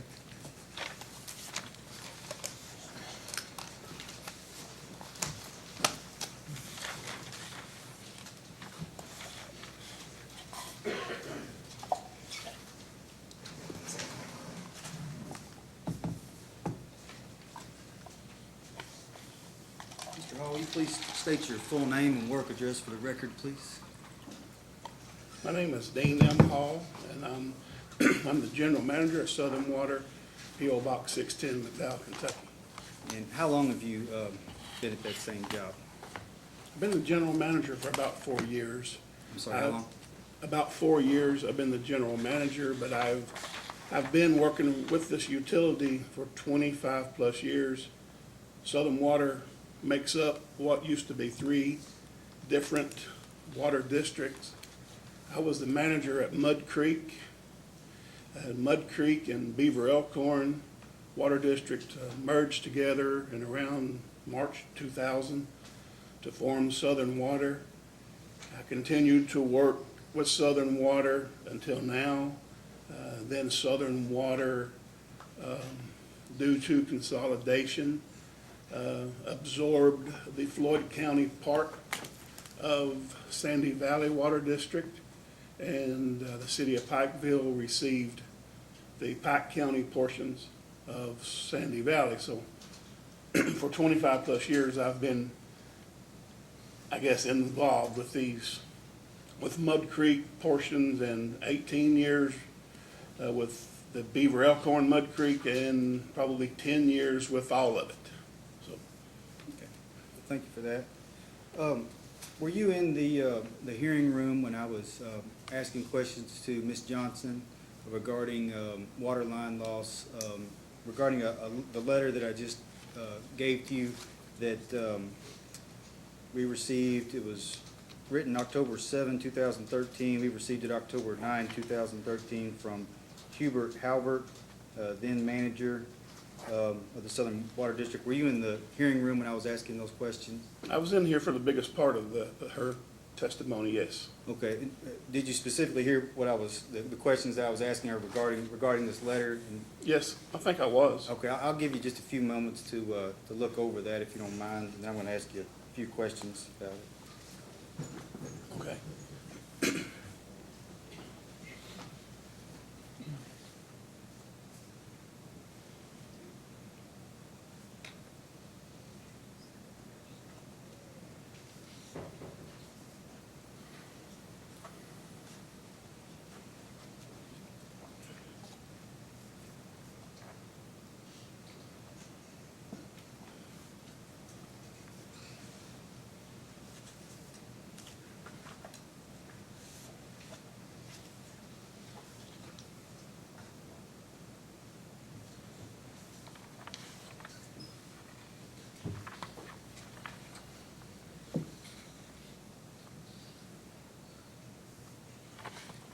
The projects and the efforts reducing Southern District's water line loss as described in this letter,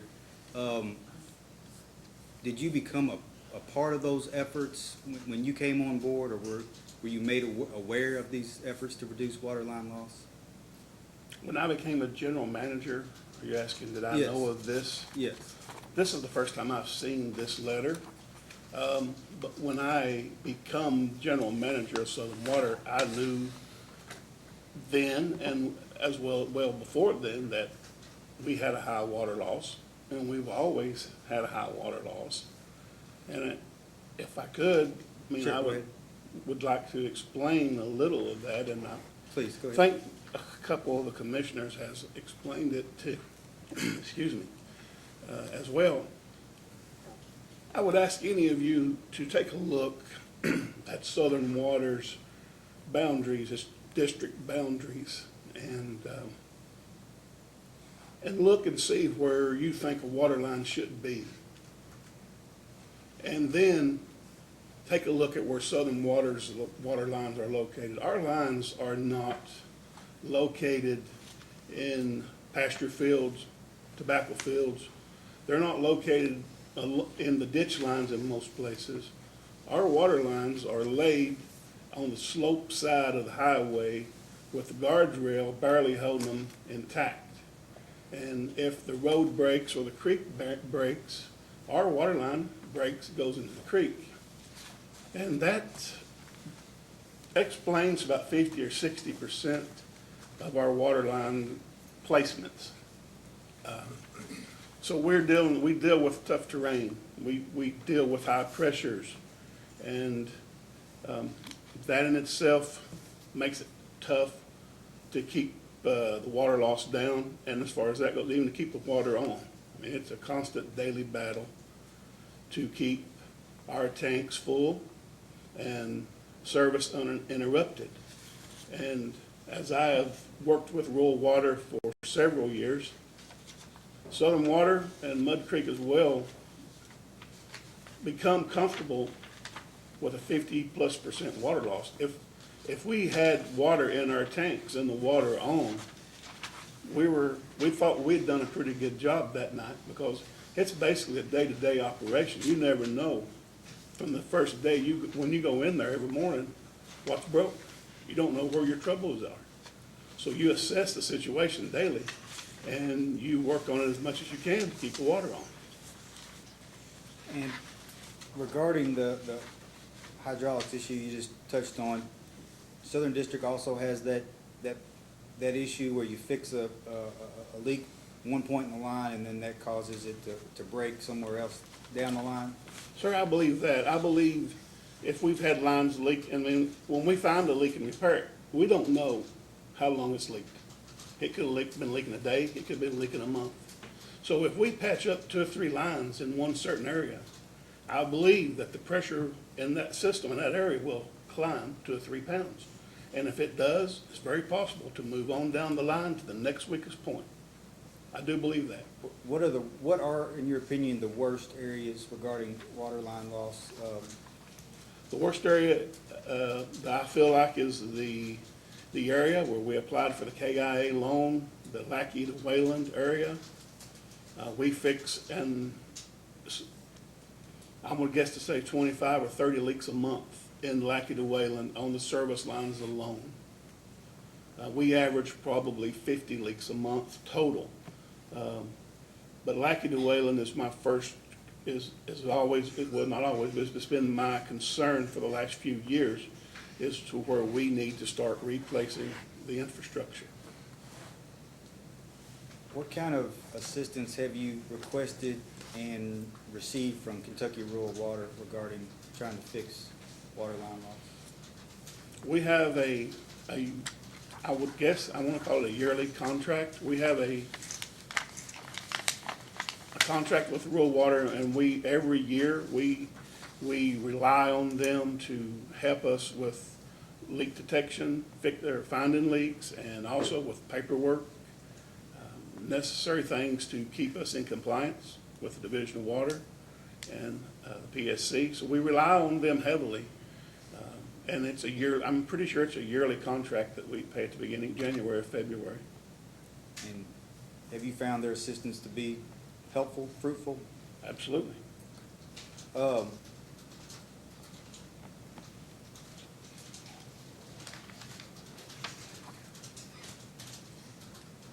are there any other projects that are not mentioned in this, in the letter that we were referring to?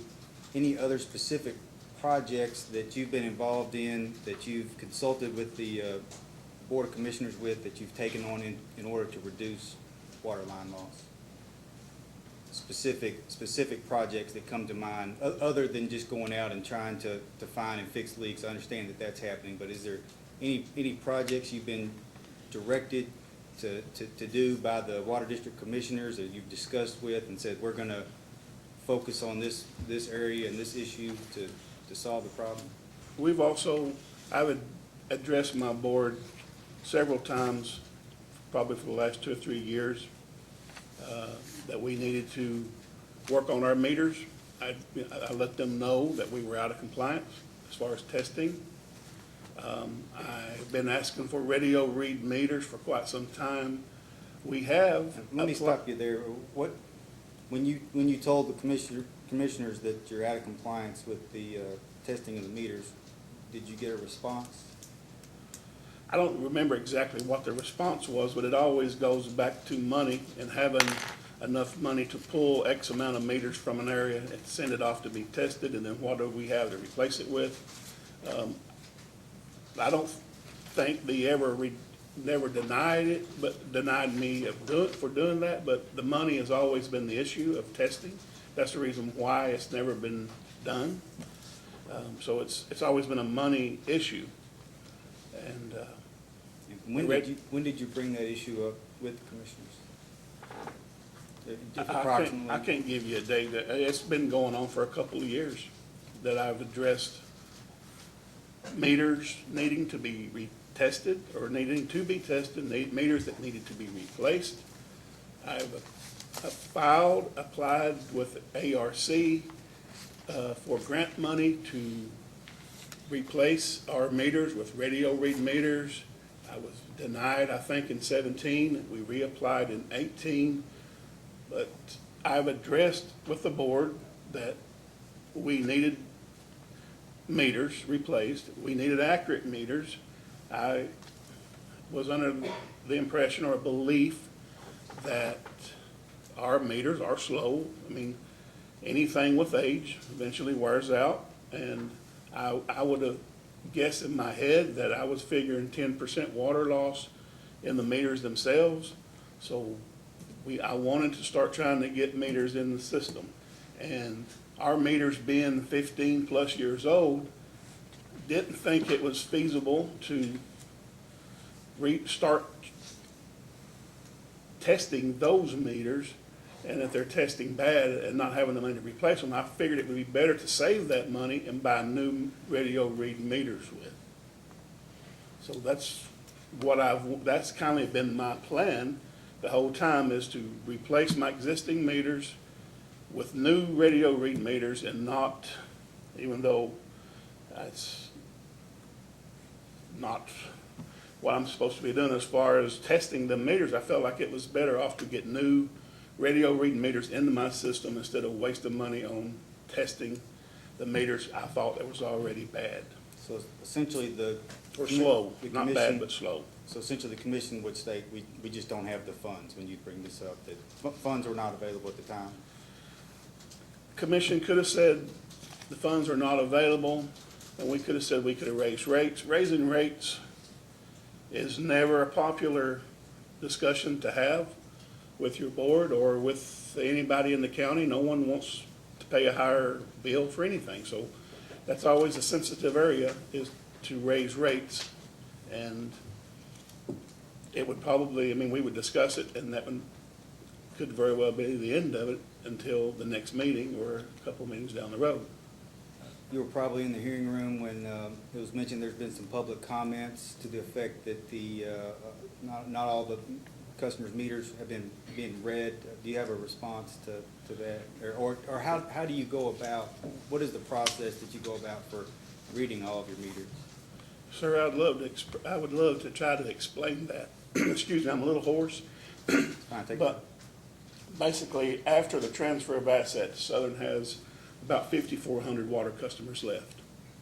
And we have 3 guys that reads those meters every month. It takes about 10 to 12 business days to read them. I asked them to try to read 200 meters a day to get done in the 10 to 12 day range area. And they go out every day. I send them out with a list of meters and routes. They know where to go. They know where the meters are. And as far as I know, they read them. Now, it's easy to say that they don't. I can't say that they read 100% of them because I'm not with them. I know they know if I catch them estimating meters, they're terminated. I put that pressure on them, that their job to read those meters is very important to our water system, and it is our cash register. They know that. You can go out today, and especially if you live in a low-lying area, your water meter may be full of water right now. You can go read that meter today, and if the customer goes out tomorrow, it's full of water again. They can easily call here and say, hey, they never read my meter. But that may not be the case. And do you have your employees come back to you and state that they couldn't get to all the meters because of the geography of the county? The customers are so spread out that they ever tell you that they couldn't get to reading all the meters they were supposed to read? I've never had a conversation that I can recall of them coming back and telling me they could not read all the meters in that route that day. I'm pretty sure that has happened. I'm sure that due to an accident or someone moving a mobile home or a tractor going up the highway that they got delayed and couldn't read all their meters. If for any reason that they could not actually read that meter and write it on a piece of paper, then they would have been an estimate. It would say on that bill that that customer got that that reading for that particular time was estimated. But that very seldom happens as far as I know. But now that is a possibility that it may happen a couple of times a month, but I think it happens very few times. Do you have, or does Southern have a complete mapping of the system? Do you know where all the service lines, where all your lines are in the ground? No, sir. Has that We ever- have a map. Excuse me.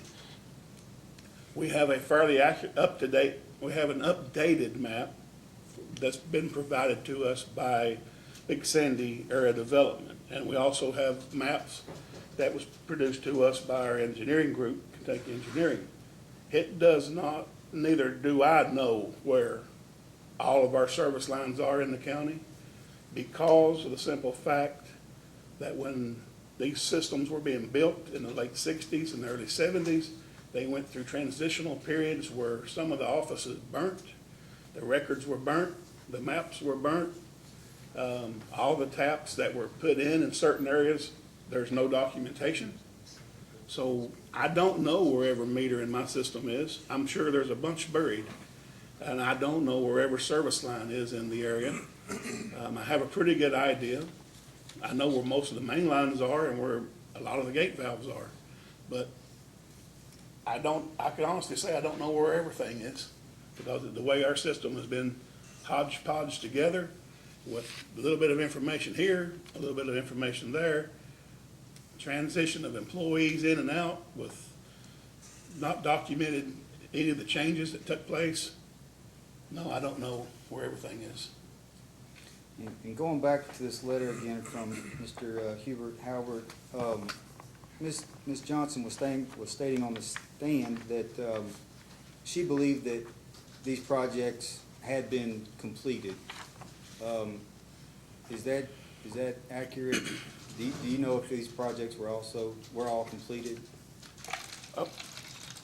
If you would be more specific, yeah, most of these projects that I see on here, the water line from Allen, the 5 miles, the water line from the water plant to Martin, most of that's, that project's done. I don't know that we did 5 miles. We did as much as we could with the pipe and everything that we had, because I think there was a time, maybe a delay, when the project was priced. And then when we actually done the work, the cost of material could have went up. But I don't think we did the full 5 miles, but we did do at least 2/3 of it. That I know.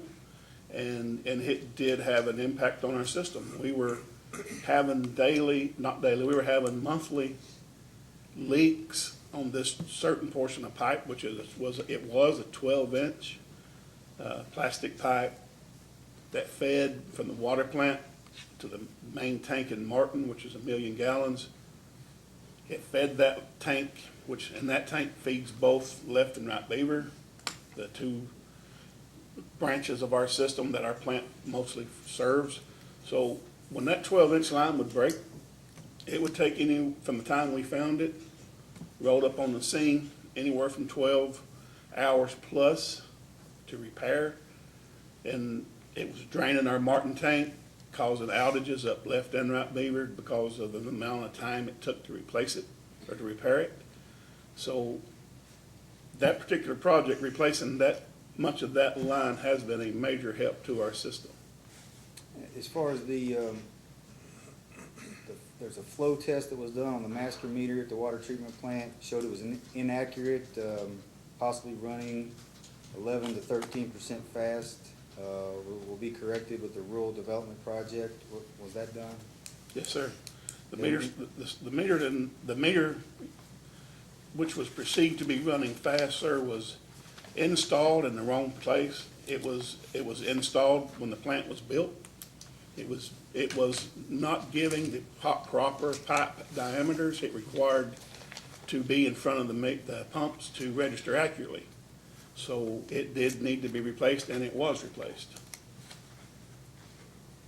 And the work crews that are to go out and find and fix lines, leaky lines, do you still have those crews working to do that? And it makes it sound like there's maybe 2 different crews that go out and look for broken lines. Is that right?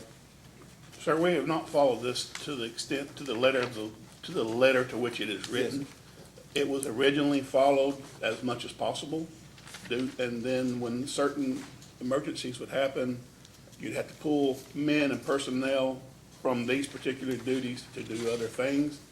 I imagine over time, that this policy has been relaxed a little, and there probably was not daily leak detection, per se, strictly going meter to meter looking for leaks, but we fixed and found leaks daily. But we probably never followed this to the letter that it's written.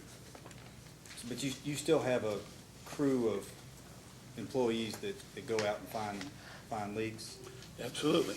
Started last month, after we had much conversations with this case here and water loss being an issue, and I'd been questioned on several of my reporting numbers, and water loss being high as it was.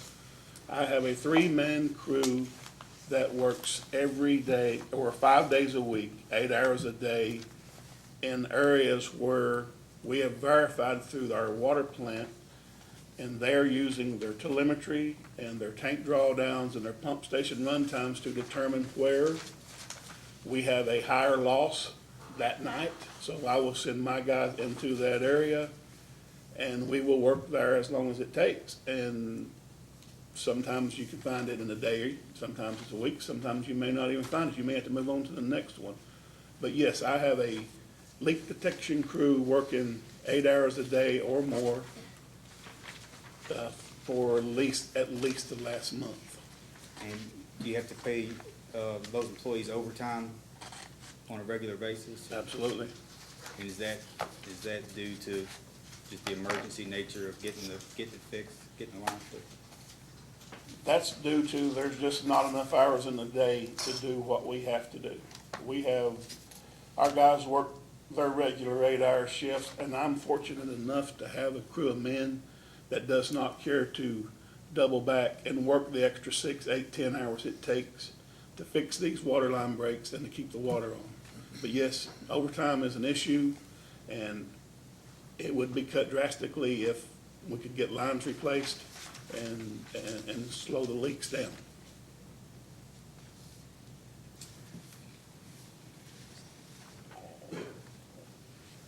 I have no further questions, Mr. Chairman. Mr. O'Neill, questions? Yes, please. Thank you. Mr. Hall, good afternoon. Give you a second. Yes, sir. Can you tell me, are you personally aware of Southern providing free water to any customers without meters? No, sir, I'm not. Okay. Are you personally aware of Southern providing free water to customers that might have a meter in exchange for services? No, sir, I'm not. Can I ask what kind of service you're referring?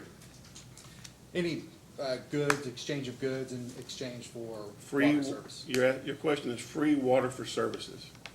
That's ridiculous. Okay. And do you currently have a written water loss management plan?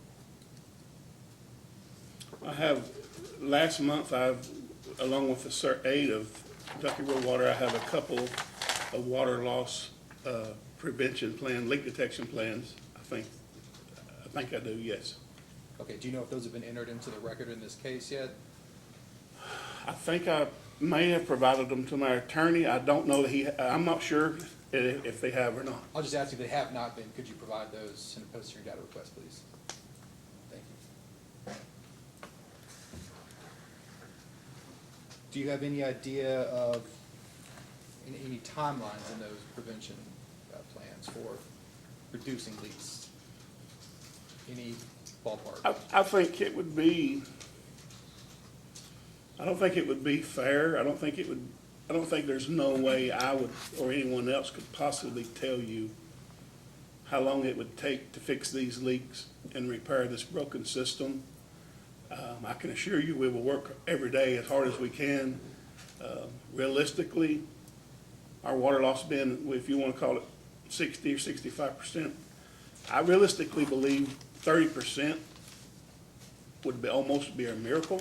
If we could get Southern's loss to 30%, it would be nothing short of a miracle, due to the pressures and the terrain and everything I've known and experienced through time.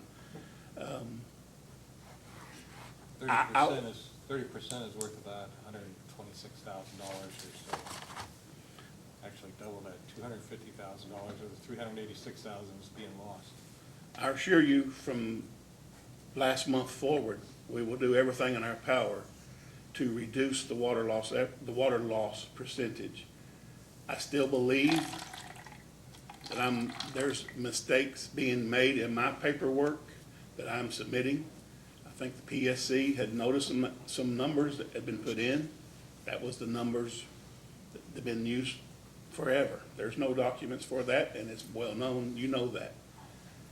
Still yet, based on meter reading cycles and the way our wholesalers sell to us, the dates that they read, the dates that I read, my meters, I don't know if they're getting applied from month to month the way they should be. And I've asked the rural water to help me to straighten my documents up. But historically, no matter what has been turned in for our water loss for the last 10 years, I think if you look at bought and sold, that number is going to be high. If you look at what we sell every month compared to what we produce or buy, that number is going to be pretty consistent. Now, the water loss over the years is going to be up and down, but that's just based on the numbers that's plugged in, and those are estimates. So, but I can assure you moving forward, we will work diligently to improve that water loss. But I cannot give you a time frame. I just think we'd be doing ourselves an injustice to say, hey, we'll get it down to 30% in 6 months. I don't think that's going to happen. And we'll just do the best we can. Understood, thank you. That's all I have, Chairman. Commissioner Cicero, questions?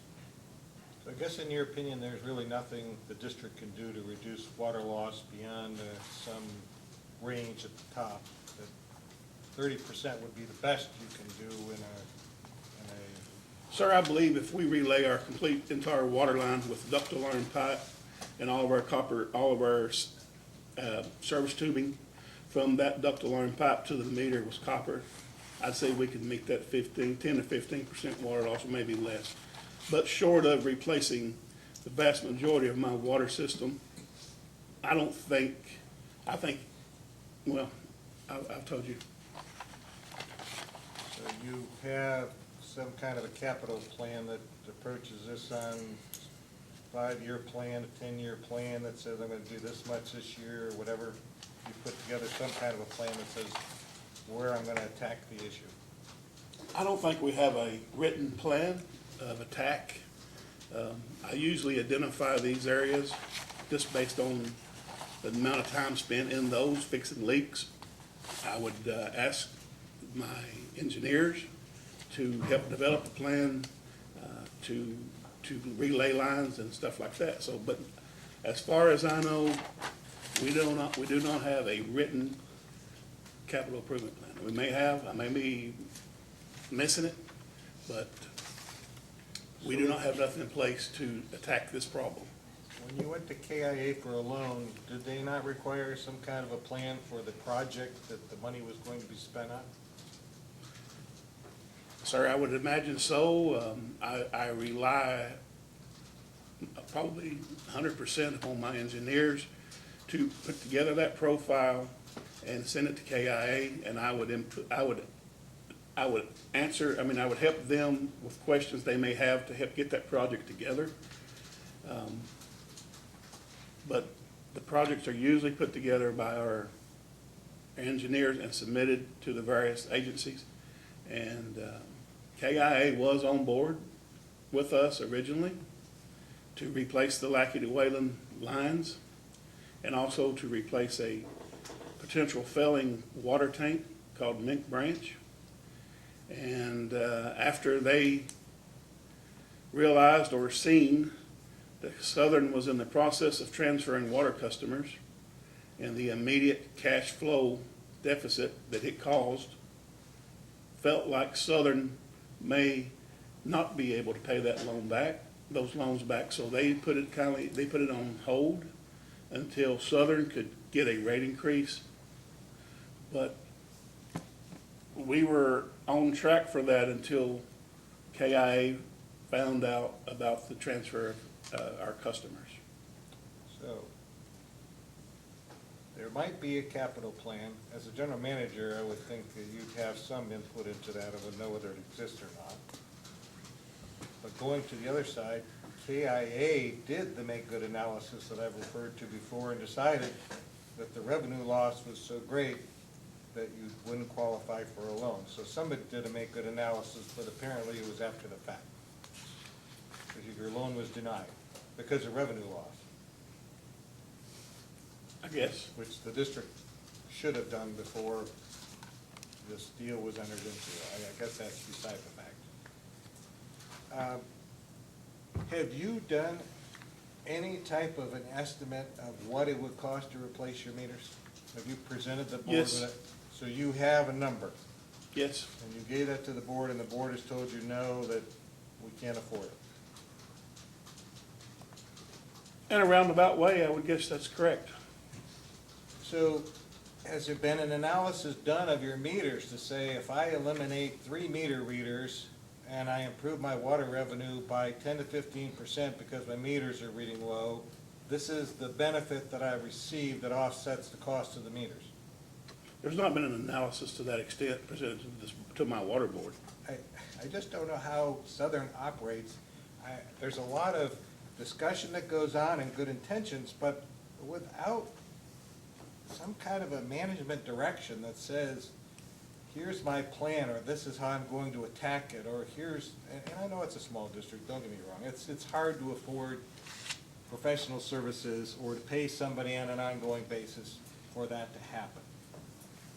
But there still has to be some, when a decision is made of the magnitude of some of these decisions, there should be something that occurs where the decision is based on numbers on a piece of paper, not on a discussion of the end result is I feel good about this, so I'm going to do it. Because, well, we all have good gut feelings You know, if they worked, there'd be a lot of rich people at the horse track and wherever else the good gut feelings work out. But it does seem to be an issue that there's not this next step after a problem is identified on what the decision is based on for the end result. And that's where things seem to be lacking, in my opinion. I mean, I think you've got a great idea with the meters, but I'm not sure it's been presented in a manner that the board could say, yes, hey, wait, I can't save this much money by putting in the meters, and now, you know, the Public Service Commission is more interested in trying to help out with infrastructure problems and pipeline replacement or whatever. Maybe there's some possibility there, but I would encourage an analysis to find out where that program could go to if you looked at all the benefits versus the cost, because it may be financially viable. I know that didn't require an answer, but that was, Thank you. I don't have anything else, Chairman. Just for my own sake, if a rate increase is granted as a result of this ARF, you will apply for the KIA loan, or it'll go back in the hopper? They go back into the hopper. And I don't know if you said how much of the water loss you think might be attributed to, how much might be fixed if you replace that lateral to Wayland line? Again, I've been chastised with my estimate numbers that I've been providing. I'm allowing you to do an estimate. I'm asking you for an estimate. How's that? I would guess to say 10 to 15% water loss in that area. Could be higher, but it's pretty significant. It's significant enough that you said you spent an inordinate amount of time in that particular area. Yes, I know that, but I mean, I know how much time we spend there and what we do over there on a daily basis. So yeah, I spend as much or more time there as I do anywhere. Okay, nine. Mr. Hall, I guess you were here when Mr. Campbell testified earlier today that in the two water distribution areas that Prestonsburg took over from Southern, that they found about 40 people who were taking water or receiving water, but apparently had no meter. Do you recall that testimony? Yes. How can you explain that in 3 or 4, 5 months, Prestonsburg found these people who were getting water, but water was never being metered, and Southern for years had apparently allowed this to happen, and never found the same thing? Sir, we don't allow anyone to steal water. It happens on a daily basis. I'm sure, I don't know this, but I'm fairly confident due to what we found in the past. Back to the area that Prestonsburg assumed from Southern, I would imagine they had 5 to 10 people. They had more boots on the ground in that area, finding meters that we probably didn't know about, fixing leaks, finding valves that we didn't know about. When Southern was managing that particular area, we were never in the Sandy Valley water area unless we were doing leak detection at night or reading the meters or fixing a leak of the day. So it would be understandable to me that if they're over there with a whole host of employees that I don't have the luxury of, over there going meter to meter, holler every holler, that they could uncover things that I just didn't have, or my men, or we didn't have the ability to do. Now, we don't give anybody free water. We've never let anybody have free water. We do not authorize people to use meters or jumpers or whatnot to steal water. But I can't control people, what they do when I'm not around. And if we disconnect water meters, it's fair to say that they can go back in later that night or within a day or two and put a jumper in. I don't have the men or personnel to go meter to meter every day. or to spend large amounts of time in every area. So I'm not surprised that they found 40 meters over there, but we never authorized that. That was never, I never knew about people stealing water. So you're talking about people who were receiving the benefit of Southern's water and the costs that were being borne by the other ratepayers, but there was no meter. They were just, somehow, they could tap into the water line, right?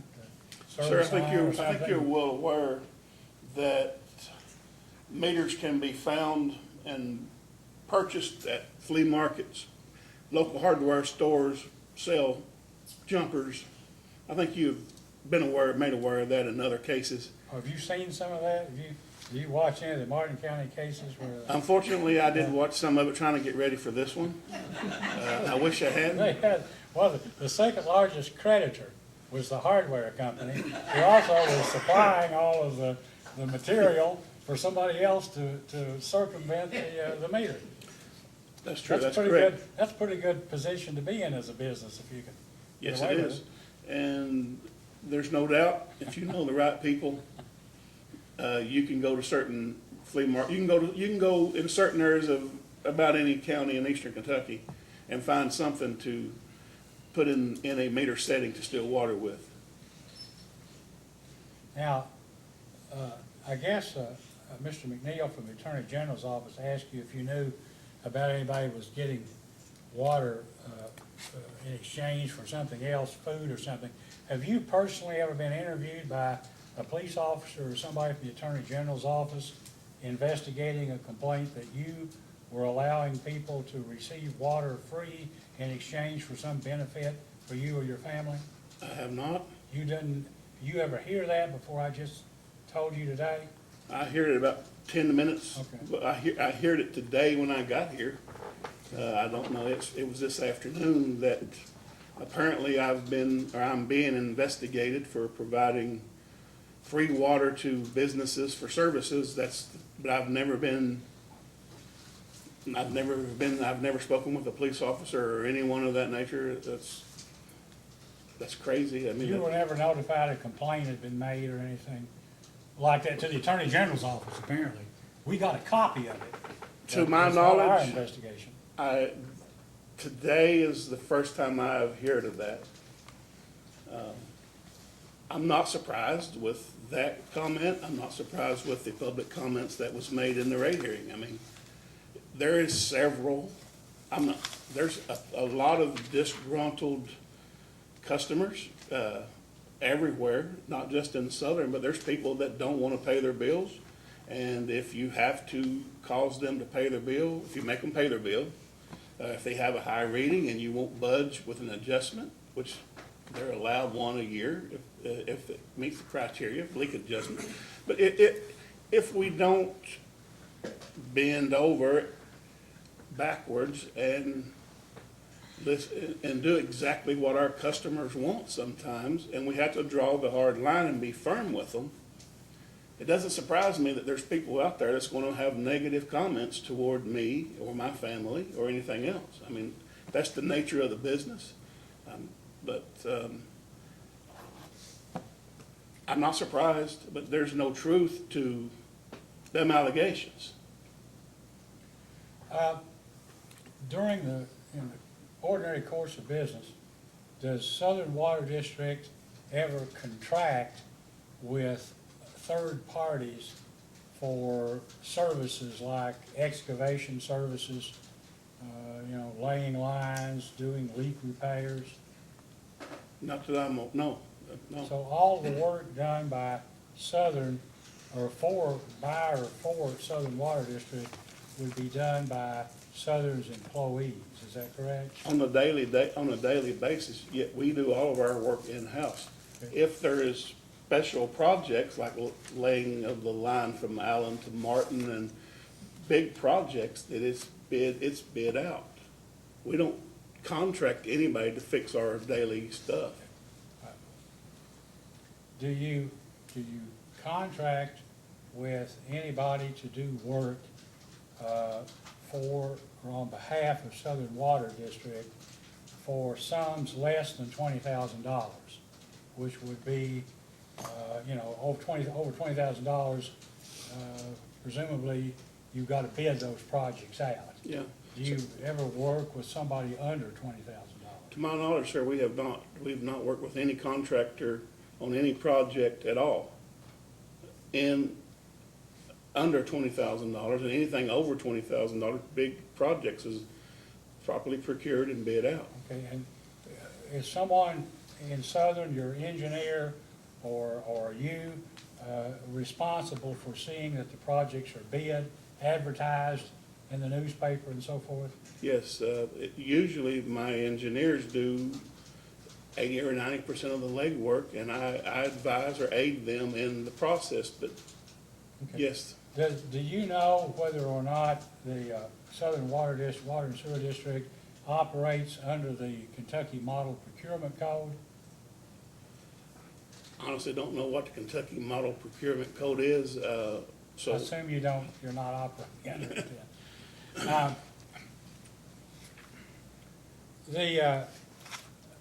I guess when Ms. Johnson was on the stand, I asked her about these issues or some of these statements that apparently appear in the most recent Public Service Commission inspection of Southern Water District, such as utilities stated they have 5,000 meters that are 13 to 15 years old, have never been tested, and 500 meters that are less than 2 years old. Would that be essentially accurate or not? I think it's fairly accurate, yes. And that's why, because of those older meters, you'd rather have new meters, radio AMR meters, than you would testing all of these others that are probably toward the end of their useful life. Yes, sir.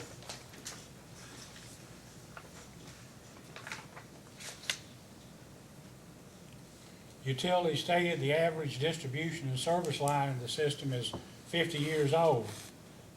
Is that about right too? 60 or 75% of our original lines are that old, yes, sir. And I guess being in the utility business for years, you'd acknowledge that they're approaching the end of their useful life. Yes, sir. And that good business practice would involve having some kind of a plan moving forward to identify the areas that needed to be replaced sooner rather than later, and if no money was available, start thinking about where the money would come from. Yes. Correct? Yes.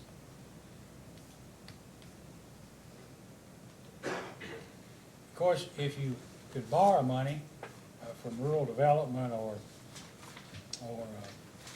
Kentucky Infrastructure Authority, you might be able just to tell them what you were going to use it for, but they'd probably never monitor you to see that you actually used it for that purpose, would they? I don't know what rural development or KI, I don't know how they would monitor me on how I spent the money. I mean, if I borrowed money for a particular project, I would imagine, I can't speak for them, but I would imagine they would monitor how I spend it. But if you came before the Public Service Commission and had to account for a pipeline replacement program, like the largest utilities in this state do, like Atmos does, like Columbia Gas, they come in and they have a plan. And every year or so, they come in and we know what they've done. They produce receipts, and we approve their true-ups for what what money they've spent. Is there any reason why a small utility like Southern Water and Sewer District couldn't do that too? I mean, you could do that, couldn't you? Sir, I don't know. I think I would be willing to try. I won't guarantee you that I can. Sorry to say that we're not as big or as professional as some of the larger utilities are. We don't have the money or probably the expertise. Here's they the have. issue. I mean, you get down to, and it kind of startled me. One time, many years ago, one of the first few medical malpractice cases I had got a summary judgment in a case for the old Paintsville Hospital Company. And it was just an old building, and they even had some beds propped up on pop cases and things, and they didn't have a doctor manning the emergency room. And at night, the cleaning woman kind of did that and called in. And so in any event, I was arguing in support of my position before the Court of Appeals, and I said the same thing. I said, well, we've just got a little rural hospital, and we can't afford to, provide the same things we can at St. Joseph's Hospital or Central Baptist. And the Court of Appeals judge said, well, maybe you ought to close your hospital down so somebody can come in there that can provide the care that's necessary. And I'd tell you that people in Floyd County and rural Floyd County have the same right to good, clean water at a reasonable price that people do in Lexington, Louisville, or Frankfort. And at some point in time, the fact is we don't have the money. You may say, well, that may be a fact, but then it becomes time to try to do something about that and get it fixed. Has Southern been negotiating at all with any private company or anyone else with respect to either managing the district or selling the assets to somebody? Sir, we was contacted, I don't know, it's probably in the middle of last year, someone from Kentucky American Water, I think, had picked up through the papers, through the rate cases, that Southern Water had applied for this rate increase, and they had reached out to a few of my board members, and they had come to the water meetings and expressed an interest in managing Southern Water. So the answer would be yes. Have you been involved in any of that? Do you know if there are any ongoing negotiations or plans? I guess I've been involved with it as much as any of the others. There's no ongoing, it's kind of frozen, and we never asked for them to come in and want to manage us. And we were waiting to, after this PSC, to this hearing was over, to see how the PSC addressed our issues and what was going to take the PSC there. Have you, Directions. do you ever get to see any of the orders that come out of the PSC or anything like the comments to the staff report that the Attorney General's office filed? I saw those. Okay. And one of the suggestions the Attorney General's office made was that maybe the commission ought to consider trying to merge Southern Water with somebody else. I saw that. I take it that you and maybe the commissioners of your district wouldn't be in favor of that. I don't think so. I don't think it would be, I don't think it would be fair to our customers. Why would that be? I just think that we know our customers better than any large utility would. And I think just on the personal level and a community system knowing its customers would provide a better service than a company outside of the region that has no connections to our people in our area.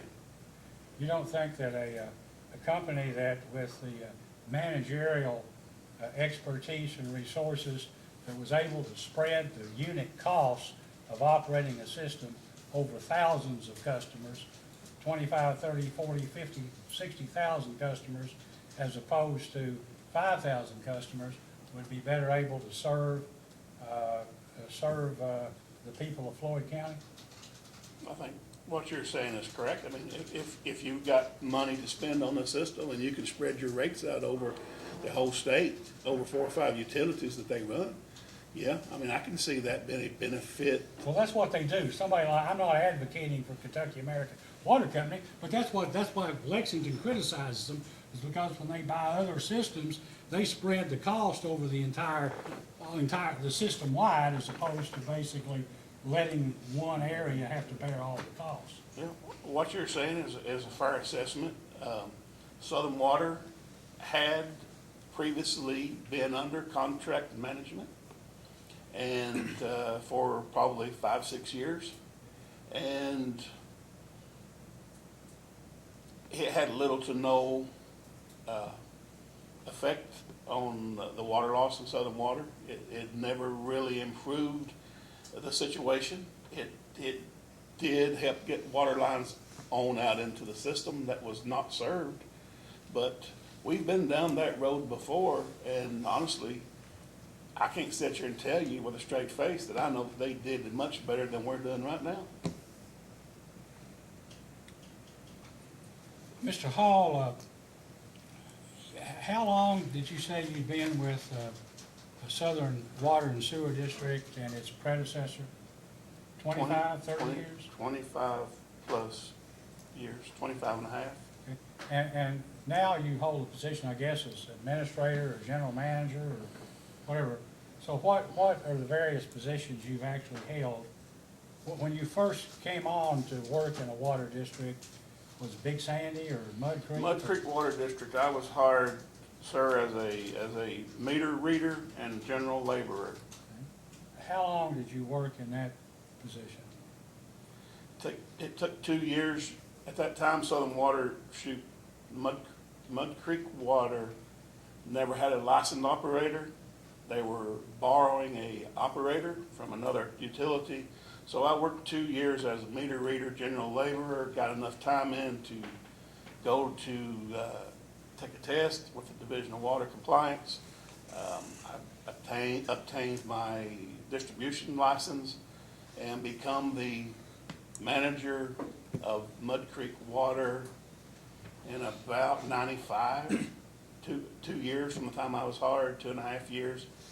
And I managed Mud Creek Water up until 2000, and then the merger came about, made Southern Water. Southern Water's board at that time hired a private contractor to manage Southern Water. I worked for that private contractor. And when that contract was dissolved, went back to work for Southern Water. And at one time, Mr. Halbert was the general manager, and when he was, what was your position? I don't know if I had a particular title. I would have been a area boss, a field supervisor, overseer of hiding leaks, fixing leaks, setting meters. Do you, other than the work you've done at Southern Water and Sewer District, have you had any formal education or training in like business management? Do you have a college degree in business management or accounting? Sir, I have a bachelor's degree from Morehead State University, but it is not in business nor finance. And what is it in? It's in social studies. It was in geography and history. I noticed in the, I guess the information that you all sent, there was a list of employees, and it had, I guess, I thought it would be salaries, but it had hourly rates. And it had your, I guess 2018, it had your pay rate at $32.76 an hour. Is that correct? I believe so. Are you an hourly employee? No, sir. I'm salary. Me and my plant manager, there's only 2 people that work for Southern that are salaried, and that is myself and my water plant manager. Well, I thought it was unusual for the general manager to be an hourly employee. I take it that there are times when you have to work more than 40 hours a week. Yes, sir. And do you get paid overtime? No, sir. In your job as a general manager or administrator, are you eligible for a bonus of any kind? I'm not eligible for anything any more than the rest of my employees are. Well, are you eligible for do you ever get a bonus? No, sir. Any of your employees ever get a bonus, Christmas or for, great service or anything like that? If you want to specify bonus, we do not get a bonus per se, but our employees at Christmas and Thanksgiving do receive, all of us receive the same thing. And if that's a bonus, then I guess we get that. What is that same thing? What is it that you get? Okay, for Thanksgiving, our board gives each employee $50 for Thanksgiving. And for Christmas, each employee gets a $100 gift card. $50 gift card for Thanksgiving, $100 gift card for Christmas. Do they withhold from that, or is that something that's outside the? There's no withholding. There's no withholding? No. As part of your job, do you have a company vehicle to drive? Yes, And you can drive that home? yes, Are you allowed to drive that for, like, your personal benefit if you had to go to the grocery store or something? no, So you don't use it at any time for any kind of personal use at all? if I have to go, yeah, I do use it for personal use. If I have to go out and monitor or visit anything in our system, look at a pump station, look at a tank, check on my work crew, various things that I might be called out to do, if I need something along the way, I mean, I would stop at a store. I wouldn't, Other than you, are there other employees of Southern who are provided a company vehicle that they take home at night? yes. Okay, and how many of those people are there? There's about 4 different vehicles that are used. My 2 field supervisors, as we'll call them, are provided a truck to take home, because if they get called out, they'll need it to. And then my on-call guy, I have 2 guys on call. One is an operator, excavator operator, and one is a general laborer. So probably 5 vehicles that are used, that are taken home. Who are can you tell me the names of those people who are entitled to 5 vehicles? My 2 field supervisors are Chris Robinson and Reese Salyer. And what about the other 2? Those vary depending on who's on call. Could be anybody, they just get assigned. And Yes. only at those times are they permitted to take the vehicles home at night, correct? Yes.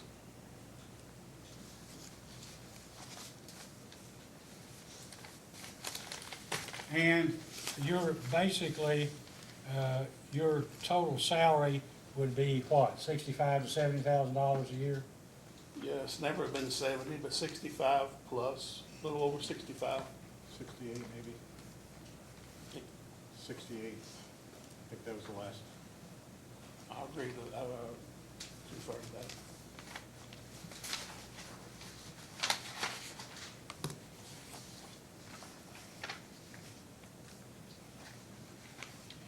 In the annual reports and in these water loss statements, I guess since at least 2012, 11 or 12,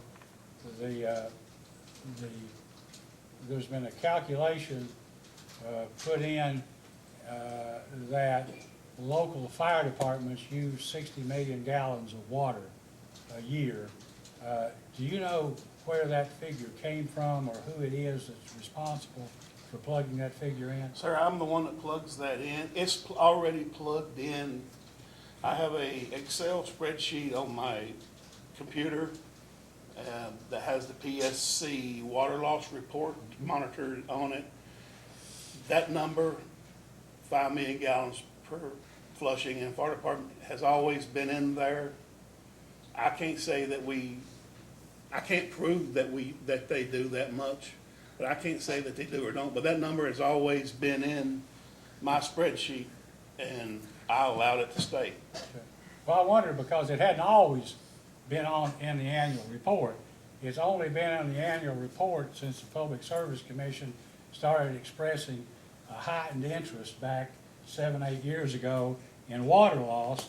And of course, with that 120 million gallons of water in there, it's always kept your water loss at 39 to 44%, as opposed to what we've got now at about 60%. Okay?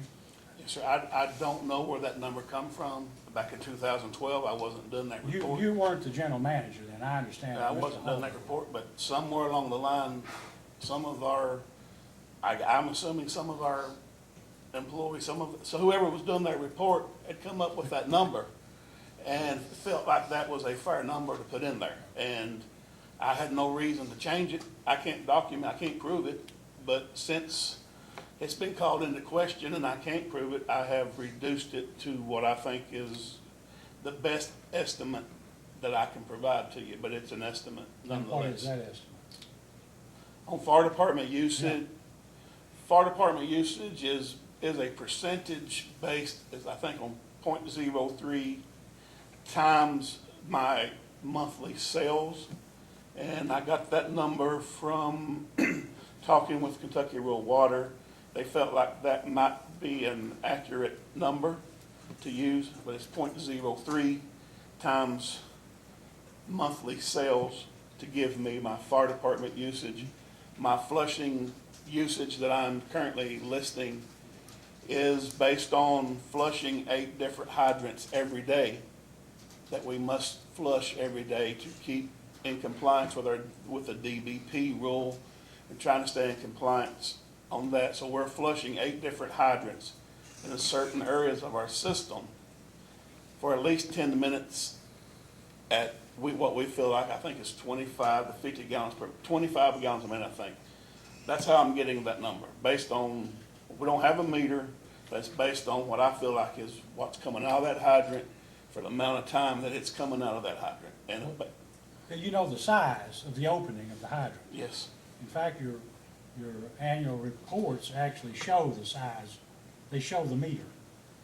As you have so many 100 meters of this and at a different size. And so I suppose if you knew the flow rate and the diameter of the pipe or opening, you knew the time, you could compute the amount of the water that supposedly came out. It'd be close, relatively close, right? yes, sir.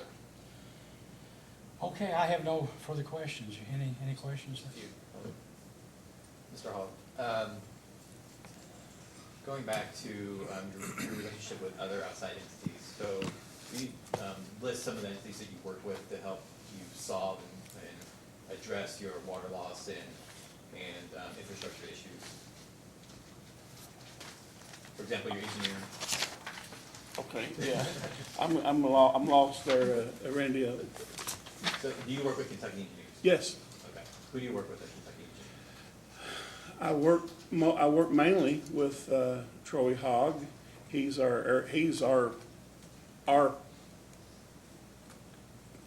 what Kentucky Engineering. He serves our utility for them. I also work with Holly Nicholas, and I've also worked I've worked with just about all of them. I mean, Bob Taylor, Jim Thompson. And what do they help you with?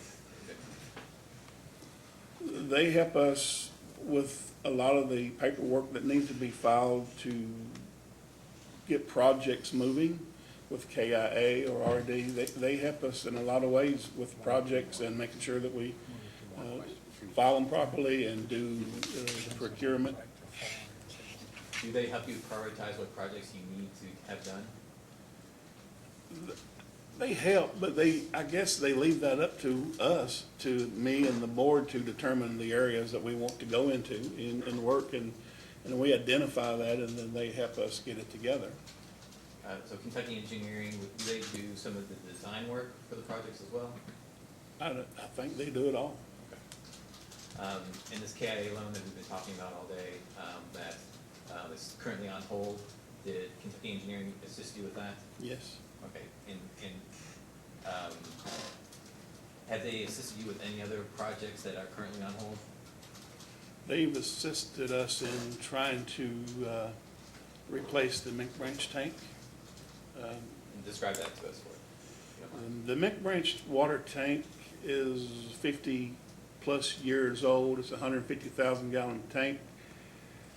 Somewhere around in the mid-'80s, there was a landslide near it or under it.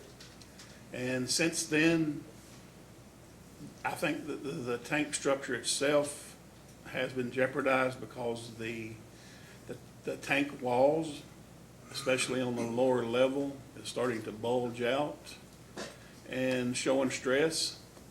And that particular tank serves close to, I will say, over 500 customers. There's 4 different pump stations that pull directly from that tank. If we lose that tank, I'm going to have people out of water for a long period of time. And is it your understanding if you get a rate increase as you've requested, would that allow those loans to move forward? Yes, sir. the rate increase would help with the Lackey to Weather project and the water tank project as well. Now, going back, way back to 2017 and the asset purchase agreement, were you assisting with the negotiations? No, I was not. First time that Southern Water was made aware of this asset purchase agreement, there's already conversations that had taken place between then County Judge Executive and I think Mr. Eddie Campbell. The county judge came to our board meeting saying he was going to help Southern get out of the sewer business, basically everything you've heard up to date. He was going to help us get out of the sewer business, and this is what was going to happen. This is what needed to happen to expedite that. Did you have an opinion on whether or not Southern should follow through with the purchase? Yes. When that was first presented to our board, the first time I heard about it, I objected. I expressed to the board, I expressed to the judge and the people that was with him, that I didn't feel like that was a good plan for Southern Water. Basically transferring 1,100 of our water customers would hurt us financially. We'd basically be left with 5,500 customers or 5,400 customers trying to pay the bills that 6,500 customers were paying. I felt like that was not a good plan. I objected. My board objected as well, but we were later, after much conversations with them, I felt like I was not in a position as being the general manager. I could not vote yes or no on it, but I expressed my concerns, and I left it at that. So you expressed your concerns at board meetings? Yeah.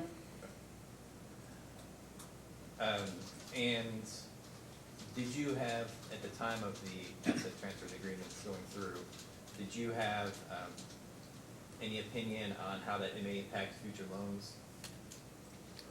I didn't know how it would impact anything, but I had a good, which we've talked about earlier, gut feelings won't always help you, but I had a feeling, I mean, not being a financial, not having a business degree or a financial background, I had a pretty good idea that losing those customers would hurt us in the future. And as soon as the customers were transferred, we noticed a little over a $40,000 decrease in our operating expenses, our cash flow. I'm gonna switch a little bit to Kentucky Rural Water Association. How long have you personally, have you been working with them at Southern? 20 some years. I mean, I started with Barry Back, that's no longer with them, when I was working at Mud Creek Water. And it's your understanding that Southern is a member of the Kentucky River Water Association, or Kentucky Rural Water Association? Yes, And through that membership, you get services from yes. rural water? And up until recently, your point person was who? As of 2 years ago, for the most part. Danny and Tim. Tim for a long time, and Danny Stinson has been carrying out and been doing a very good job. It could have been 2 years. But yeah, I've been working with both. But more recently, you've been working with Dan, Mr. Stinson. More recently, Danny. And they're here in the room today. Yes.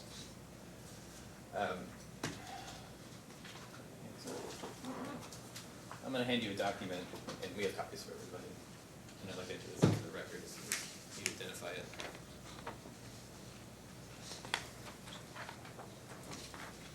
You got them all. Thanks, sir. Are you familiar with the?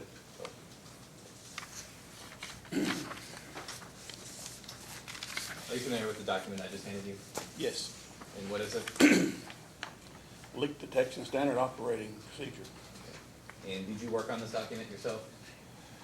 Mr. Danny Stinson prepared 95% of this. I think I had some input, but for the most part, this was prepared by him. I probably had a little, I don't know exactly how, but it wasn't much, but I would credit Danny for this.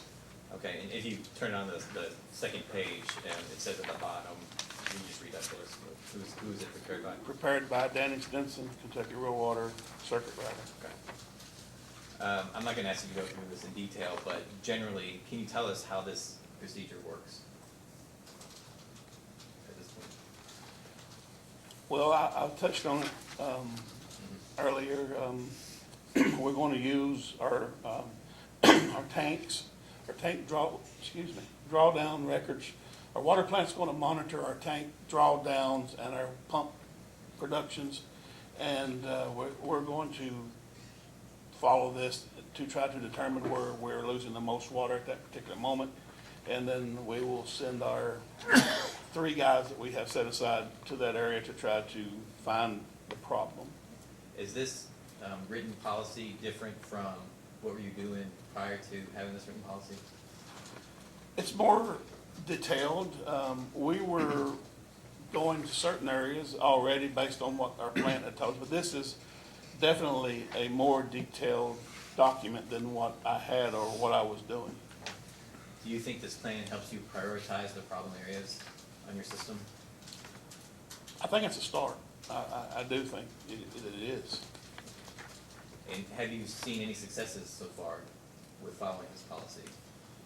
I have. We've developed, we have 22 tank sites, and we have 27 pump stations, I believe, but we broke down our system into 22 leak zones. Each tank is a leak zone.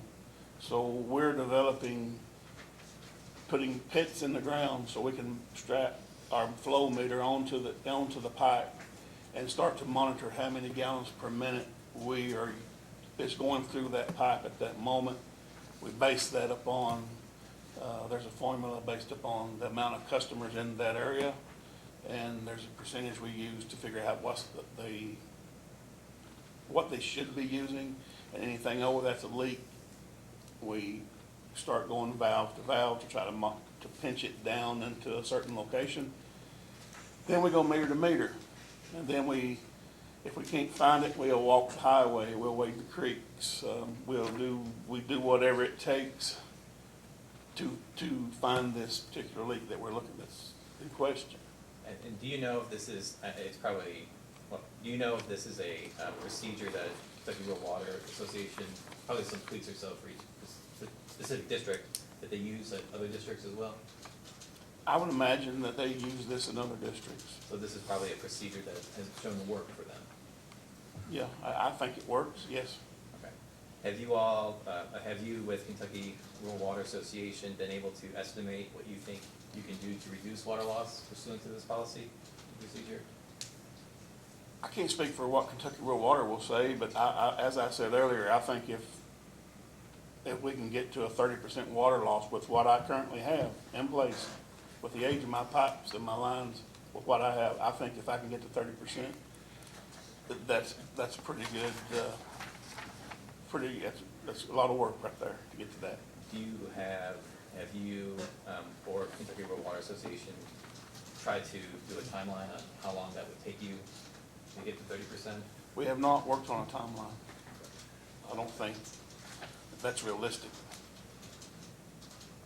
What do you think, sitting here today, can you estimate perhaps a timeline on how long it could take you You, to get 30%? If you were asking me to get to 30% and maintain and hold it, I would say 5 years minimum.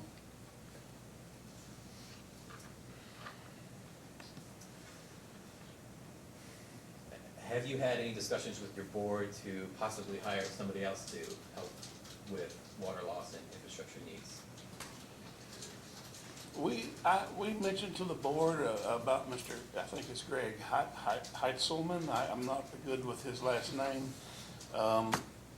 If Southern Water and Kentucky Rural Water can't pull it together, then we were going to seek him for advice and his expertise, and use his expertise to see if we can do more. But you have discussed that with your board in this? Yes, sir.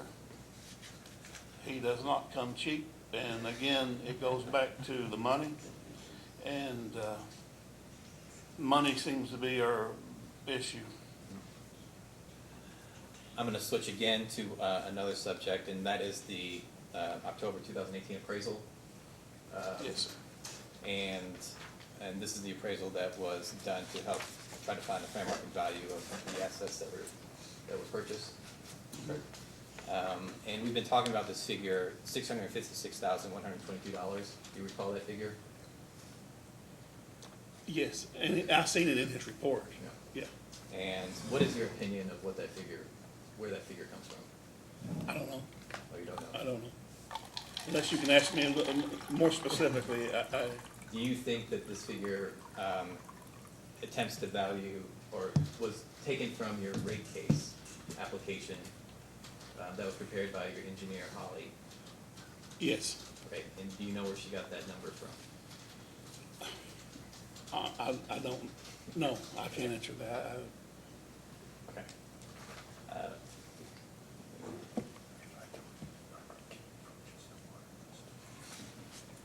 If I told you that number came just from the water customers, would you agree with me? Yes, Would you agree with about anything your lawyer says? yes, sir. Any other questions? No, sir, further question. I do. I have just a couple of last comments. So,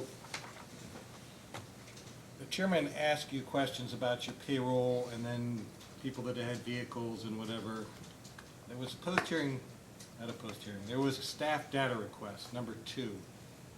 And the request was for information to Southern to provide a detailed list of identifying all compensation and all other payments made by Southern District to each of its employees and any contract personnel for the years 2016, 17, and 18. For each item, provide a detailed description of the purpose of the compensation and payment. We filed an affidavit that said, I can't do the contract employees because it's going to take me too long and I'm preparing for this hearing. Do you have contract employees? No, No, so the answer would be we don't have any contract employees, wouldn't it? yes. But dude, I mean, honestly, I didn't know exactly what you were asking, and I didn't want to throw something together that would not be, Okay, so clarifying that, if there's no contract employees, then all you need to do is send a response that says there's no contract employees. yeah, Conversely, you sent documents that show the payroll records, which is great, that's a form of compensation. But the request was for all payments, which would include transportation, expense account checks, any compensation or payments, not payments just for compensation, but payments to employees, which means you still have work to do. That will be followed up in a post-hearing data request to confirm that we're looking for that information, okay? okay, I guess we misunderstood the question, sir. I mean, and that's okay. I think that was a request for information for, That was the second request, second, well, staff's second request, I believe, Ariel, isn't that right? well, we'll get it. And then, I would like you to provide us a post-hearing data request, the fourth quarter monthly calculations using your formula that you described for water loss. The 3% that you said was for fire department usage and whatever the formula is that you're using to determine the internal flushing use for system usage. Just those 3 months actual, I know we get a report, but I would like you to describe, in other words, the 3% came from Kentucky Rural Water Association, and then what the other pieces of the formula are, okay? Okay, and are you gonna present that question to Yeah, me? it'll come in, Okay. It'll come in it'll writing. come in writing. A comment about the exhibit or paper that you handed out, I know you're gonna offer it into it as an exhibit or not, but I've been harping on this, doing an analysis to determine whether it's viable or not viable rather than gut feeling, and it's interesting that this leak detection procedure talks about it would be advantageous to consider the source of the water. For example, let's say you're purchasing water for $3.50 per 1,000 gallons to supply a zone that has been determined to have a 40-gallon per minute excess flow. You are also producing water at $1.75 per 1,000 gallons to a zone that has been determined to have 60 gallons per minute excess flow. Initially, you may think the 60 gallons per minute loss should be assessed first. However, when analyzing the direct loss in monetary form, the 40 gallons per minute loss is costing $201.60 per day, while the zone with 60 gallons per minute loss is costing $151.20. That's the type of analytical analysis that I'm talking about that helps you decide what the best decisions that you can make. That's exactly what this paper does. It helps you out to do that. And you're correct, sir, and we'll have to work with rural water in my plant to work. I mean, this is new to me, and that's the plan we're gonna follow, but it's gonna take some time for me and my guys to make this work the way it's on that paper. We're gonna do our best, but it's gonna take some time. I have one last curiosity question. I'm looking at the board minutes from October 23rd, 2014, and it says, Mr. Hall informed the board that the bids were open and awarded for the 3 surplus vehicles. As of today, 2 of the vehicles have already been paid for and 1 has not. Mr. Hall stated that Harpo was awarded the bid on one of the trucks and is refusing to pay due to the back bill he is saying the district owes for storage of the truck. While the truck was in his care, the truck has been stripped of parts. We have tried numerous times to bring the truck to our lot, but it's been fenced in and we are unable to get to the truck. What was the outcome of that? Sir, the best I can answer that problem has been resolved. We had a truck to go down, the motor expired on it, and I think he was the one that eventually had hauled it in. It was on his lot. He was applying, I guess, storage toward, or rent toward him holding it in. It was just it was just a mess, and but it's been resolved. That's okay. I thought it was funny to hear that the guy fenced it in, stripped it apart, and told you that you owed it to him for fencing it in and not being able to get to it. Well, I know, I read those notes as well, and I was kind of embarrassed, so to speak, for it to be written and presented that way, but that was the minutes, and that's. Commissioner Cicero doesn't know our law. Mr. Schmidt, to the extent that I thought I introduced this in maybe part of our, if I didn't, Yeah, let that be introduced as Southern Exhibit 1. That's complete. Just to clarify, the chairman had a pretty lengthy discussion with you about, the concept of another entity purchasing the water district, or the assets of the water district. And you kept referring to the management contract that that Southern was under when it first formed. Those would be 2 sort of different things, right? Was the private entity that has been talking to the board talking about a purchase or talking about a management contract? It was talking about management, and that's what Southern had before, was a management contract with U.S. Filter at the time. And I guess I feel like that the conversations that I have had with Kentucky American is a similar contract, of contract management. I was confused, I think. How many people do you prosecute for water theft? Because you said, we can turn them off, but you can go to the hardware store and buy a jumper bar. Honestly, well, I have not prosecuted anyone since I've been general manager. But while my previous manager had me to take anywhere from 5 to 10 different people to court for theft of service. And I was spending more time in court than I was working for the water. So when I become the general manager, my approach now to theft of service is, if I find one illegal meter straight pipe, we send our excavator and men out there, and we remove the entire service from the property. And if the customer wants water back, they must pay a new tap fee plus whatever they owed us at the time that they were either disconnected, if there's a record of that. But at the least, if we find an illegal, we dig it out and we shut it off at the court stop, and we don't have to go back to it unless they pay for service again. That has worked. It doesn't stop. I mean, there's a lot of people in desperate needs, and we find 4 or 5 a month that's illegal that we have to dig out like that. And we can't work it out with them, and we dig them out. But we don't, oh, go ahead. Bad debt expense, has that been increasing? I mean,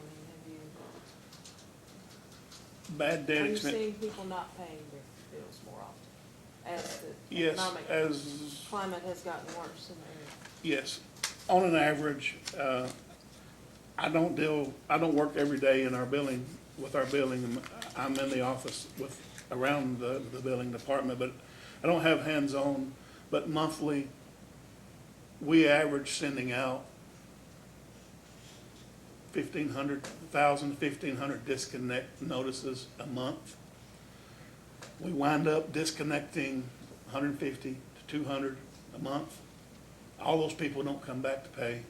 Most of them do, but it's our areas. It's tough. It's tough, and a lot of our population has been noted by the Attorney General's office that it's one of the poorest in the country. And being a small utility like we are, I think that benefits them because we're willing to try to work with them and be understanding of their situation and needs. And we try to help as much as possible.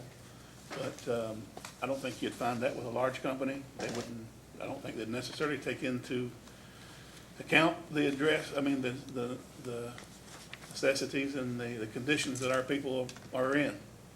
So we do the best we can. We know we make mistakes. We have a big water system. From my water plant to my last meter up Left Beaver, it's 35 miles. It goes through 6 tanks, pump stations. And our system is set up like a branch. It's called a branch system. It doesn't have a grid. You don't have backup supplies here or there. And if you have a problem at the beginning of your system or in the middle, the people on the end of your line are going to suffer if it takes any amount of time to repair it. So we have a lot of conditions that are Eastern Kentucky. Just about all the mountain districts, all our districts there are in a different situation than most water districts or utilities west of 75. I think we have we just have a rougher terrain and area to work. Anything further on this witness? Any other Just questions? one follow-up. Did you state that you use deposits to offset disconnect debt? Is that what you stated? I never stated, I don't think I stated that. Okay, I'm sorry, I must have misheard. No question. Is there anything further? Any reason why Mr. Hall can't be excused? You may step down and be excused, Mr. Hall. Thank you. Let's take a 10-minute break till 20 after 4 and come back and then talk about what we're going to do, okay? Now, we'll be in recess until 4:20.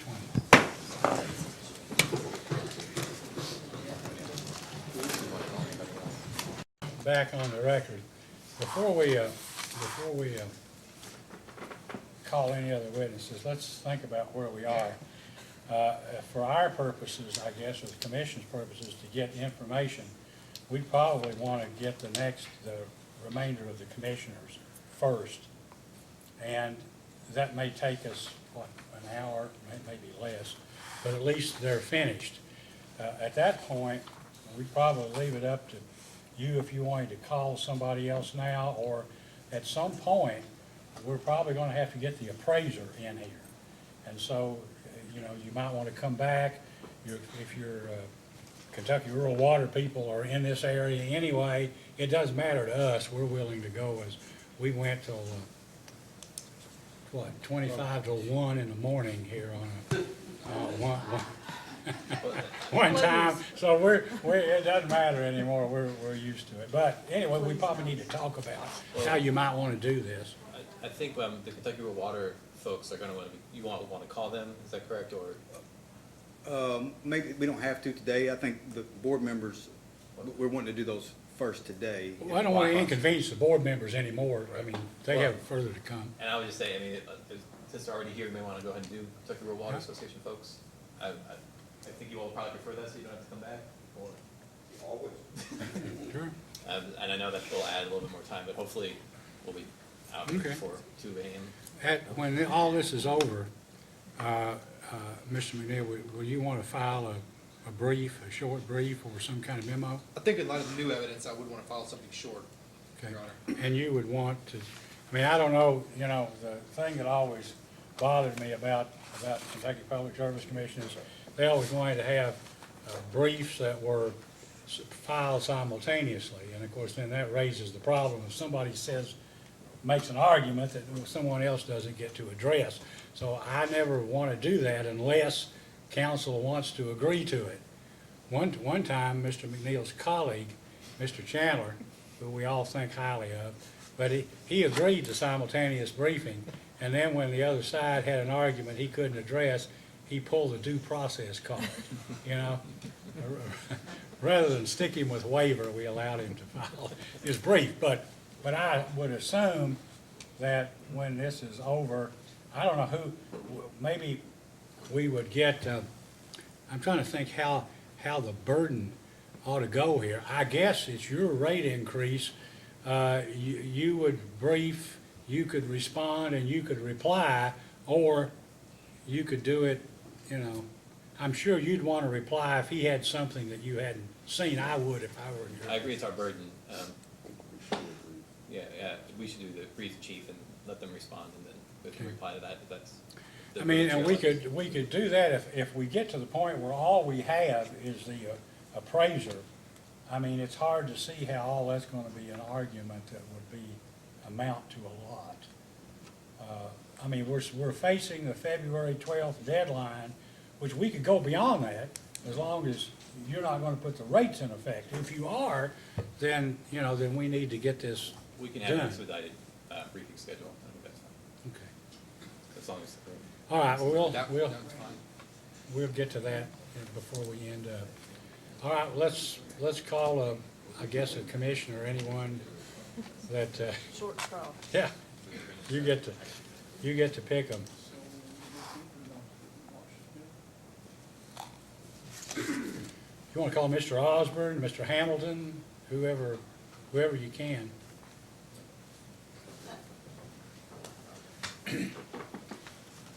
Will you raise your right hand, please? Do you solemnly swear or affirm under penalty of perjury that the testimony you're about to give is the truth, the whole truth, and nothing but the truth? I do. Please be seated. Would you state your name and address, please, for the record? My name is Larry Joe Osborne. I reside at 320 Reed Branch, Hughesville, Kentucky, 41640. Mr. Osborne, are you employed? Are you retired? I'm retired. I do some other contract work. I was in the insurance business for several years, still doing that part-time. So you're retired from what? Insurance? Or- Yes. How long have you been how long have you been a commissioner of Southern Water and Sewer District? It was in February of 15 or 16, I do believe. Did you, the slot that you went into when you were appointed, was the person, did somebody hold somebody in that position before you were appointed that died or retired or whose term expired, or did you know? I don't know. It was Bert Lane, and I'm not sure. I think he had personal problems. Okay. So you think he may have resigned and you Right. may have filled his unexpired term? Right. We're not gonna hold you to that. We're just trying to get Right. some idea of what these terms are. At some point, that might be important. So, do you know when your term is supposed to end? I was just reappointed, I'm assuming 4 years. Okay, you were appointed then, November. with, like Mr. Johnson, in November. Right. Or I guess if, I don't know if the term ended in December or what, but, okay. So were you involved, and if so, to what extent, in the negotiations with the city of Prestonsburg Utility for the sale of the sewer and water distribution assets? Me and Joe Jacobs, met with them a time, with the judge and Eddie Campbell.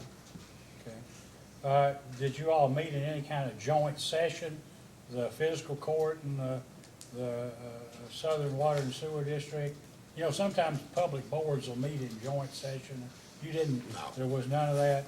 They just come to your meeting, or you'd meet at the local restaurant or someplace, or? Well, we met at the courthouse one day.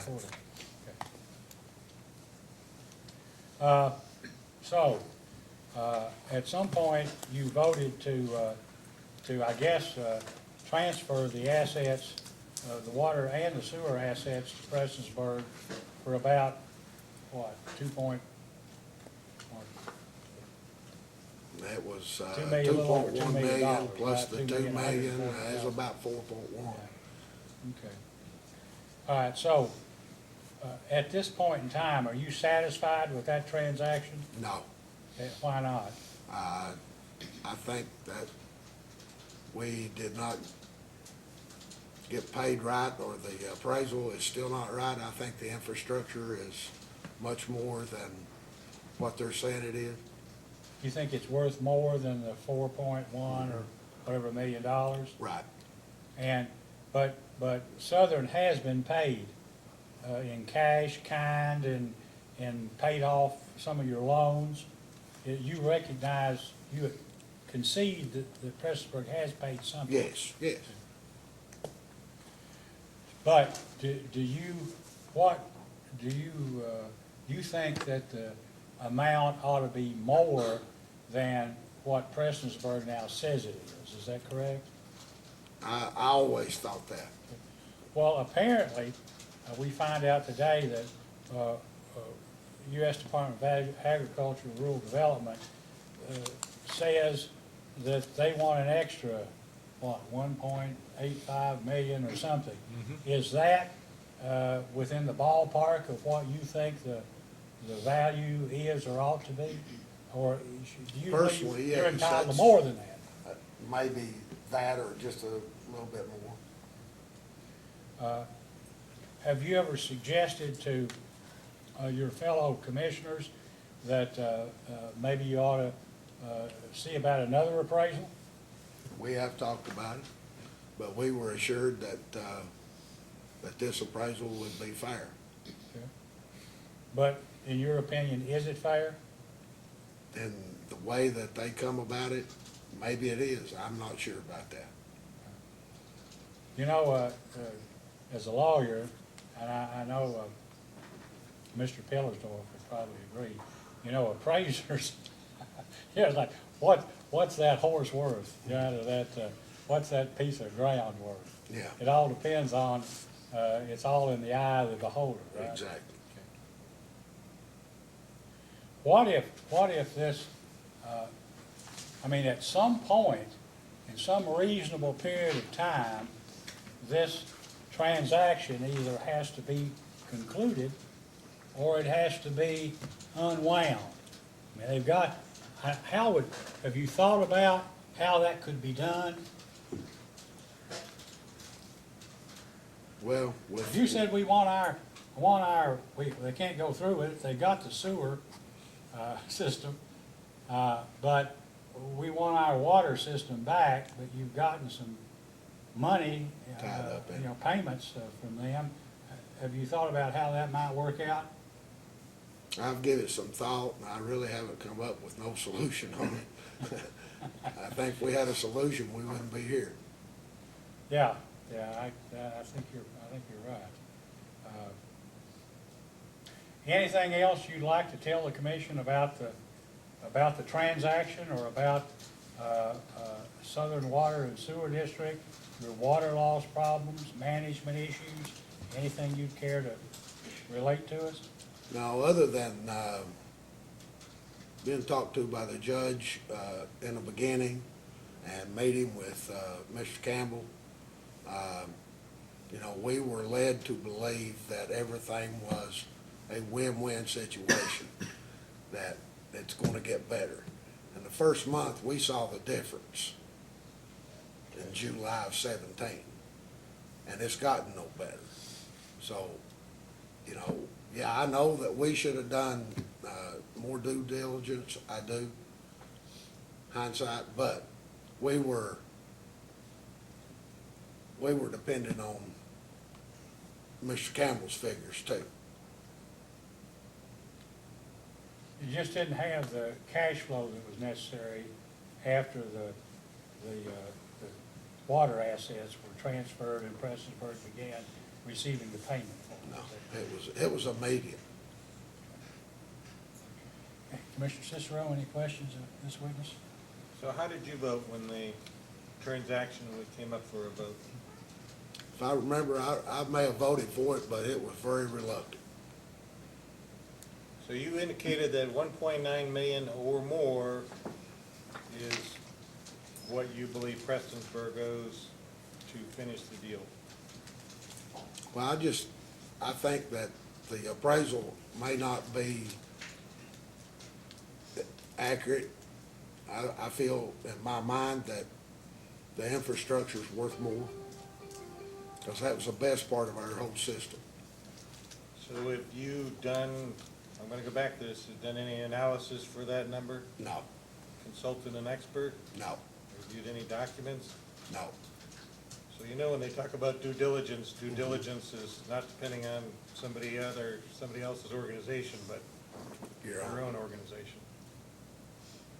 Do I have any other questions? Commissioner Matthews? So the section of the system, the water customers, you believe that was the best part of the system in that it had fewer leaks? It had fewer leaks and probably the best paying customers. And that would be maybe the schools, the commercial, Well, not just all residential?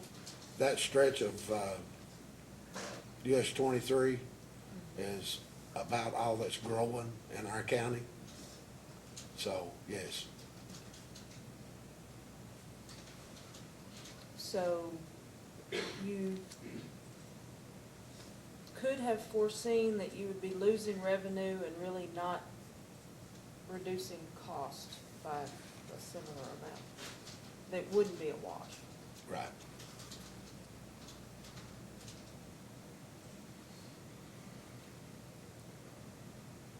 That's all. From Mare Creek, there where Blackburn's is, up to the Pike County line, is pretty densely populated when compared to the rest of your system. Would you agree with that? Oh, yes. And like you say, it's between, it's Betsy Lane, Stanville, and the city of Pikeville, correct? Exactly. Which is just a stone's throw across the It's Floyd 7, Pike 8, County line. 6 miles to Coal Run, and then you don't know when you leave Coal Run to get to Pike. Mr. Bowker, any questions? Just very briefly, just making sure, do you go to Water District Commissioner training every year, get your 6 hours every year? Yes. Okay, and did you get your initial 12 hours? Yes. Okay, that's all I have, thanks. Mr. McNeil? No questions, Your Honor. No questions, Your Honor. Questions? May this witness be excused? Yes, sir. You may step down and you may be excused. Thank you. Yes. Mr. Chair. Just call another if you. Well, can I address one issue? I think I may have misspoke before. Pursuant to the order on December 17th from the PSC, the deadline was extended to, we agreed to a deadline of February 1st. Oh, I was thinking it was the 12th. Is it the 1st? February the 1st or something. Right. Okay. Yes. So, and Mr. Hall informed me while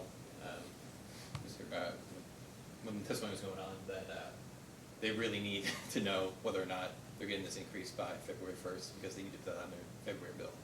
So that's the time crunch we have.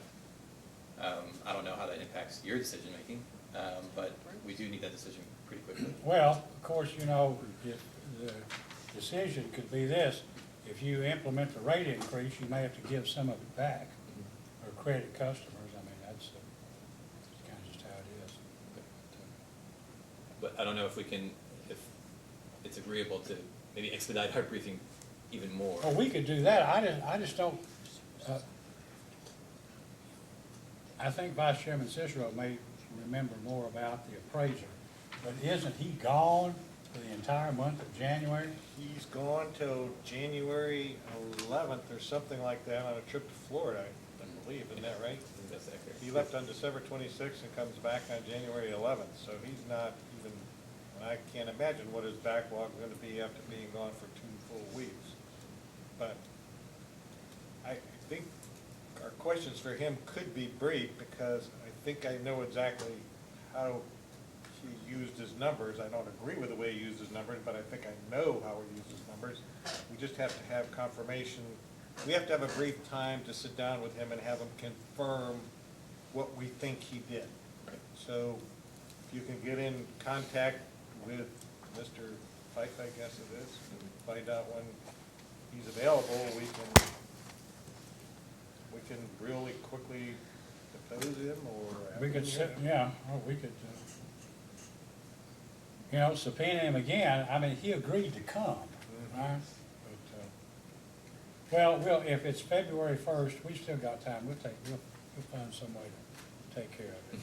I appreciate it. Thank you.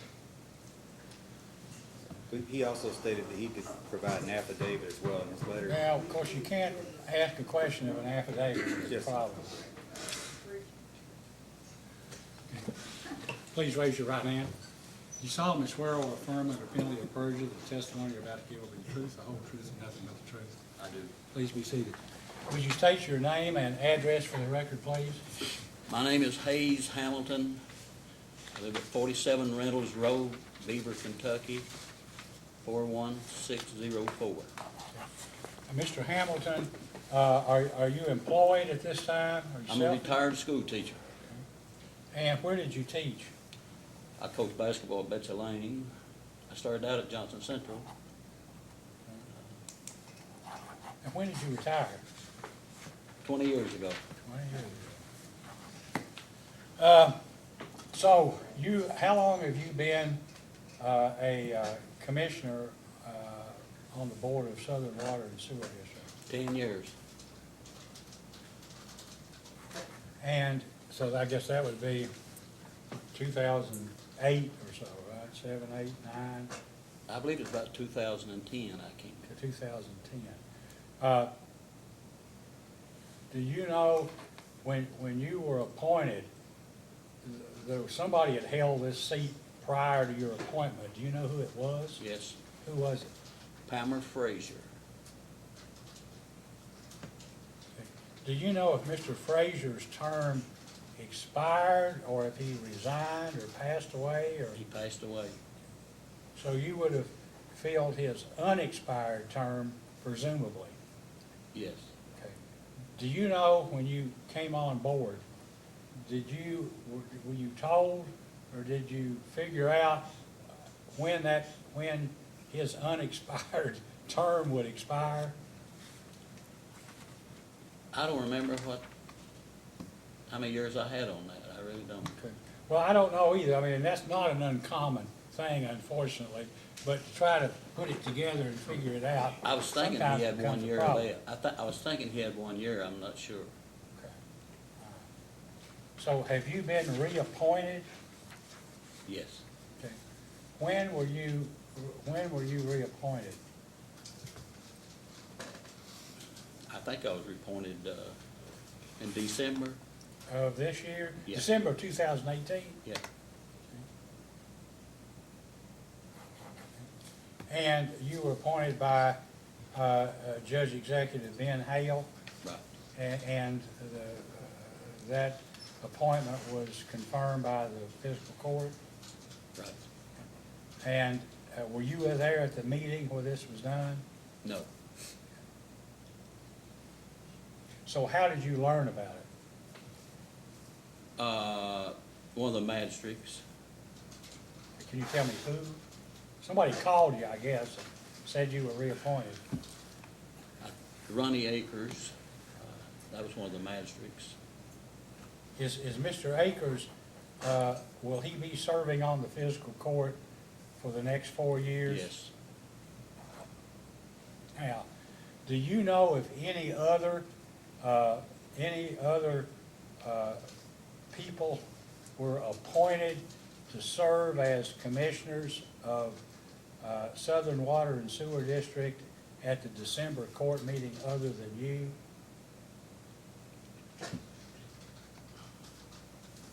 Well, I'm not sure whether I got appointed in November or December. Okay, I fair really enough. don't. Well, the reason I ask is that when the complaint that was raised here, somebody said that you, Mr. Jacobs, because we were told Mr. Jacobs had resigned.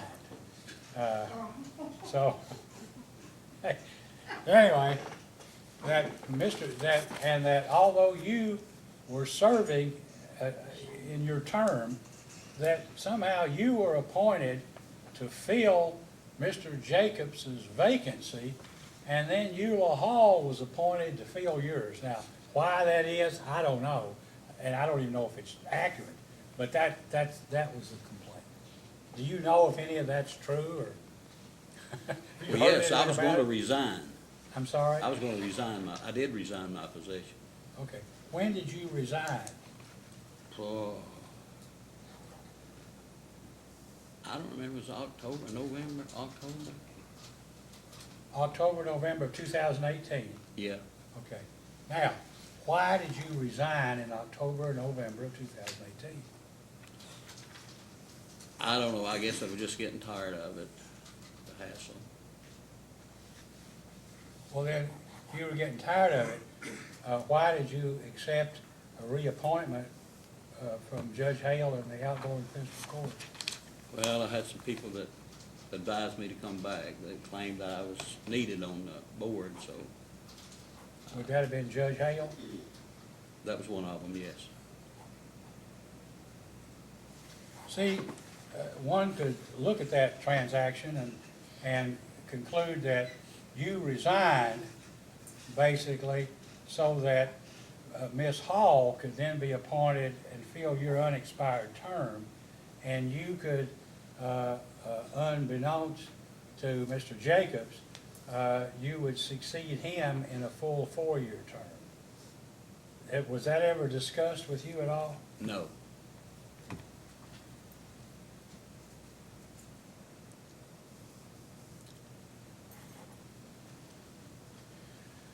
So, did you have any, were you involved at all in the negotiations with Mr. Campbell or Prestonsburg City Utility Commission? Just when they came to our meeting, our board meeting. You never met with anybody privately or at the Floyd County Courthouse or anything like that? No. So were you for this sale of the water distribution assets and the sewer assets? No. Well, did you vote for it? Yes. Well, why did you vote for it? Well, when the fiscal court and the judge came up there and they suggested we did do that, and they convinced us that what a great job it was, you know, for the Southern Water and Sewer. And I voted against my good judgment. Well, why did they care one way or the other? If they told you, obviously, everybody says they were pushing this, why were they pushing? Did they say? They never actually said, but reading between the line, that I figured it was that $2 million debt, you know. That they hoped that in doing that, somehow Prestonsburg would come up with whatever money you received would go to the Floyd County Fiscal Court. Is that what you're saying? Probably, I don't know for sure. I mean, that's just your assumption. You know, when I got on the board chair, I know Mr. Halbert, he advised me, he said that I guess the county judge preceding that had borrowed $2 million against the board. And they never got any of the stuff out of it, you know, money-wise. And we actually shouldn't have to pay for that, and I guess they sent it to the Public Service Commission and the Attorney General, and they ruled that we didn't have to pay for that. So, I don't know. Yeah, well, it's pretty nice if you get the benefit of $2 million, you don't have to pay it back. I mean, I don't blame you. Oh, yeah. You know, it's all right too if you get something out of it. But they said, I don't know. I just, this is hearsay, that said the water system never got any money out of it. I don't know. I wasn't there. Okay, well, I don't either. I thought the purpose of the bonds that were sold was to raise money for the water district, for Southern, but you don't know one way. I don't know. I wasn't there, so it was just hearsay what I had. But they told me at the time they never got any parts or anything out of it. Did you feel any loyalty to Judge Hale, Judge Executive Hale of the Fiscal Court, to kind of go along with what they wanted y'all to do? Not really. But I guess he did convince me, you know, that that was in best interest. Were there any members of your commission, Ms. Johnson or Mr. Jacobs or Mr. Osborne or anybody else that expressed any misgivings about doing this before the vote was taken?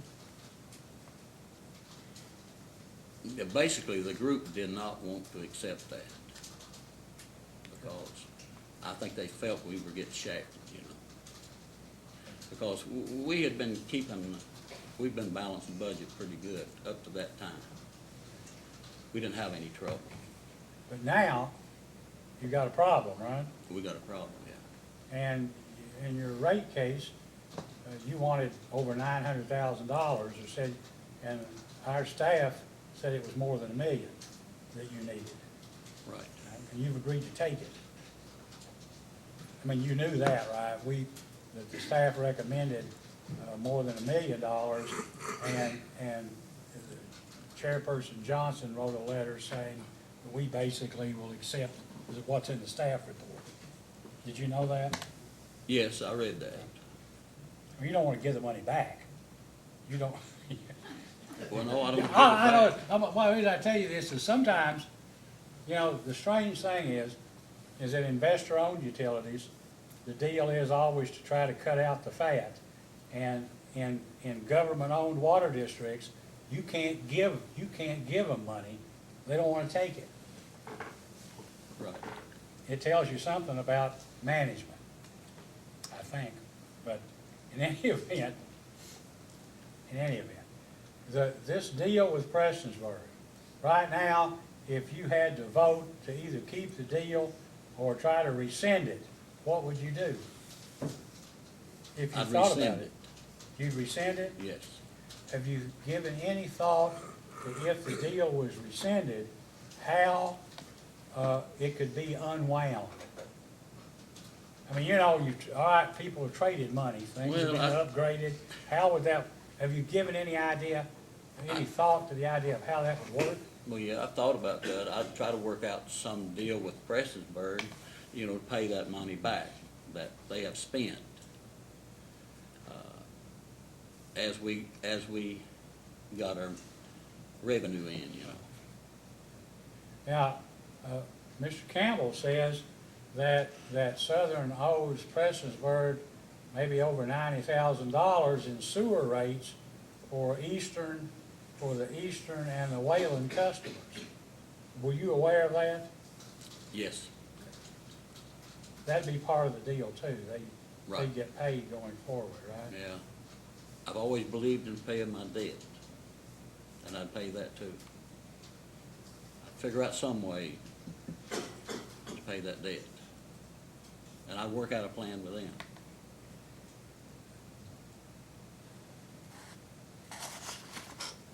Mr. Cicero, any questions? You do. So what do you believe the value of the transaction is? Well, I'm gonna say it's a lot more than what we got. The appraiser's number, 4.1s, or more than that, or what, I figured it'd be about 4.3 or something to say. I'm gonna ask the same question. Did you consult with an expert, or to come up with your 4.3? Was there somebody you've consulted with?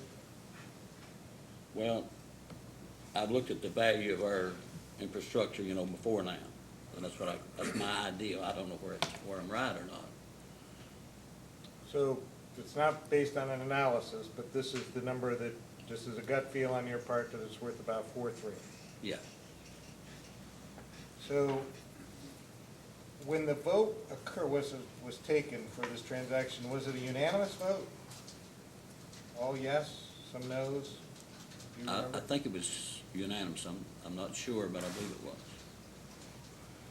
So a unanimous vote, everybody on the Southern Water Board was convinced that this was a great deal, and they were able to obtain a unanimous vote on a transaction that everyone now believes is a bad deal.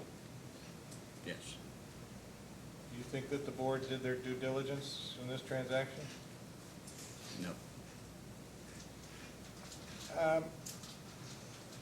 You said that you had a balanced budget and everything was going well.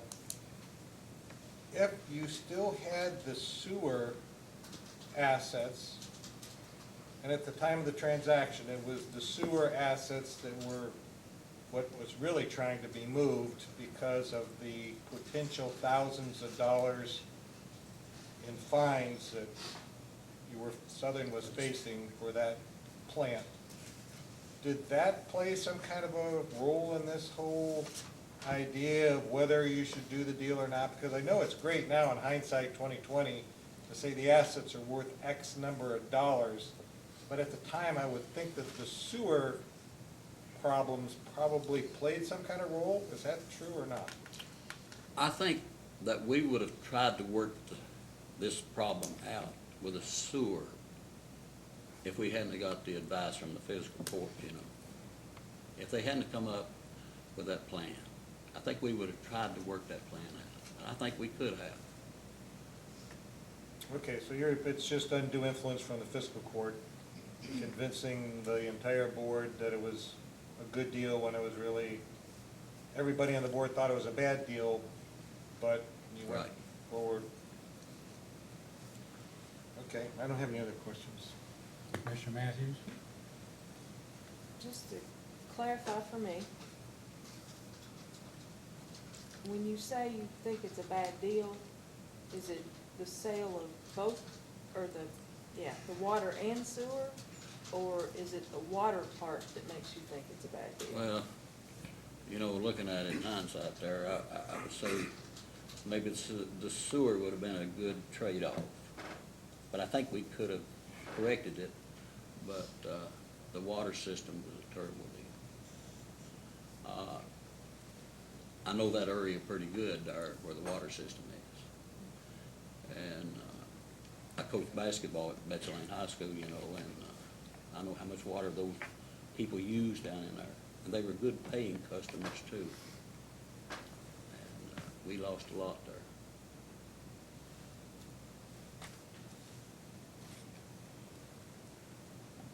I don't have anything else.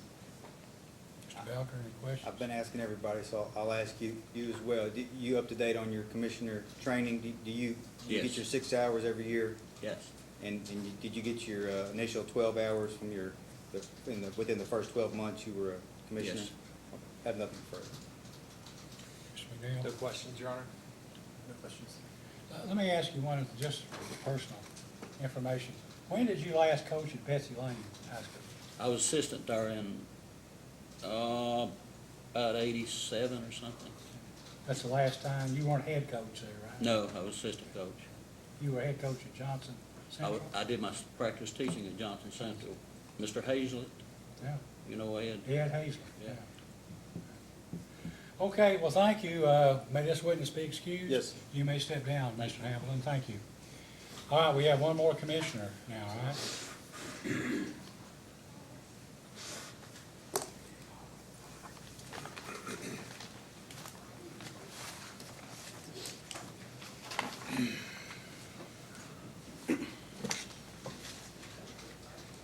Please raise your right hand. Do you solemnly swear or affirm under penalty of perjury the testimony you're about to give will be the truth, the whole truth, and nothing but the truth? I do. Please be seated. Can you please state your name and address for the record, please? Barry Hall, live at 112 Glenwood Lane, McDowell, Kentucky, 41647. I've had my 12 hours and my 6 hours. No, well, thank you. I appreciate it. Very efficient. Thank you, sir. Well, are you, Very efficient. are you employed or self-employed or retired? I am a retired school teacher and basketball coach. Okay. And where did you teach and coach? Southwood High School. When did you last teach and coach there? They may not have been the same dates. Yeah. Were you there, you were there before Henry Webb or after? I was there before Henry, and then he took over for me, and then I took back over for him, and I think the last year I coached was 2012. How long have you been a member of the commission, I guess, the Board of Commissioners of Southern Water and Sewer District? I believe that's 3 years. Do you know someone held this position or this slot before you did? Do you know who that was? It's my understanding it was Scarlett Stumbo.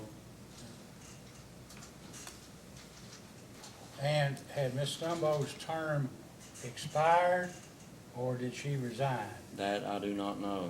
We know she's still alive, right? I know her husband. Scarlett Stumbo's husband was the chairman of the school board Jeff. during this time period. Okay, so do you know when your term expires? I believe it expires in December of 2019. You were the only person known to anybody who wasn't reappointed in November or December. That's because your term hadn't expired, If right? you want to speed that up, that's fine.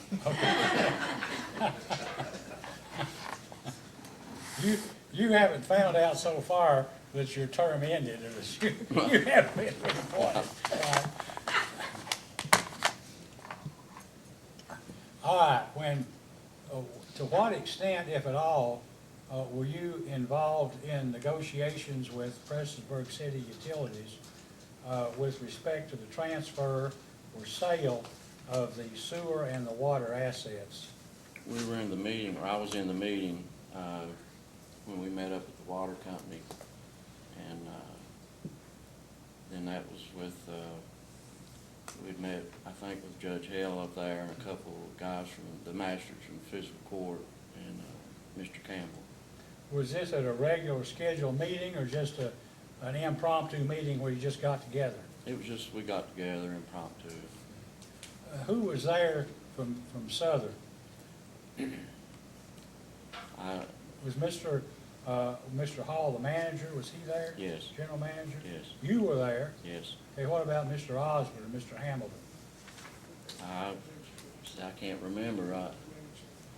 I couldn't say for sure. Okay. What about Miss Johnson? Was she there? I believe Miss Johnson was there. So what was your take on, is that the only meeting you attended where this discussion took place? That's the only meeting that I can recollect, yes. All right, and so what was the position, did you have a position going in to this meeting? I was open-minded, and I believe at one meeting that we had a regular scheduled meeting, we had a engineer had, not Troy's outfit, but an engineer told us that the sewer plant at Wayland and everything, how much it was gonna cost, the expense and everything, and we were encouraged, to my belief, to get rid of the sewer any way we could like that. Okay. Do you have any recollection as to the approximate cost of basically rehabilitating the Wayland sewer plant, as what the engineer told you? The best I can recollect, it was in the hundreds of thousands over 100, right at it maybe. So, I mean, others have said that basically Judge Executive Hale and fiscal court members were basically encouraging the Water Commission to basically work out some deal with Prestonsburg. Exactly. Is that- They were encouraging that, and I believe the rhetoric that used, it was a win-win for both Prestonsburg and Southern. And before the transaction took place, before any agreements were signed, what did you think about it yourself? I knew that we would probably have trouble with the sewer, and I wasn't that familiar with, at that time, with the water that Prestonsburg obtained. So I guess, saying reluctantly that, I went with what the rhetoric that I was told, that we were here, that it was a win-win for both. So how has it turned out, in your opinion? Has it turned out to be a win-win? No, it has not. What is there about it, in your view, that makes it not a win-win? Well, we're going, losing 40-some thousand, I believe a month is what it was. And I know Prestonsburg's done a lot of improvements, Eddie's company has, with the water that we gave up. It's just, it's put us in just a bad spot.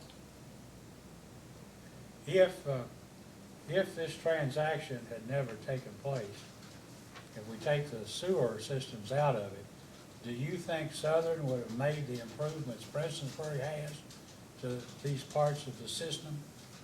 No. By putting in new smart meters and doing these if we- upgrades? Yeah, if we could have done that, yeah.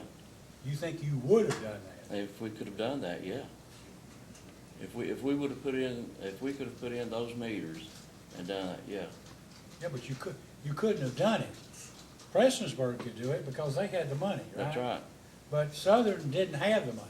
At that time, no, and not at this I time. mean, Prestonsburg had, according to this appraiser, $4 million in the bank.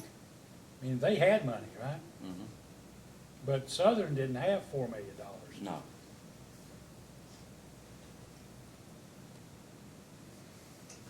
So, going forward, I mean, what's your position with respect to how this ends?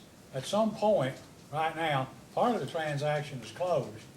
The rest of it is Prestonsburg is improving the system, the water assets. They've invested money in it. They're collecting the revenue from it. But if rural development doesn't give in, or Prestonsburg doesn't give in, or they don't have a compromise, at some point, I mean, we've got a situation here where if not now, at some point in rates, we can't move forward unless there's some resolution to this. I mean, at some point, it has to be over. So how would this be resolved, in your opinion, if you have one? No, I'm no expert, but if, the only way that I see that we could resolve it, if we did get that water back, and we would have to compensate Prestonsburg for what money they've been out, for what they've spent, and that, set up payments. That's the only way you could do it, in my opinion. And pay them back, they get paid for their sewer rates. Exactly. But you'd expect them to keep the sewer system. Yeah. And you all would do their billing for them, right? Yeah. For a fee, 3% or 3%. whatever. Yeah.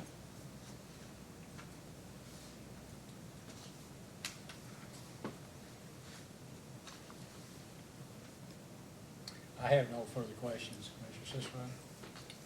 So who initiated the contact? Was it Judge Hale or Mr. Campbell from Prestonsburg that said we need to make a deal? It was Judge Hale.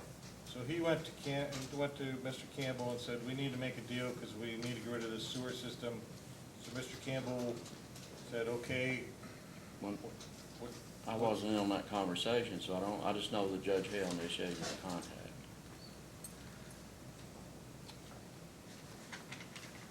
You indicated that you're losing 40,000 a month, Approximately, which happens to be 480,000 a year, yeah.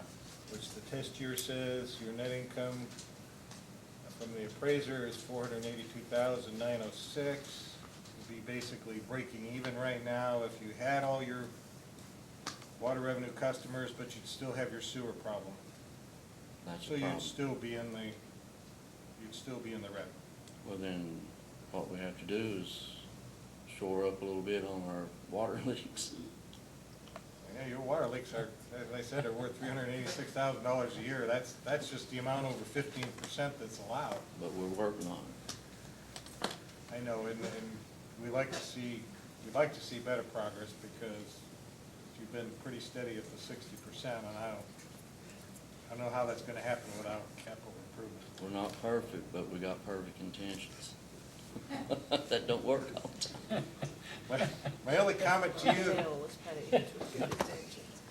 I went to school too, and I can't find it, I've never had a teacher that let me get by on good intentions, I gotta admit. They just wouldn't allow that to happen. So, from your past profession, I gotta believe you wouldn't allow that. I don't have any other questions. Mr. Matthews? I don't have any. I have nothing, Mr. Belker. No, sir. Mr. McNeil? No questions, Your Honor? Any redirect? May this witness be excused? Yes, sir. Thank you. You may step down, thank you. Tell them if they go outside, they can't get back in. Oh, I forgot to tell you, if anybody goes outside, our receptionist at 5 o'clock leaves. And we're not into overtime either, given our budget constraints. So if you go outside, you may not be able to get back in. Unless somebody opens the door for you. I didn't want to say that before all the commissioners testified, because I thought there'd be a run on the front door. But anyway, okay, I guess, Mr. Belker, do you want to call some people from Kentucky Rural Water? Yes, we can call Mr. Blanton or Mr. Stinson in any order. Mr. Blanton would be fine.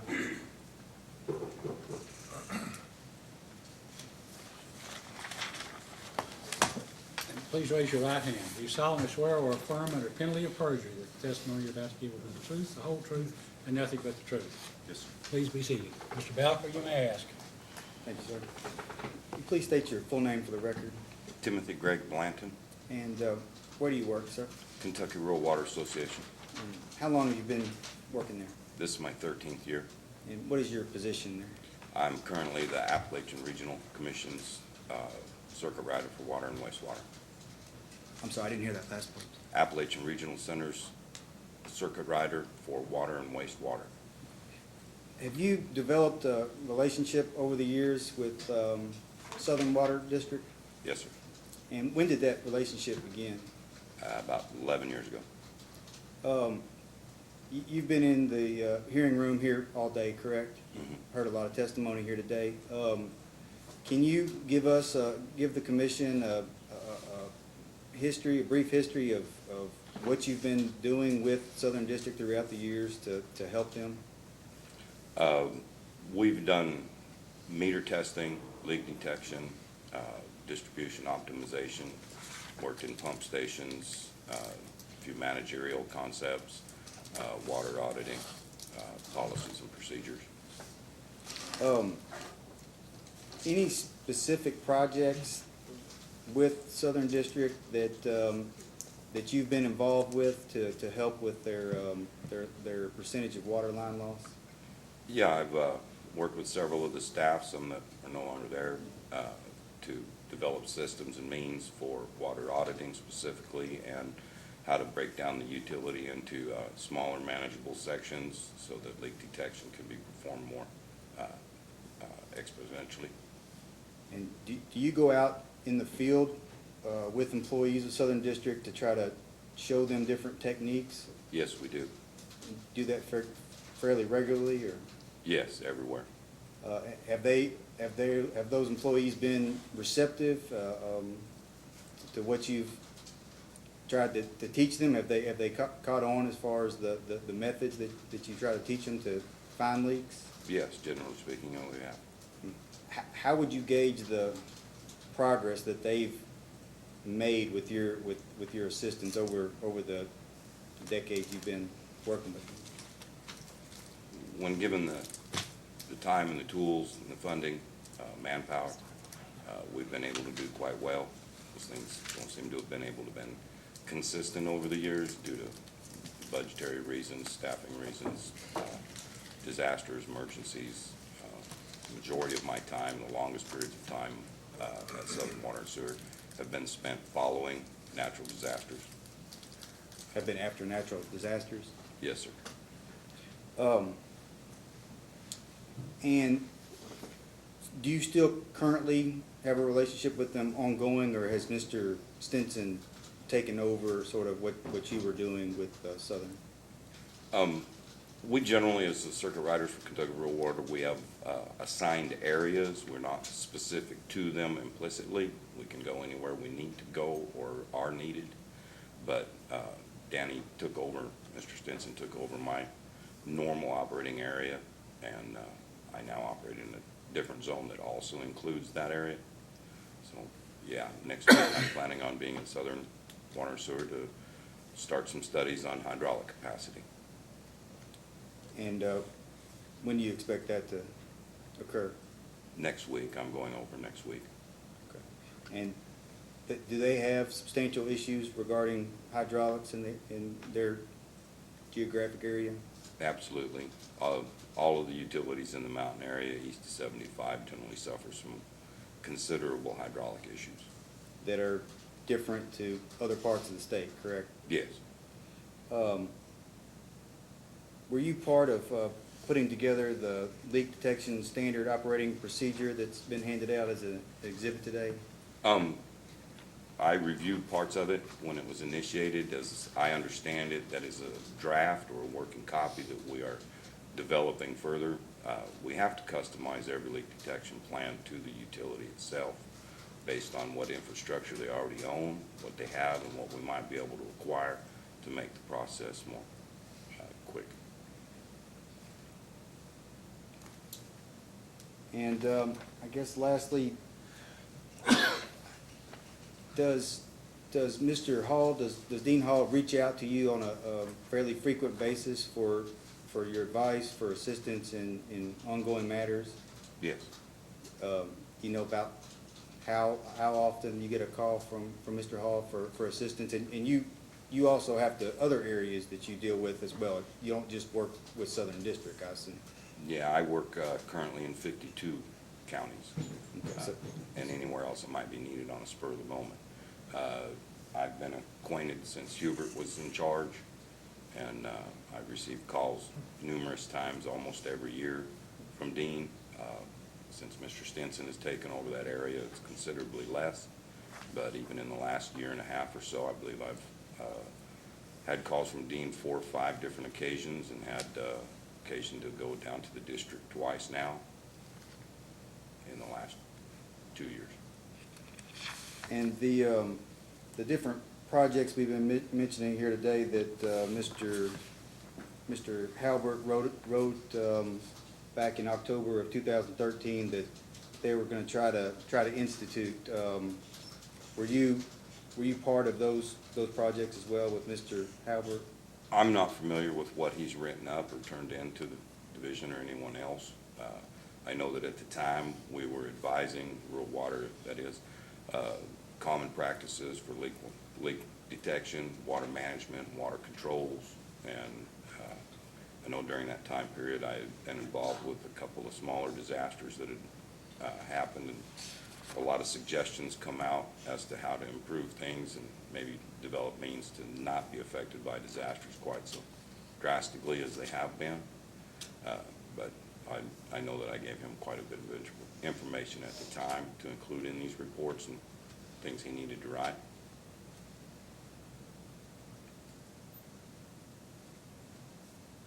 I have no further questions. Thank you. Any other questions? Just one, Your Honor. In your opinion, do you have an estimate, can you estimate how long it would take Southern to get down to a water loss of about 30%? I don't believe anyone ever could. All the utilities are so distinct and so unique in their needs and processes that we would have to continue with the in-depth optimization of the utility before we can put a time frame, and it would have to be, for lack of a better term, very elastic.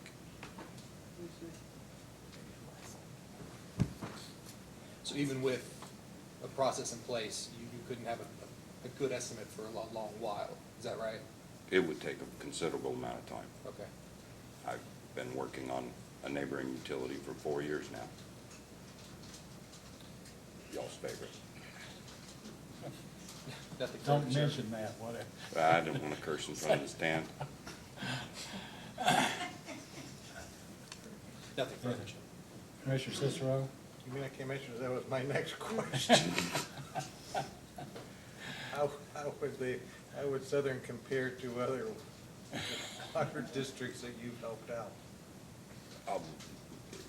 No worse, no better than most, better than many. Better than many? Staffing-wise and equipment and warehousing, having the materials on hand to do the job necessary. The majority of the utilities I go to can't say that. They can't. So I'm curious, are you the source of the 3% for fire usage? No, that's actually by rule. I know it mostly because I'm on our water loss management spreadsheet sets when it comes to calculating fire department usage through our spreadsheet. The rules are written right in it, and the last sentence is that if you are not receiving reports from your fire department, 0.3% of total sales may be accounted for as fire department use. That's a Kentucky Rural Water Association number? No, it's got a KRS number to it. I just don't happen to know it right now. I can find it for you. How about the system usage formula? Are you the source of that? No, our spreadsheet package was developed by Clem Wethington. It uses basic engineering formulas. If we enter the size and dimensions of an opening in the pipe, whether it be a crack or a hole, the pressure that was involved at the time of the leak, and we allow it to do its job with a little bit of encouragement, we can get a very accurate reading or use master meter readings as we can for a more accurate estimate. Well, I think Mr. Hall referenced fire hydrants and the openings on fire hydrants and how many were completed on a, I thought he said daily basis. That seems pretty frequent. But whatever that is, that formula that's used to develop the flushing of the hydrants, did you come up with that, or is that part of the software you're talking about? No, that's part of the software.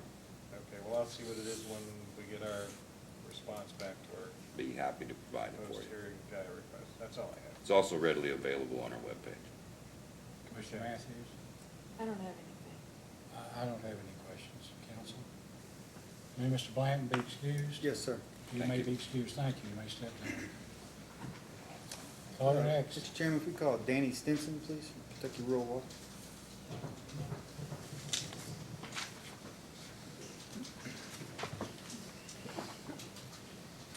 Please raise your right hand. Do you solemnly swear or affirm under penalty of perjury that the testimony you're about to give will be the truth, the whole truth, and nothing but the truth? Yes, sir. Please proceed. Mr. Walker? Thank you, sir. Can you please state your name for the record? Danny Joe Stinson. And same work address as Mr. Blanton? Yes, Kentucky Rural Water Association. And what is your position there? I'm a circuit rider. And how long have you had that position? I've been employed with Kentucky Rural Water for 2 years. And how long have you had a relationship with Southern Water and Sewer District? For approximately a year now. I visited, actually, I have a timetable if you like. Sure, yes, please. I know I initially met Dean and the guys from Southern during the wheelwright water crisis. They came over and provided assistance for them.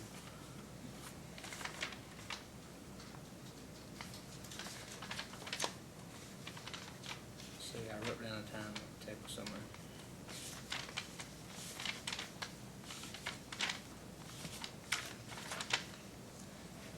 On January 10th of 2018, I was called out on an emergency to Southern. They had a leak that they couldn't locate, as well as a time on July 16th That's when we really began talking about their historical water loss. So I set up a time to return in August, and looks like I came back on the 21st, 22nd, and 23rd, and we were trying to gather data to develop this plan that we're talking about now. Then I later returned on the 23rd and 24th of October, and since then I have not been able to make another visit, but we've kept in contact by phone. And was it your, and I'm trying to remember from earlier today, but was it your idea to come up with the leak detection standard operating procedure? Were you asked, or were you asked by Southern District to come up with that, or did you think that was something that they just needed to have? Well, I thought if they had a written plan where they could, refer to it at later times, that it would be real helpful to them, because having 22 tank zones, you really need to have a plan where you can assess your whole system on a daily basis, rather than waiting a whole month and potentially losing water due to a leak for 30 days, when you could lessen the amount of time it's leaking. So you saw some issues with that, and then asked Mr. Hall or someone at Southern District whether they had a plan in place or not, a written plan? Yeah. And when they said no, you suggested you all might want to go ahead and have a standard operating procedure for leak detection. And can you go into a little bit of detail regarding how you all came up with the plan, with the procedure? Yeah, no problem. With 22 tank zones, I'm always thinking, yeah, that'll help if I have it. Each one of these, I've done these for a few systems, and I try to make it the most efficient for each system. That way they can get more out of it. With 22 tank zones, the most efficient way I think that a utility could assess their system on a daily basis is by their tank drawdown. And just to define that for people that haven't ran a utility, say normal circumstances, you would have a pump that feeds the tank and then a pump that pulls water from the tank. When those pumps are off, you can measure the flow or the demand for that area based on your number of customers. And so your number of customers is kind of like the speed limit. And if you measure how fast your tank falls, that's your miles per hour on your car. Sort of a little analogy I came up with. But yeah, say you have 100 customers to a tank zone, it should roughly come to about 10 gallons a minute per flow. If your tank draw shows you have 100 gallons a minute per flow, well, you can readily see a 90 gallon a minute excess water flow in that zone. So it's just kind of like a tool to make better decisions about where you spend your resources. Okay. Thank you. Yes,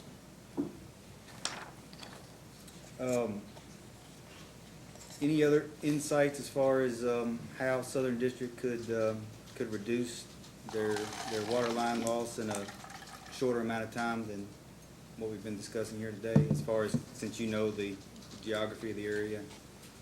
Anything else that we've left out that you've been sitting in here listening to the hearing and thought of? Well, the other side too, there's two sides to water loss. You have the water actually lost, but you also have your sales. It's the other side of it. Dean and I were talking about their sales to the residential customers, and I was trying to determine the demand factor by dividing the total water sold by their number of customers, and it usually averages out about everywhere I go to 0.09 to 0.1 gallons per minute per customer. And when I broke it on down by each month, I noticed an anomaly that some months it was as low as 0.06, which that could That could tell you that there's possibly some meters not being read consistently. Perhaps they're skipping a month and then catching up a month later. So, Okay. Well, thank you for that. I have no further questions for you at this time. Thank you. Mr. McNeil, No questions, Your Honor. Mr. Cicero? So your analysis kind of confirms that there could be meters that are being not read and estimated? that is, that's what it shows, potentially. I can't think of any other reason why 1 month you would sell 27 million gallons of water and the next month you would sell 17 residentially. Thank you for that confirmation. I don't have anything else. Mr. Matthews? Nothing.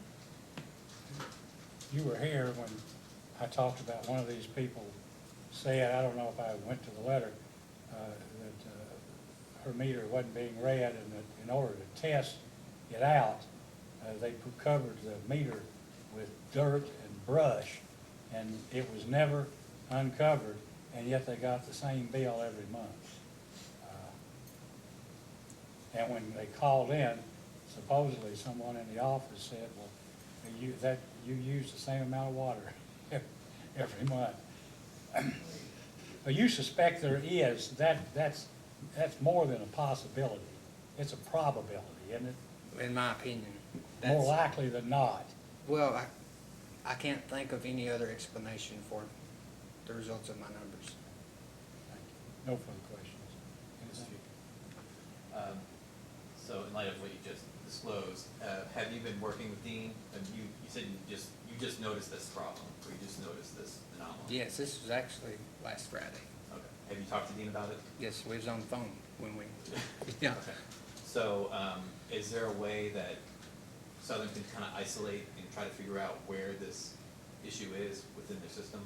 Yeah, potentially you could, if you broke your meter cells into zones, you know, besides having a route that covers 5 tank zones, could break your routes down into specific tank zones, and then divide your cells by your number of customers per that tank zone.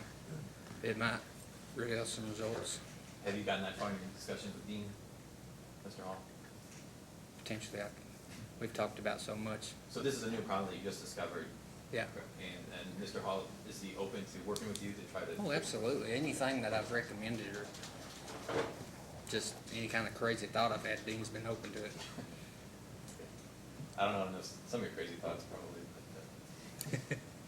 But, going back to the leak detection plan, have you seen improvements since in the short time that plan's been put into? Yeah. You know, it takes a little time for people to get used to operating differently. But I can tell you there's one tank zone in particular, the Spurlock tank zone, which was initially a tank draw showed that it had approximately 150 gallons a minute excess flow.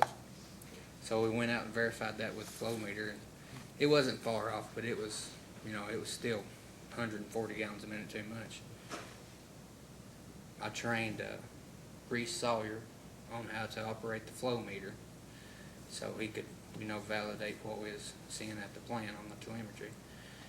And then his guys were trained on how to make sure that a valve is shut off when they shut it off and interpret the results back at the flow meter.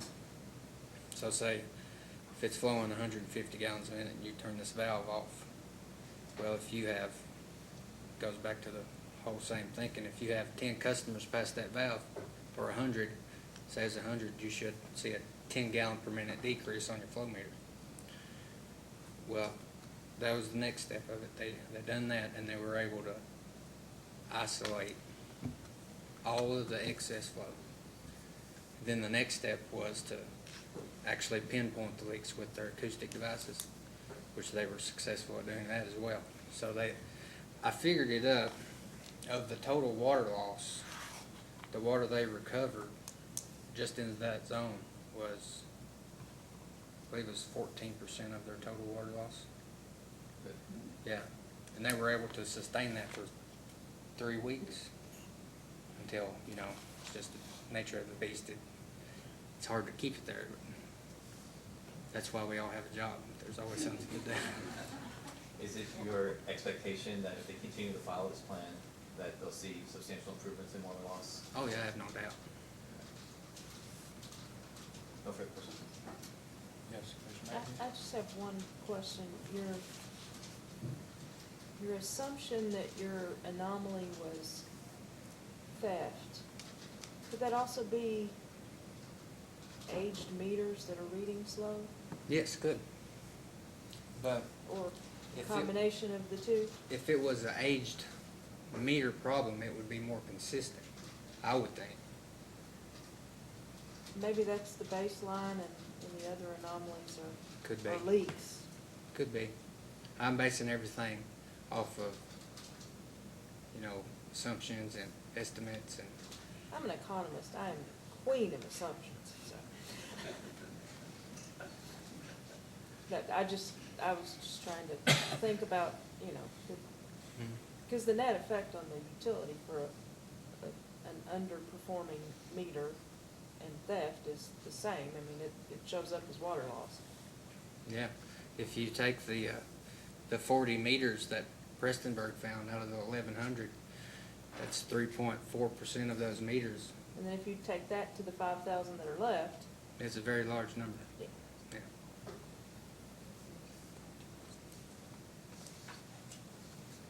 Anything further? I got nothing.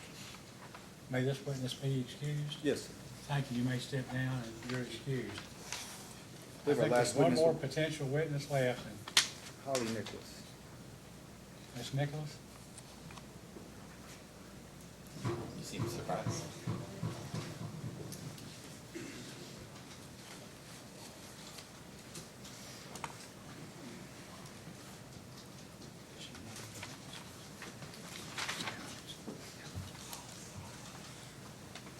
Please raise your right hand. You solemnly swear or affirm under penalty of perjury that the testimony you're about to give is the truth, the whole truth, and nothing but the truth. Yes. Please be seated. Mr. Valker? Ms. Nicholas, could you please state your full name for the record, please? Holly Lynn Nicholas, And where do you work, ma'am? Kentucky Engineering Group, And how long have you been there? 10 years. And do you have a relationship with Southern District? They're a client of ours. Okay. And how long have they been a client? Well, with Kentucky Engineering, probably about 5 or 6 years. But I've worked with other engineering groups, and they were a client of ours at that point. I'm actually going to direct you to, or I'm going to read into the record part of our staff report in this case in 2018-230. Our staff has put into the staff report regarding, it's on page 6, but I'm just going to read it to you. It says, reduction in water sales. During the test year, Southern District transferred its sewer operations and a portion of their water customer base to the PCUC for financial consideration. Southern District provided a billing analysis that accounts for the lost revenues of $656,122 and the loss of 60,744,000 gallons sold to these 1,160 customers. Commission staff finds that the billing analysis shows that these adjustments are reasonable and should be accepted by the commission. I believe the staff is basing the $656,122 in lost revenues based on a figure that you had provided. How did you come up with $656,122? It was in the initial application filing. There was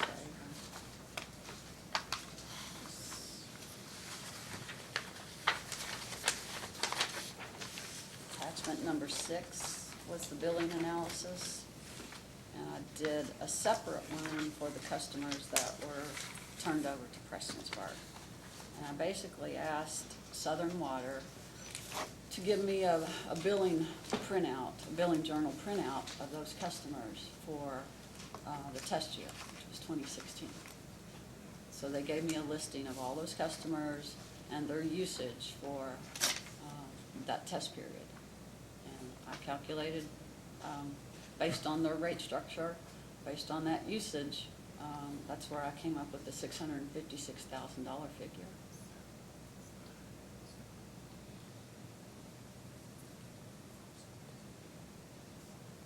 So it was entirely historical in nature from what Southern District provided, that number? Yes. That's actually all I have for you, ma'am. Thank you. Mr. McNeil? Just a few, Your Honor. Just to clarify, are you an engineer? No, I'm not. What is your title at Kentucky Engineering? I'm a project administrator. I prepare government documents for rural development projects, KIA. I do, try not to do too many rate studies, but I seem to be doing more and more of them. I help our clients secure funding for projects. I work with rural development and KIA particularly to get funding. Is it correct you also help prepare Southern's application in this matter? I did their application. You did the yes. application? Did you have any legal assistance in preparing it? No. Well, I take that back. There were a couple questions I might have run past Damon Talley, because I was working with Damon on another rate application at the time, but they were general questions. They weren't specific, because I knew of his relationship with Prestonsburg. That's all I have, Your Honor. Commissioner Cicero, any questions? So has anyone ever come back and questioned your number of $656,122? No, It's never been re-audited or verified? no. I'm only curious because this whole appraisal seems to be based on this one number, and yet nobody has gone back and, Well, I assume the PSC staff looked at it. I'm sure they And- did, but and if they they're had- basing it on they're basing it on the billing information that you're providing, but are you running the calculation that she's run, or are you accepting her number? She's accepting your number. Your number is golden. Because it's not been verified. It's what a $4.1 million appraisal is based on. The appraiser never went back and did any other calculation. He accepted this number and backdated it 5 years, and then projected it out to come up with $4.1 million.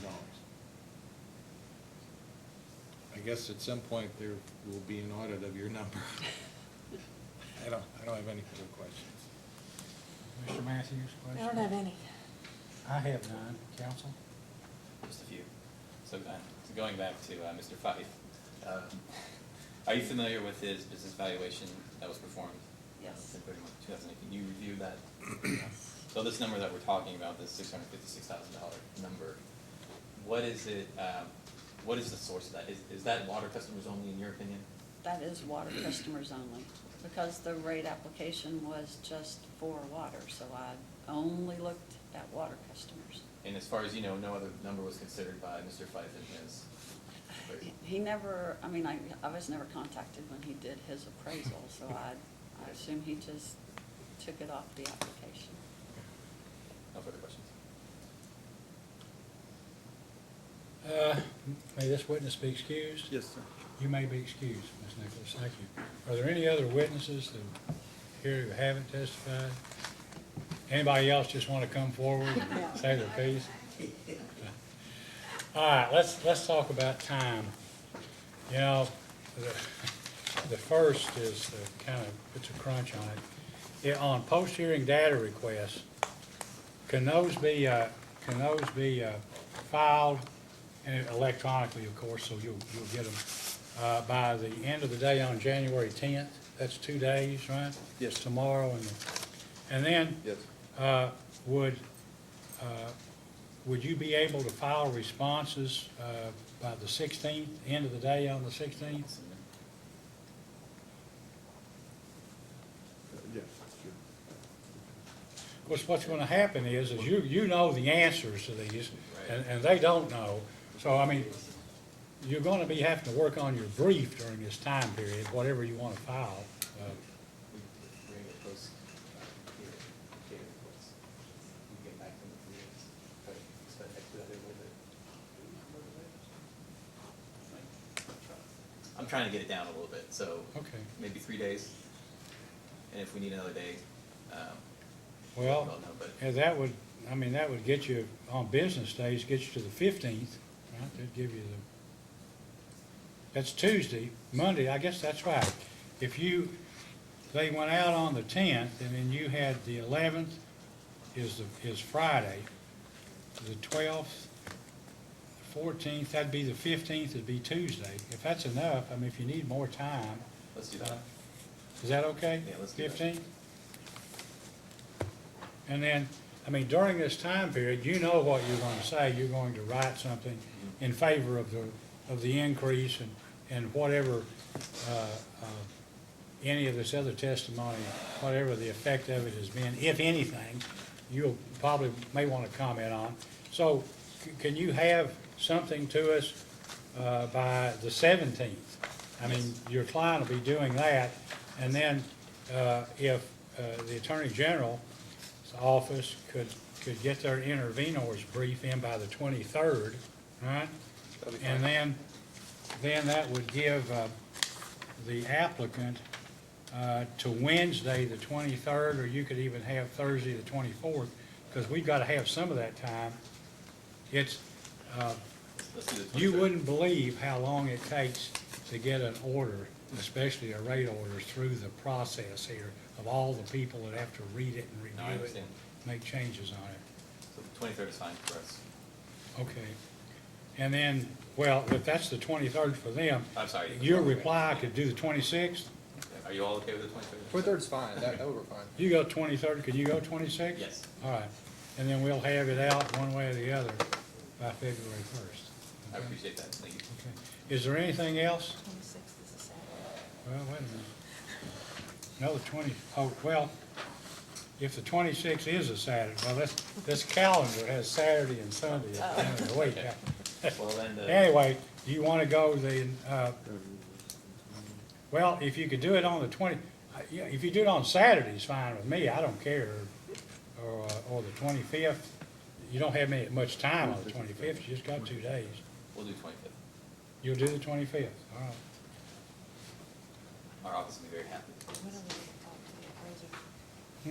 When are we gonna talk to the appraiser? Well, we're gonna talk to the appraiser sometime between now and then, and council will just have to work with us on that, or I'm not clear how, whatever, changes in somebody, I don't think there'll be any change in anybody's position, it'll just be the nuances of the appraisal. So, is there anything else that council would like to bring, before the commission? As far as getting Mr. Fife here, do you want us to reach out and try to get him here, or how do you want that to work? Well, you might, talk, I mean, it'd probably be better if you spoke to him. I mean, he wrote a letter or Right. something here, didn't he, after he got the subpoena, Well, then after apparently he it was, Yeah. yeah, if you would, and then you could contact Mr. Bowker, you could exchange phone numbers or something, and maybe you know how to get in touch with him, and he could set it up, because they know our schedule, and then we could just take it, and, you all are what, in Louisville? Yes. Is that where you are, so we could just do it here and Right, that's fine. and get it done. Okay. Mr. Pillersdorf, it's good to see you again after all Good to be this here, time. Judge. So, Or chairman, whatever you are. anything, Mr. McNeil? I have nothing All further. right, if there's nothing else, then this hearing is in recess rather than adjourned, because we're going to, I guess, get Mr. Fife at some point.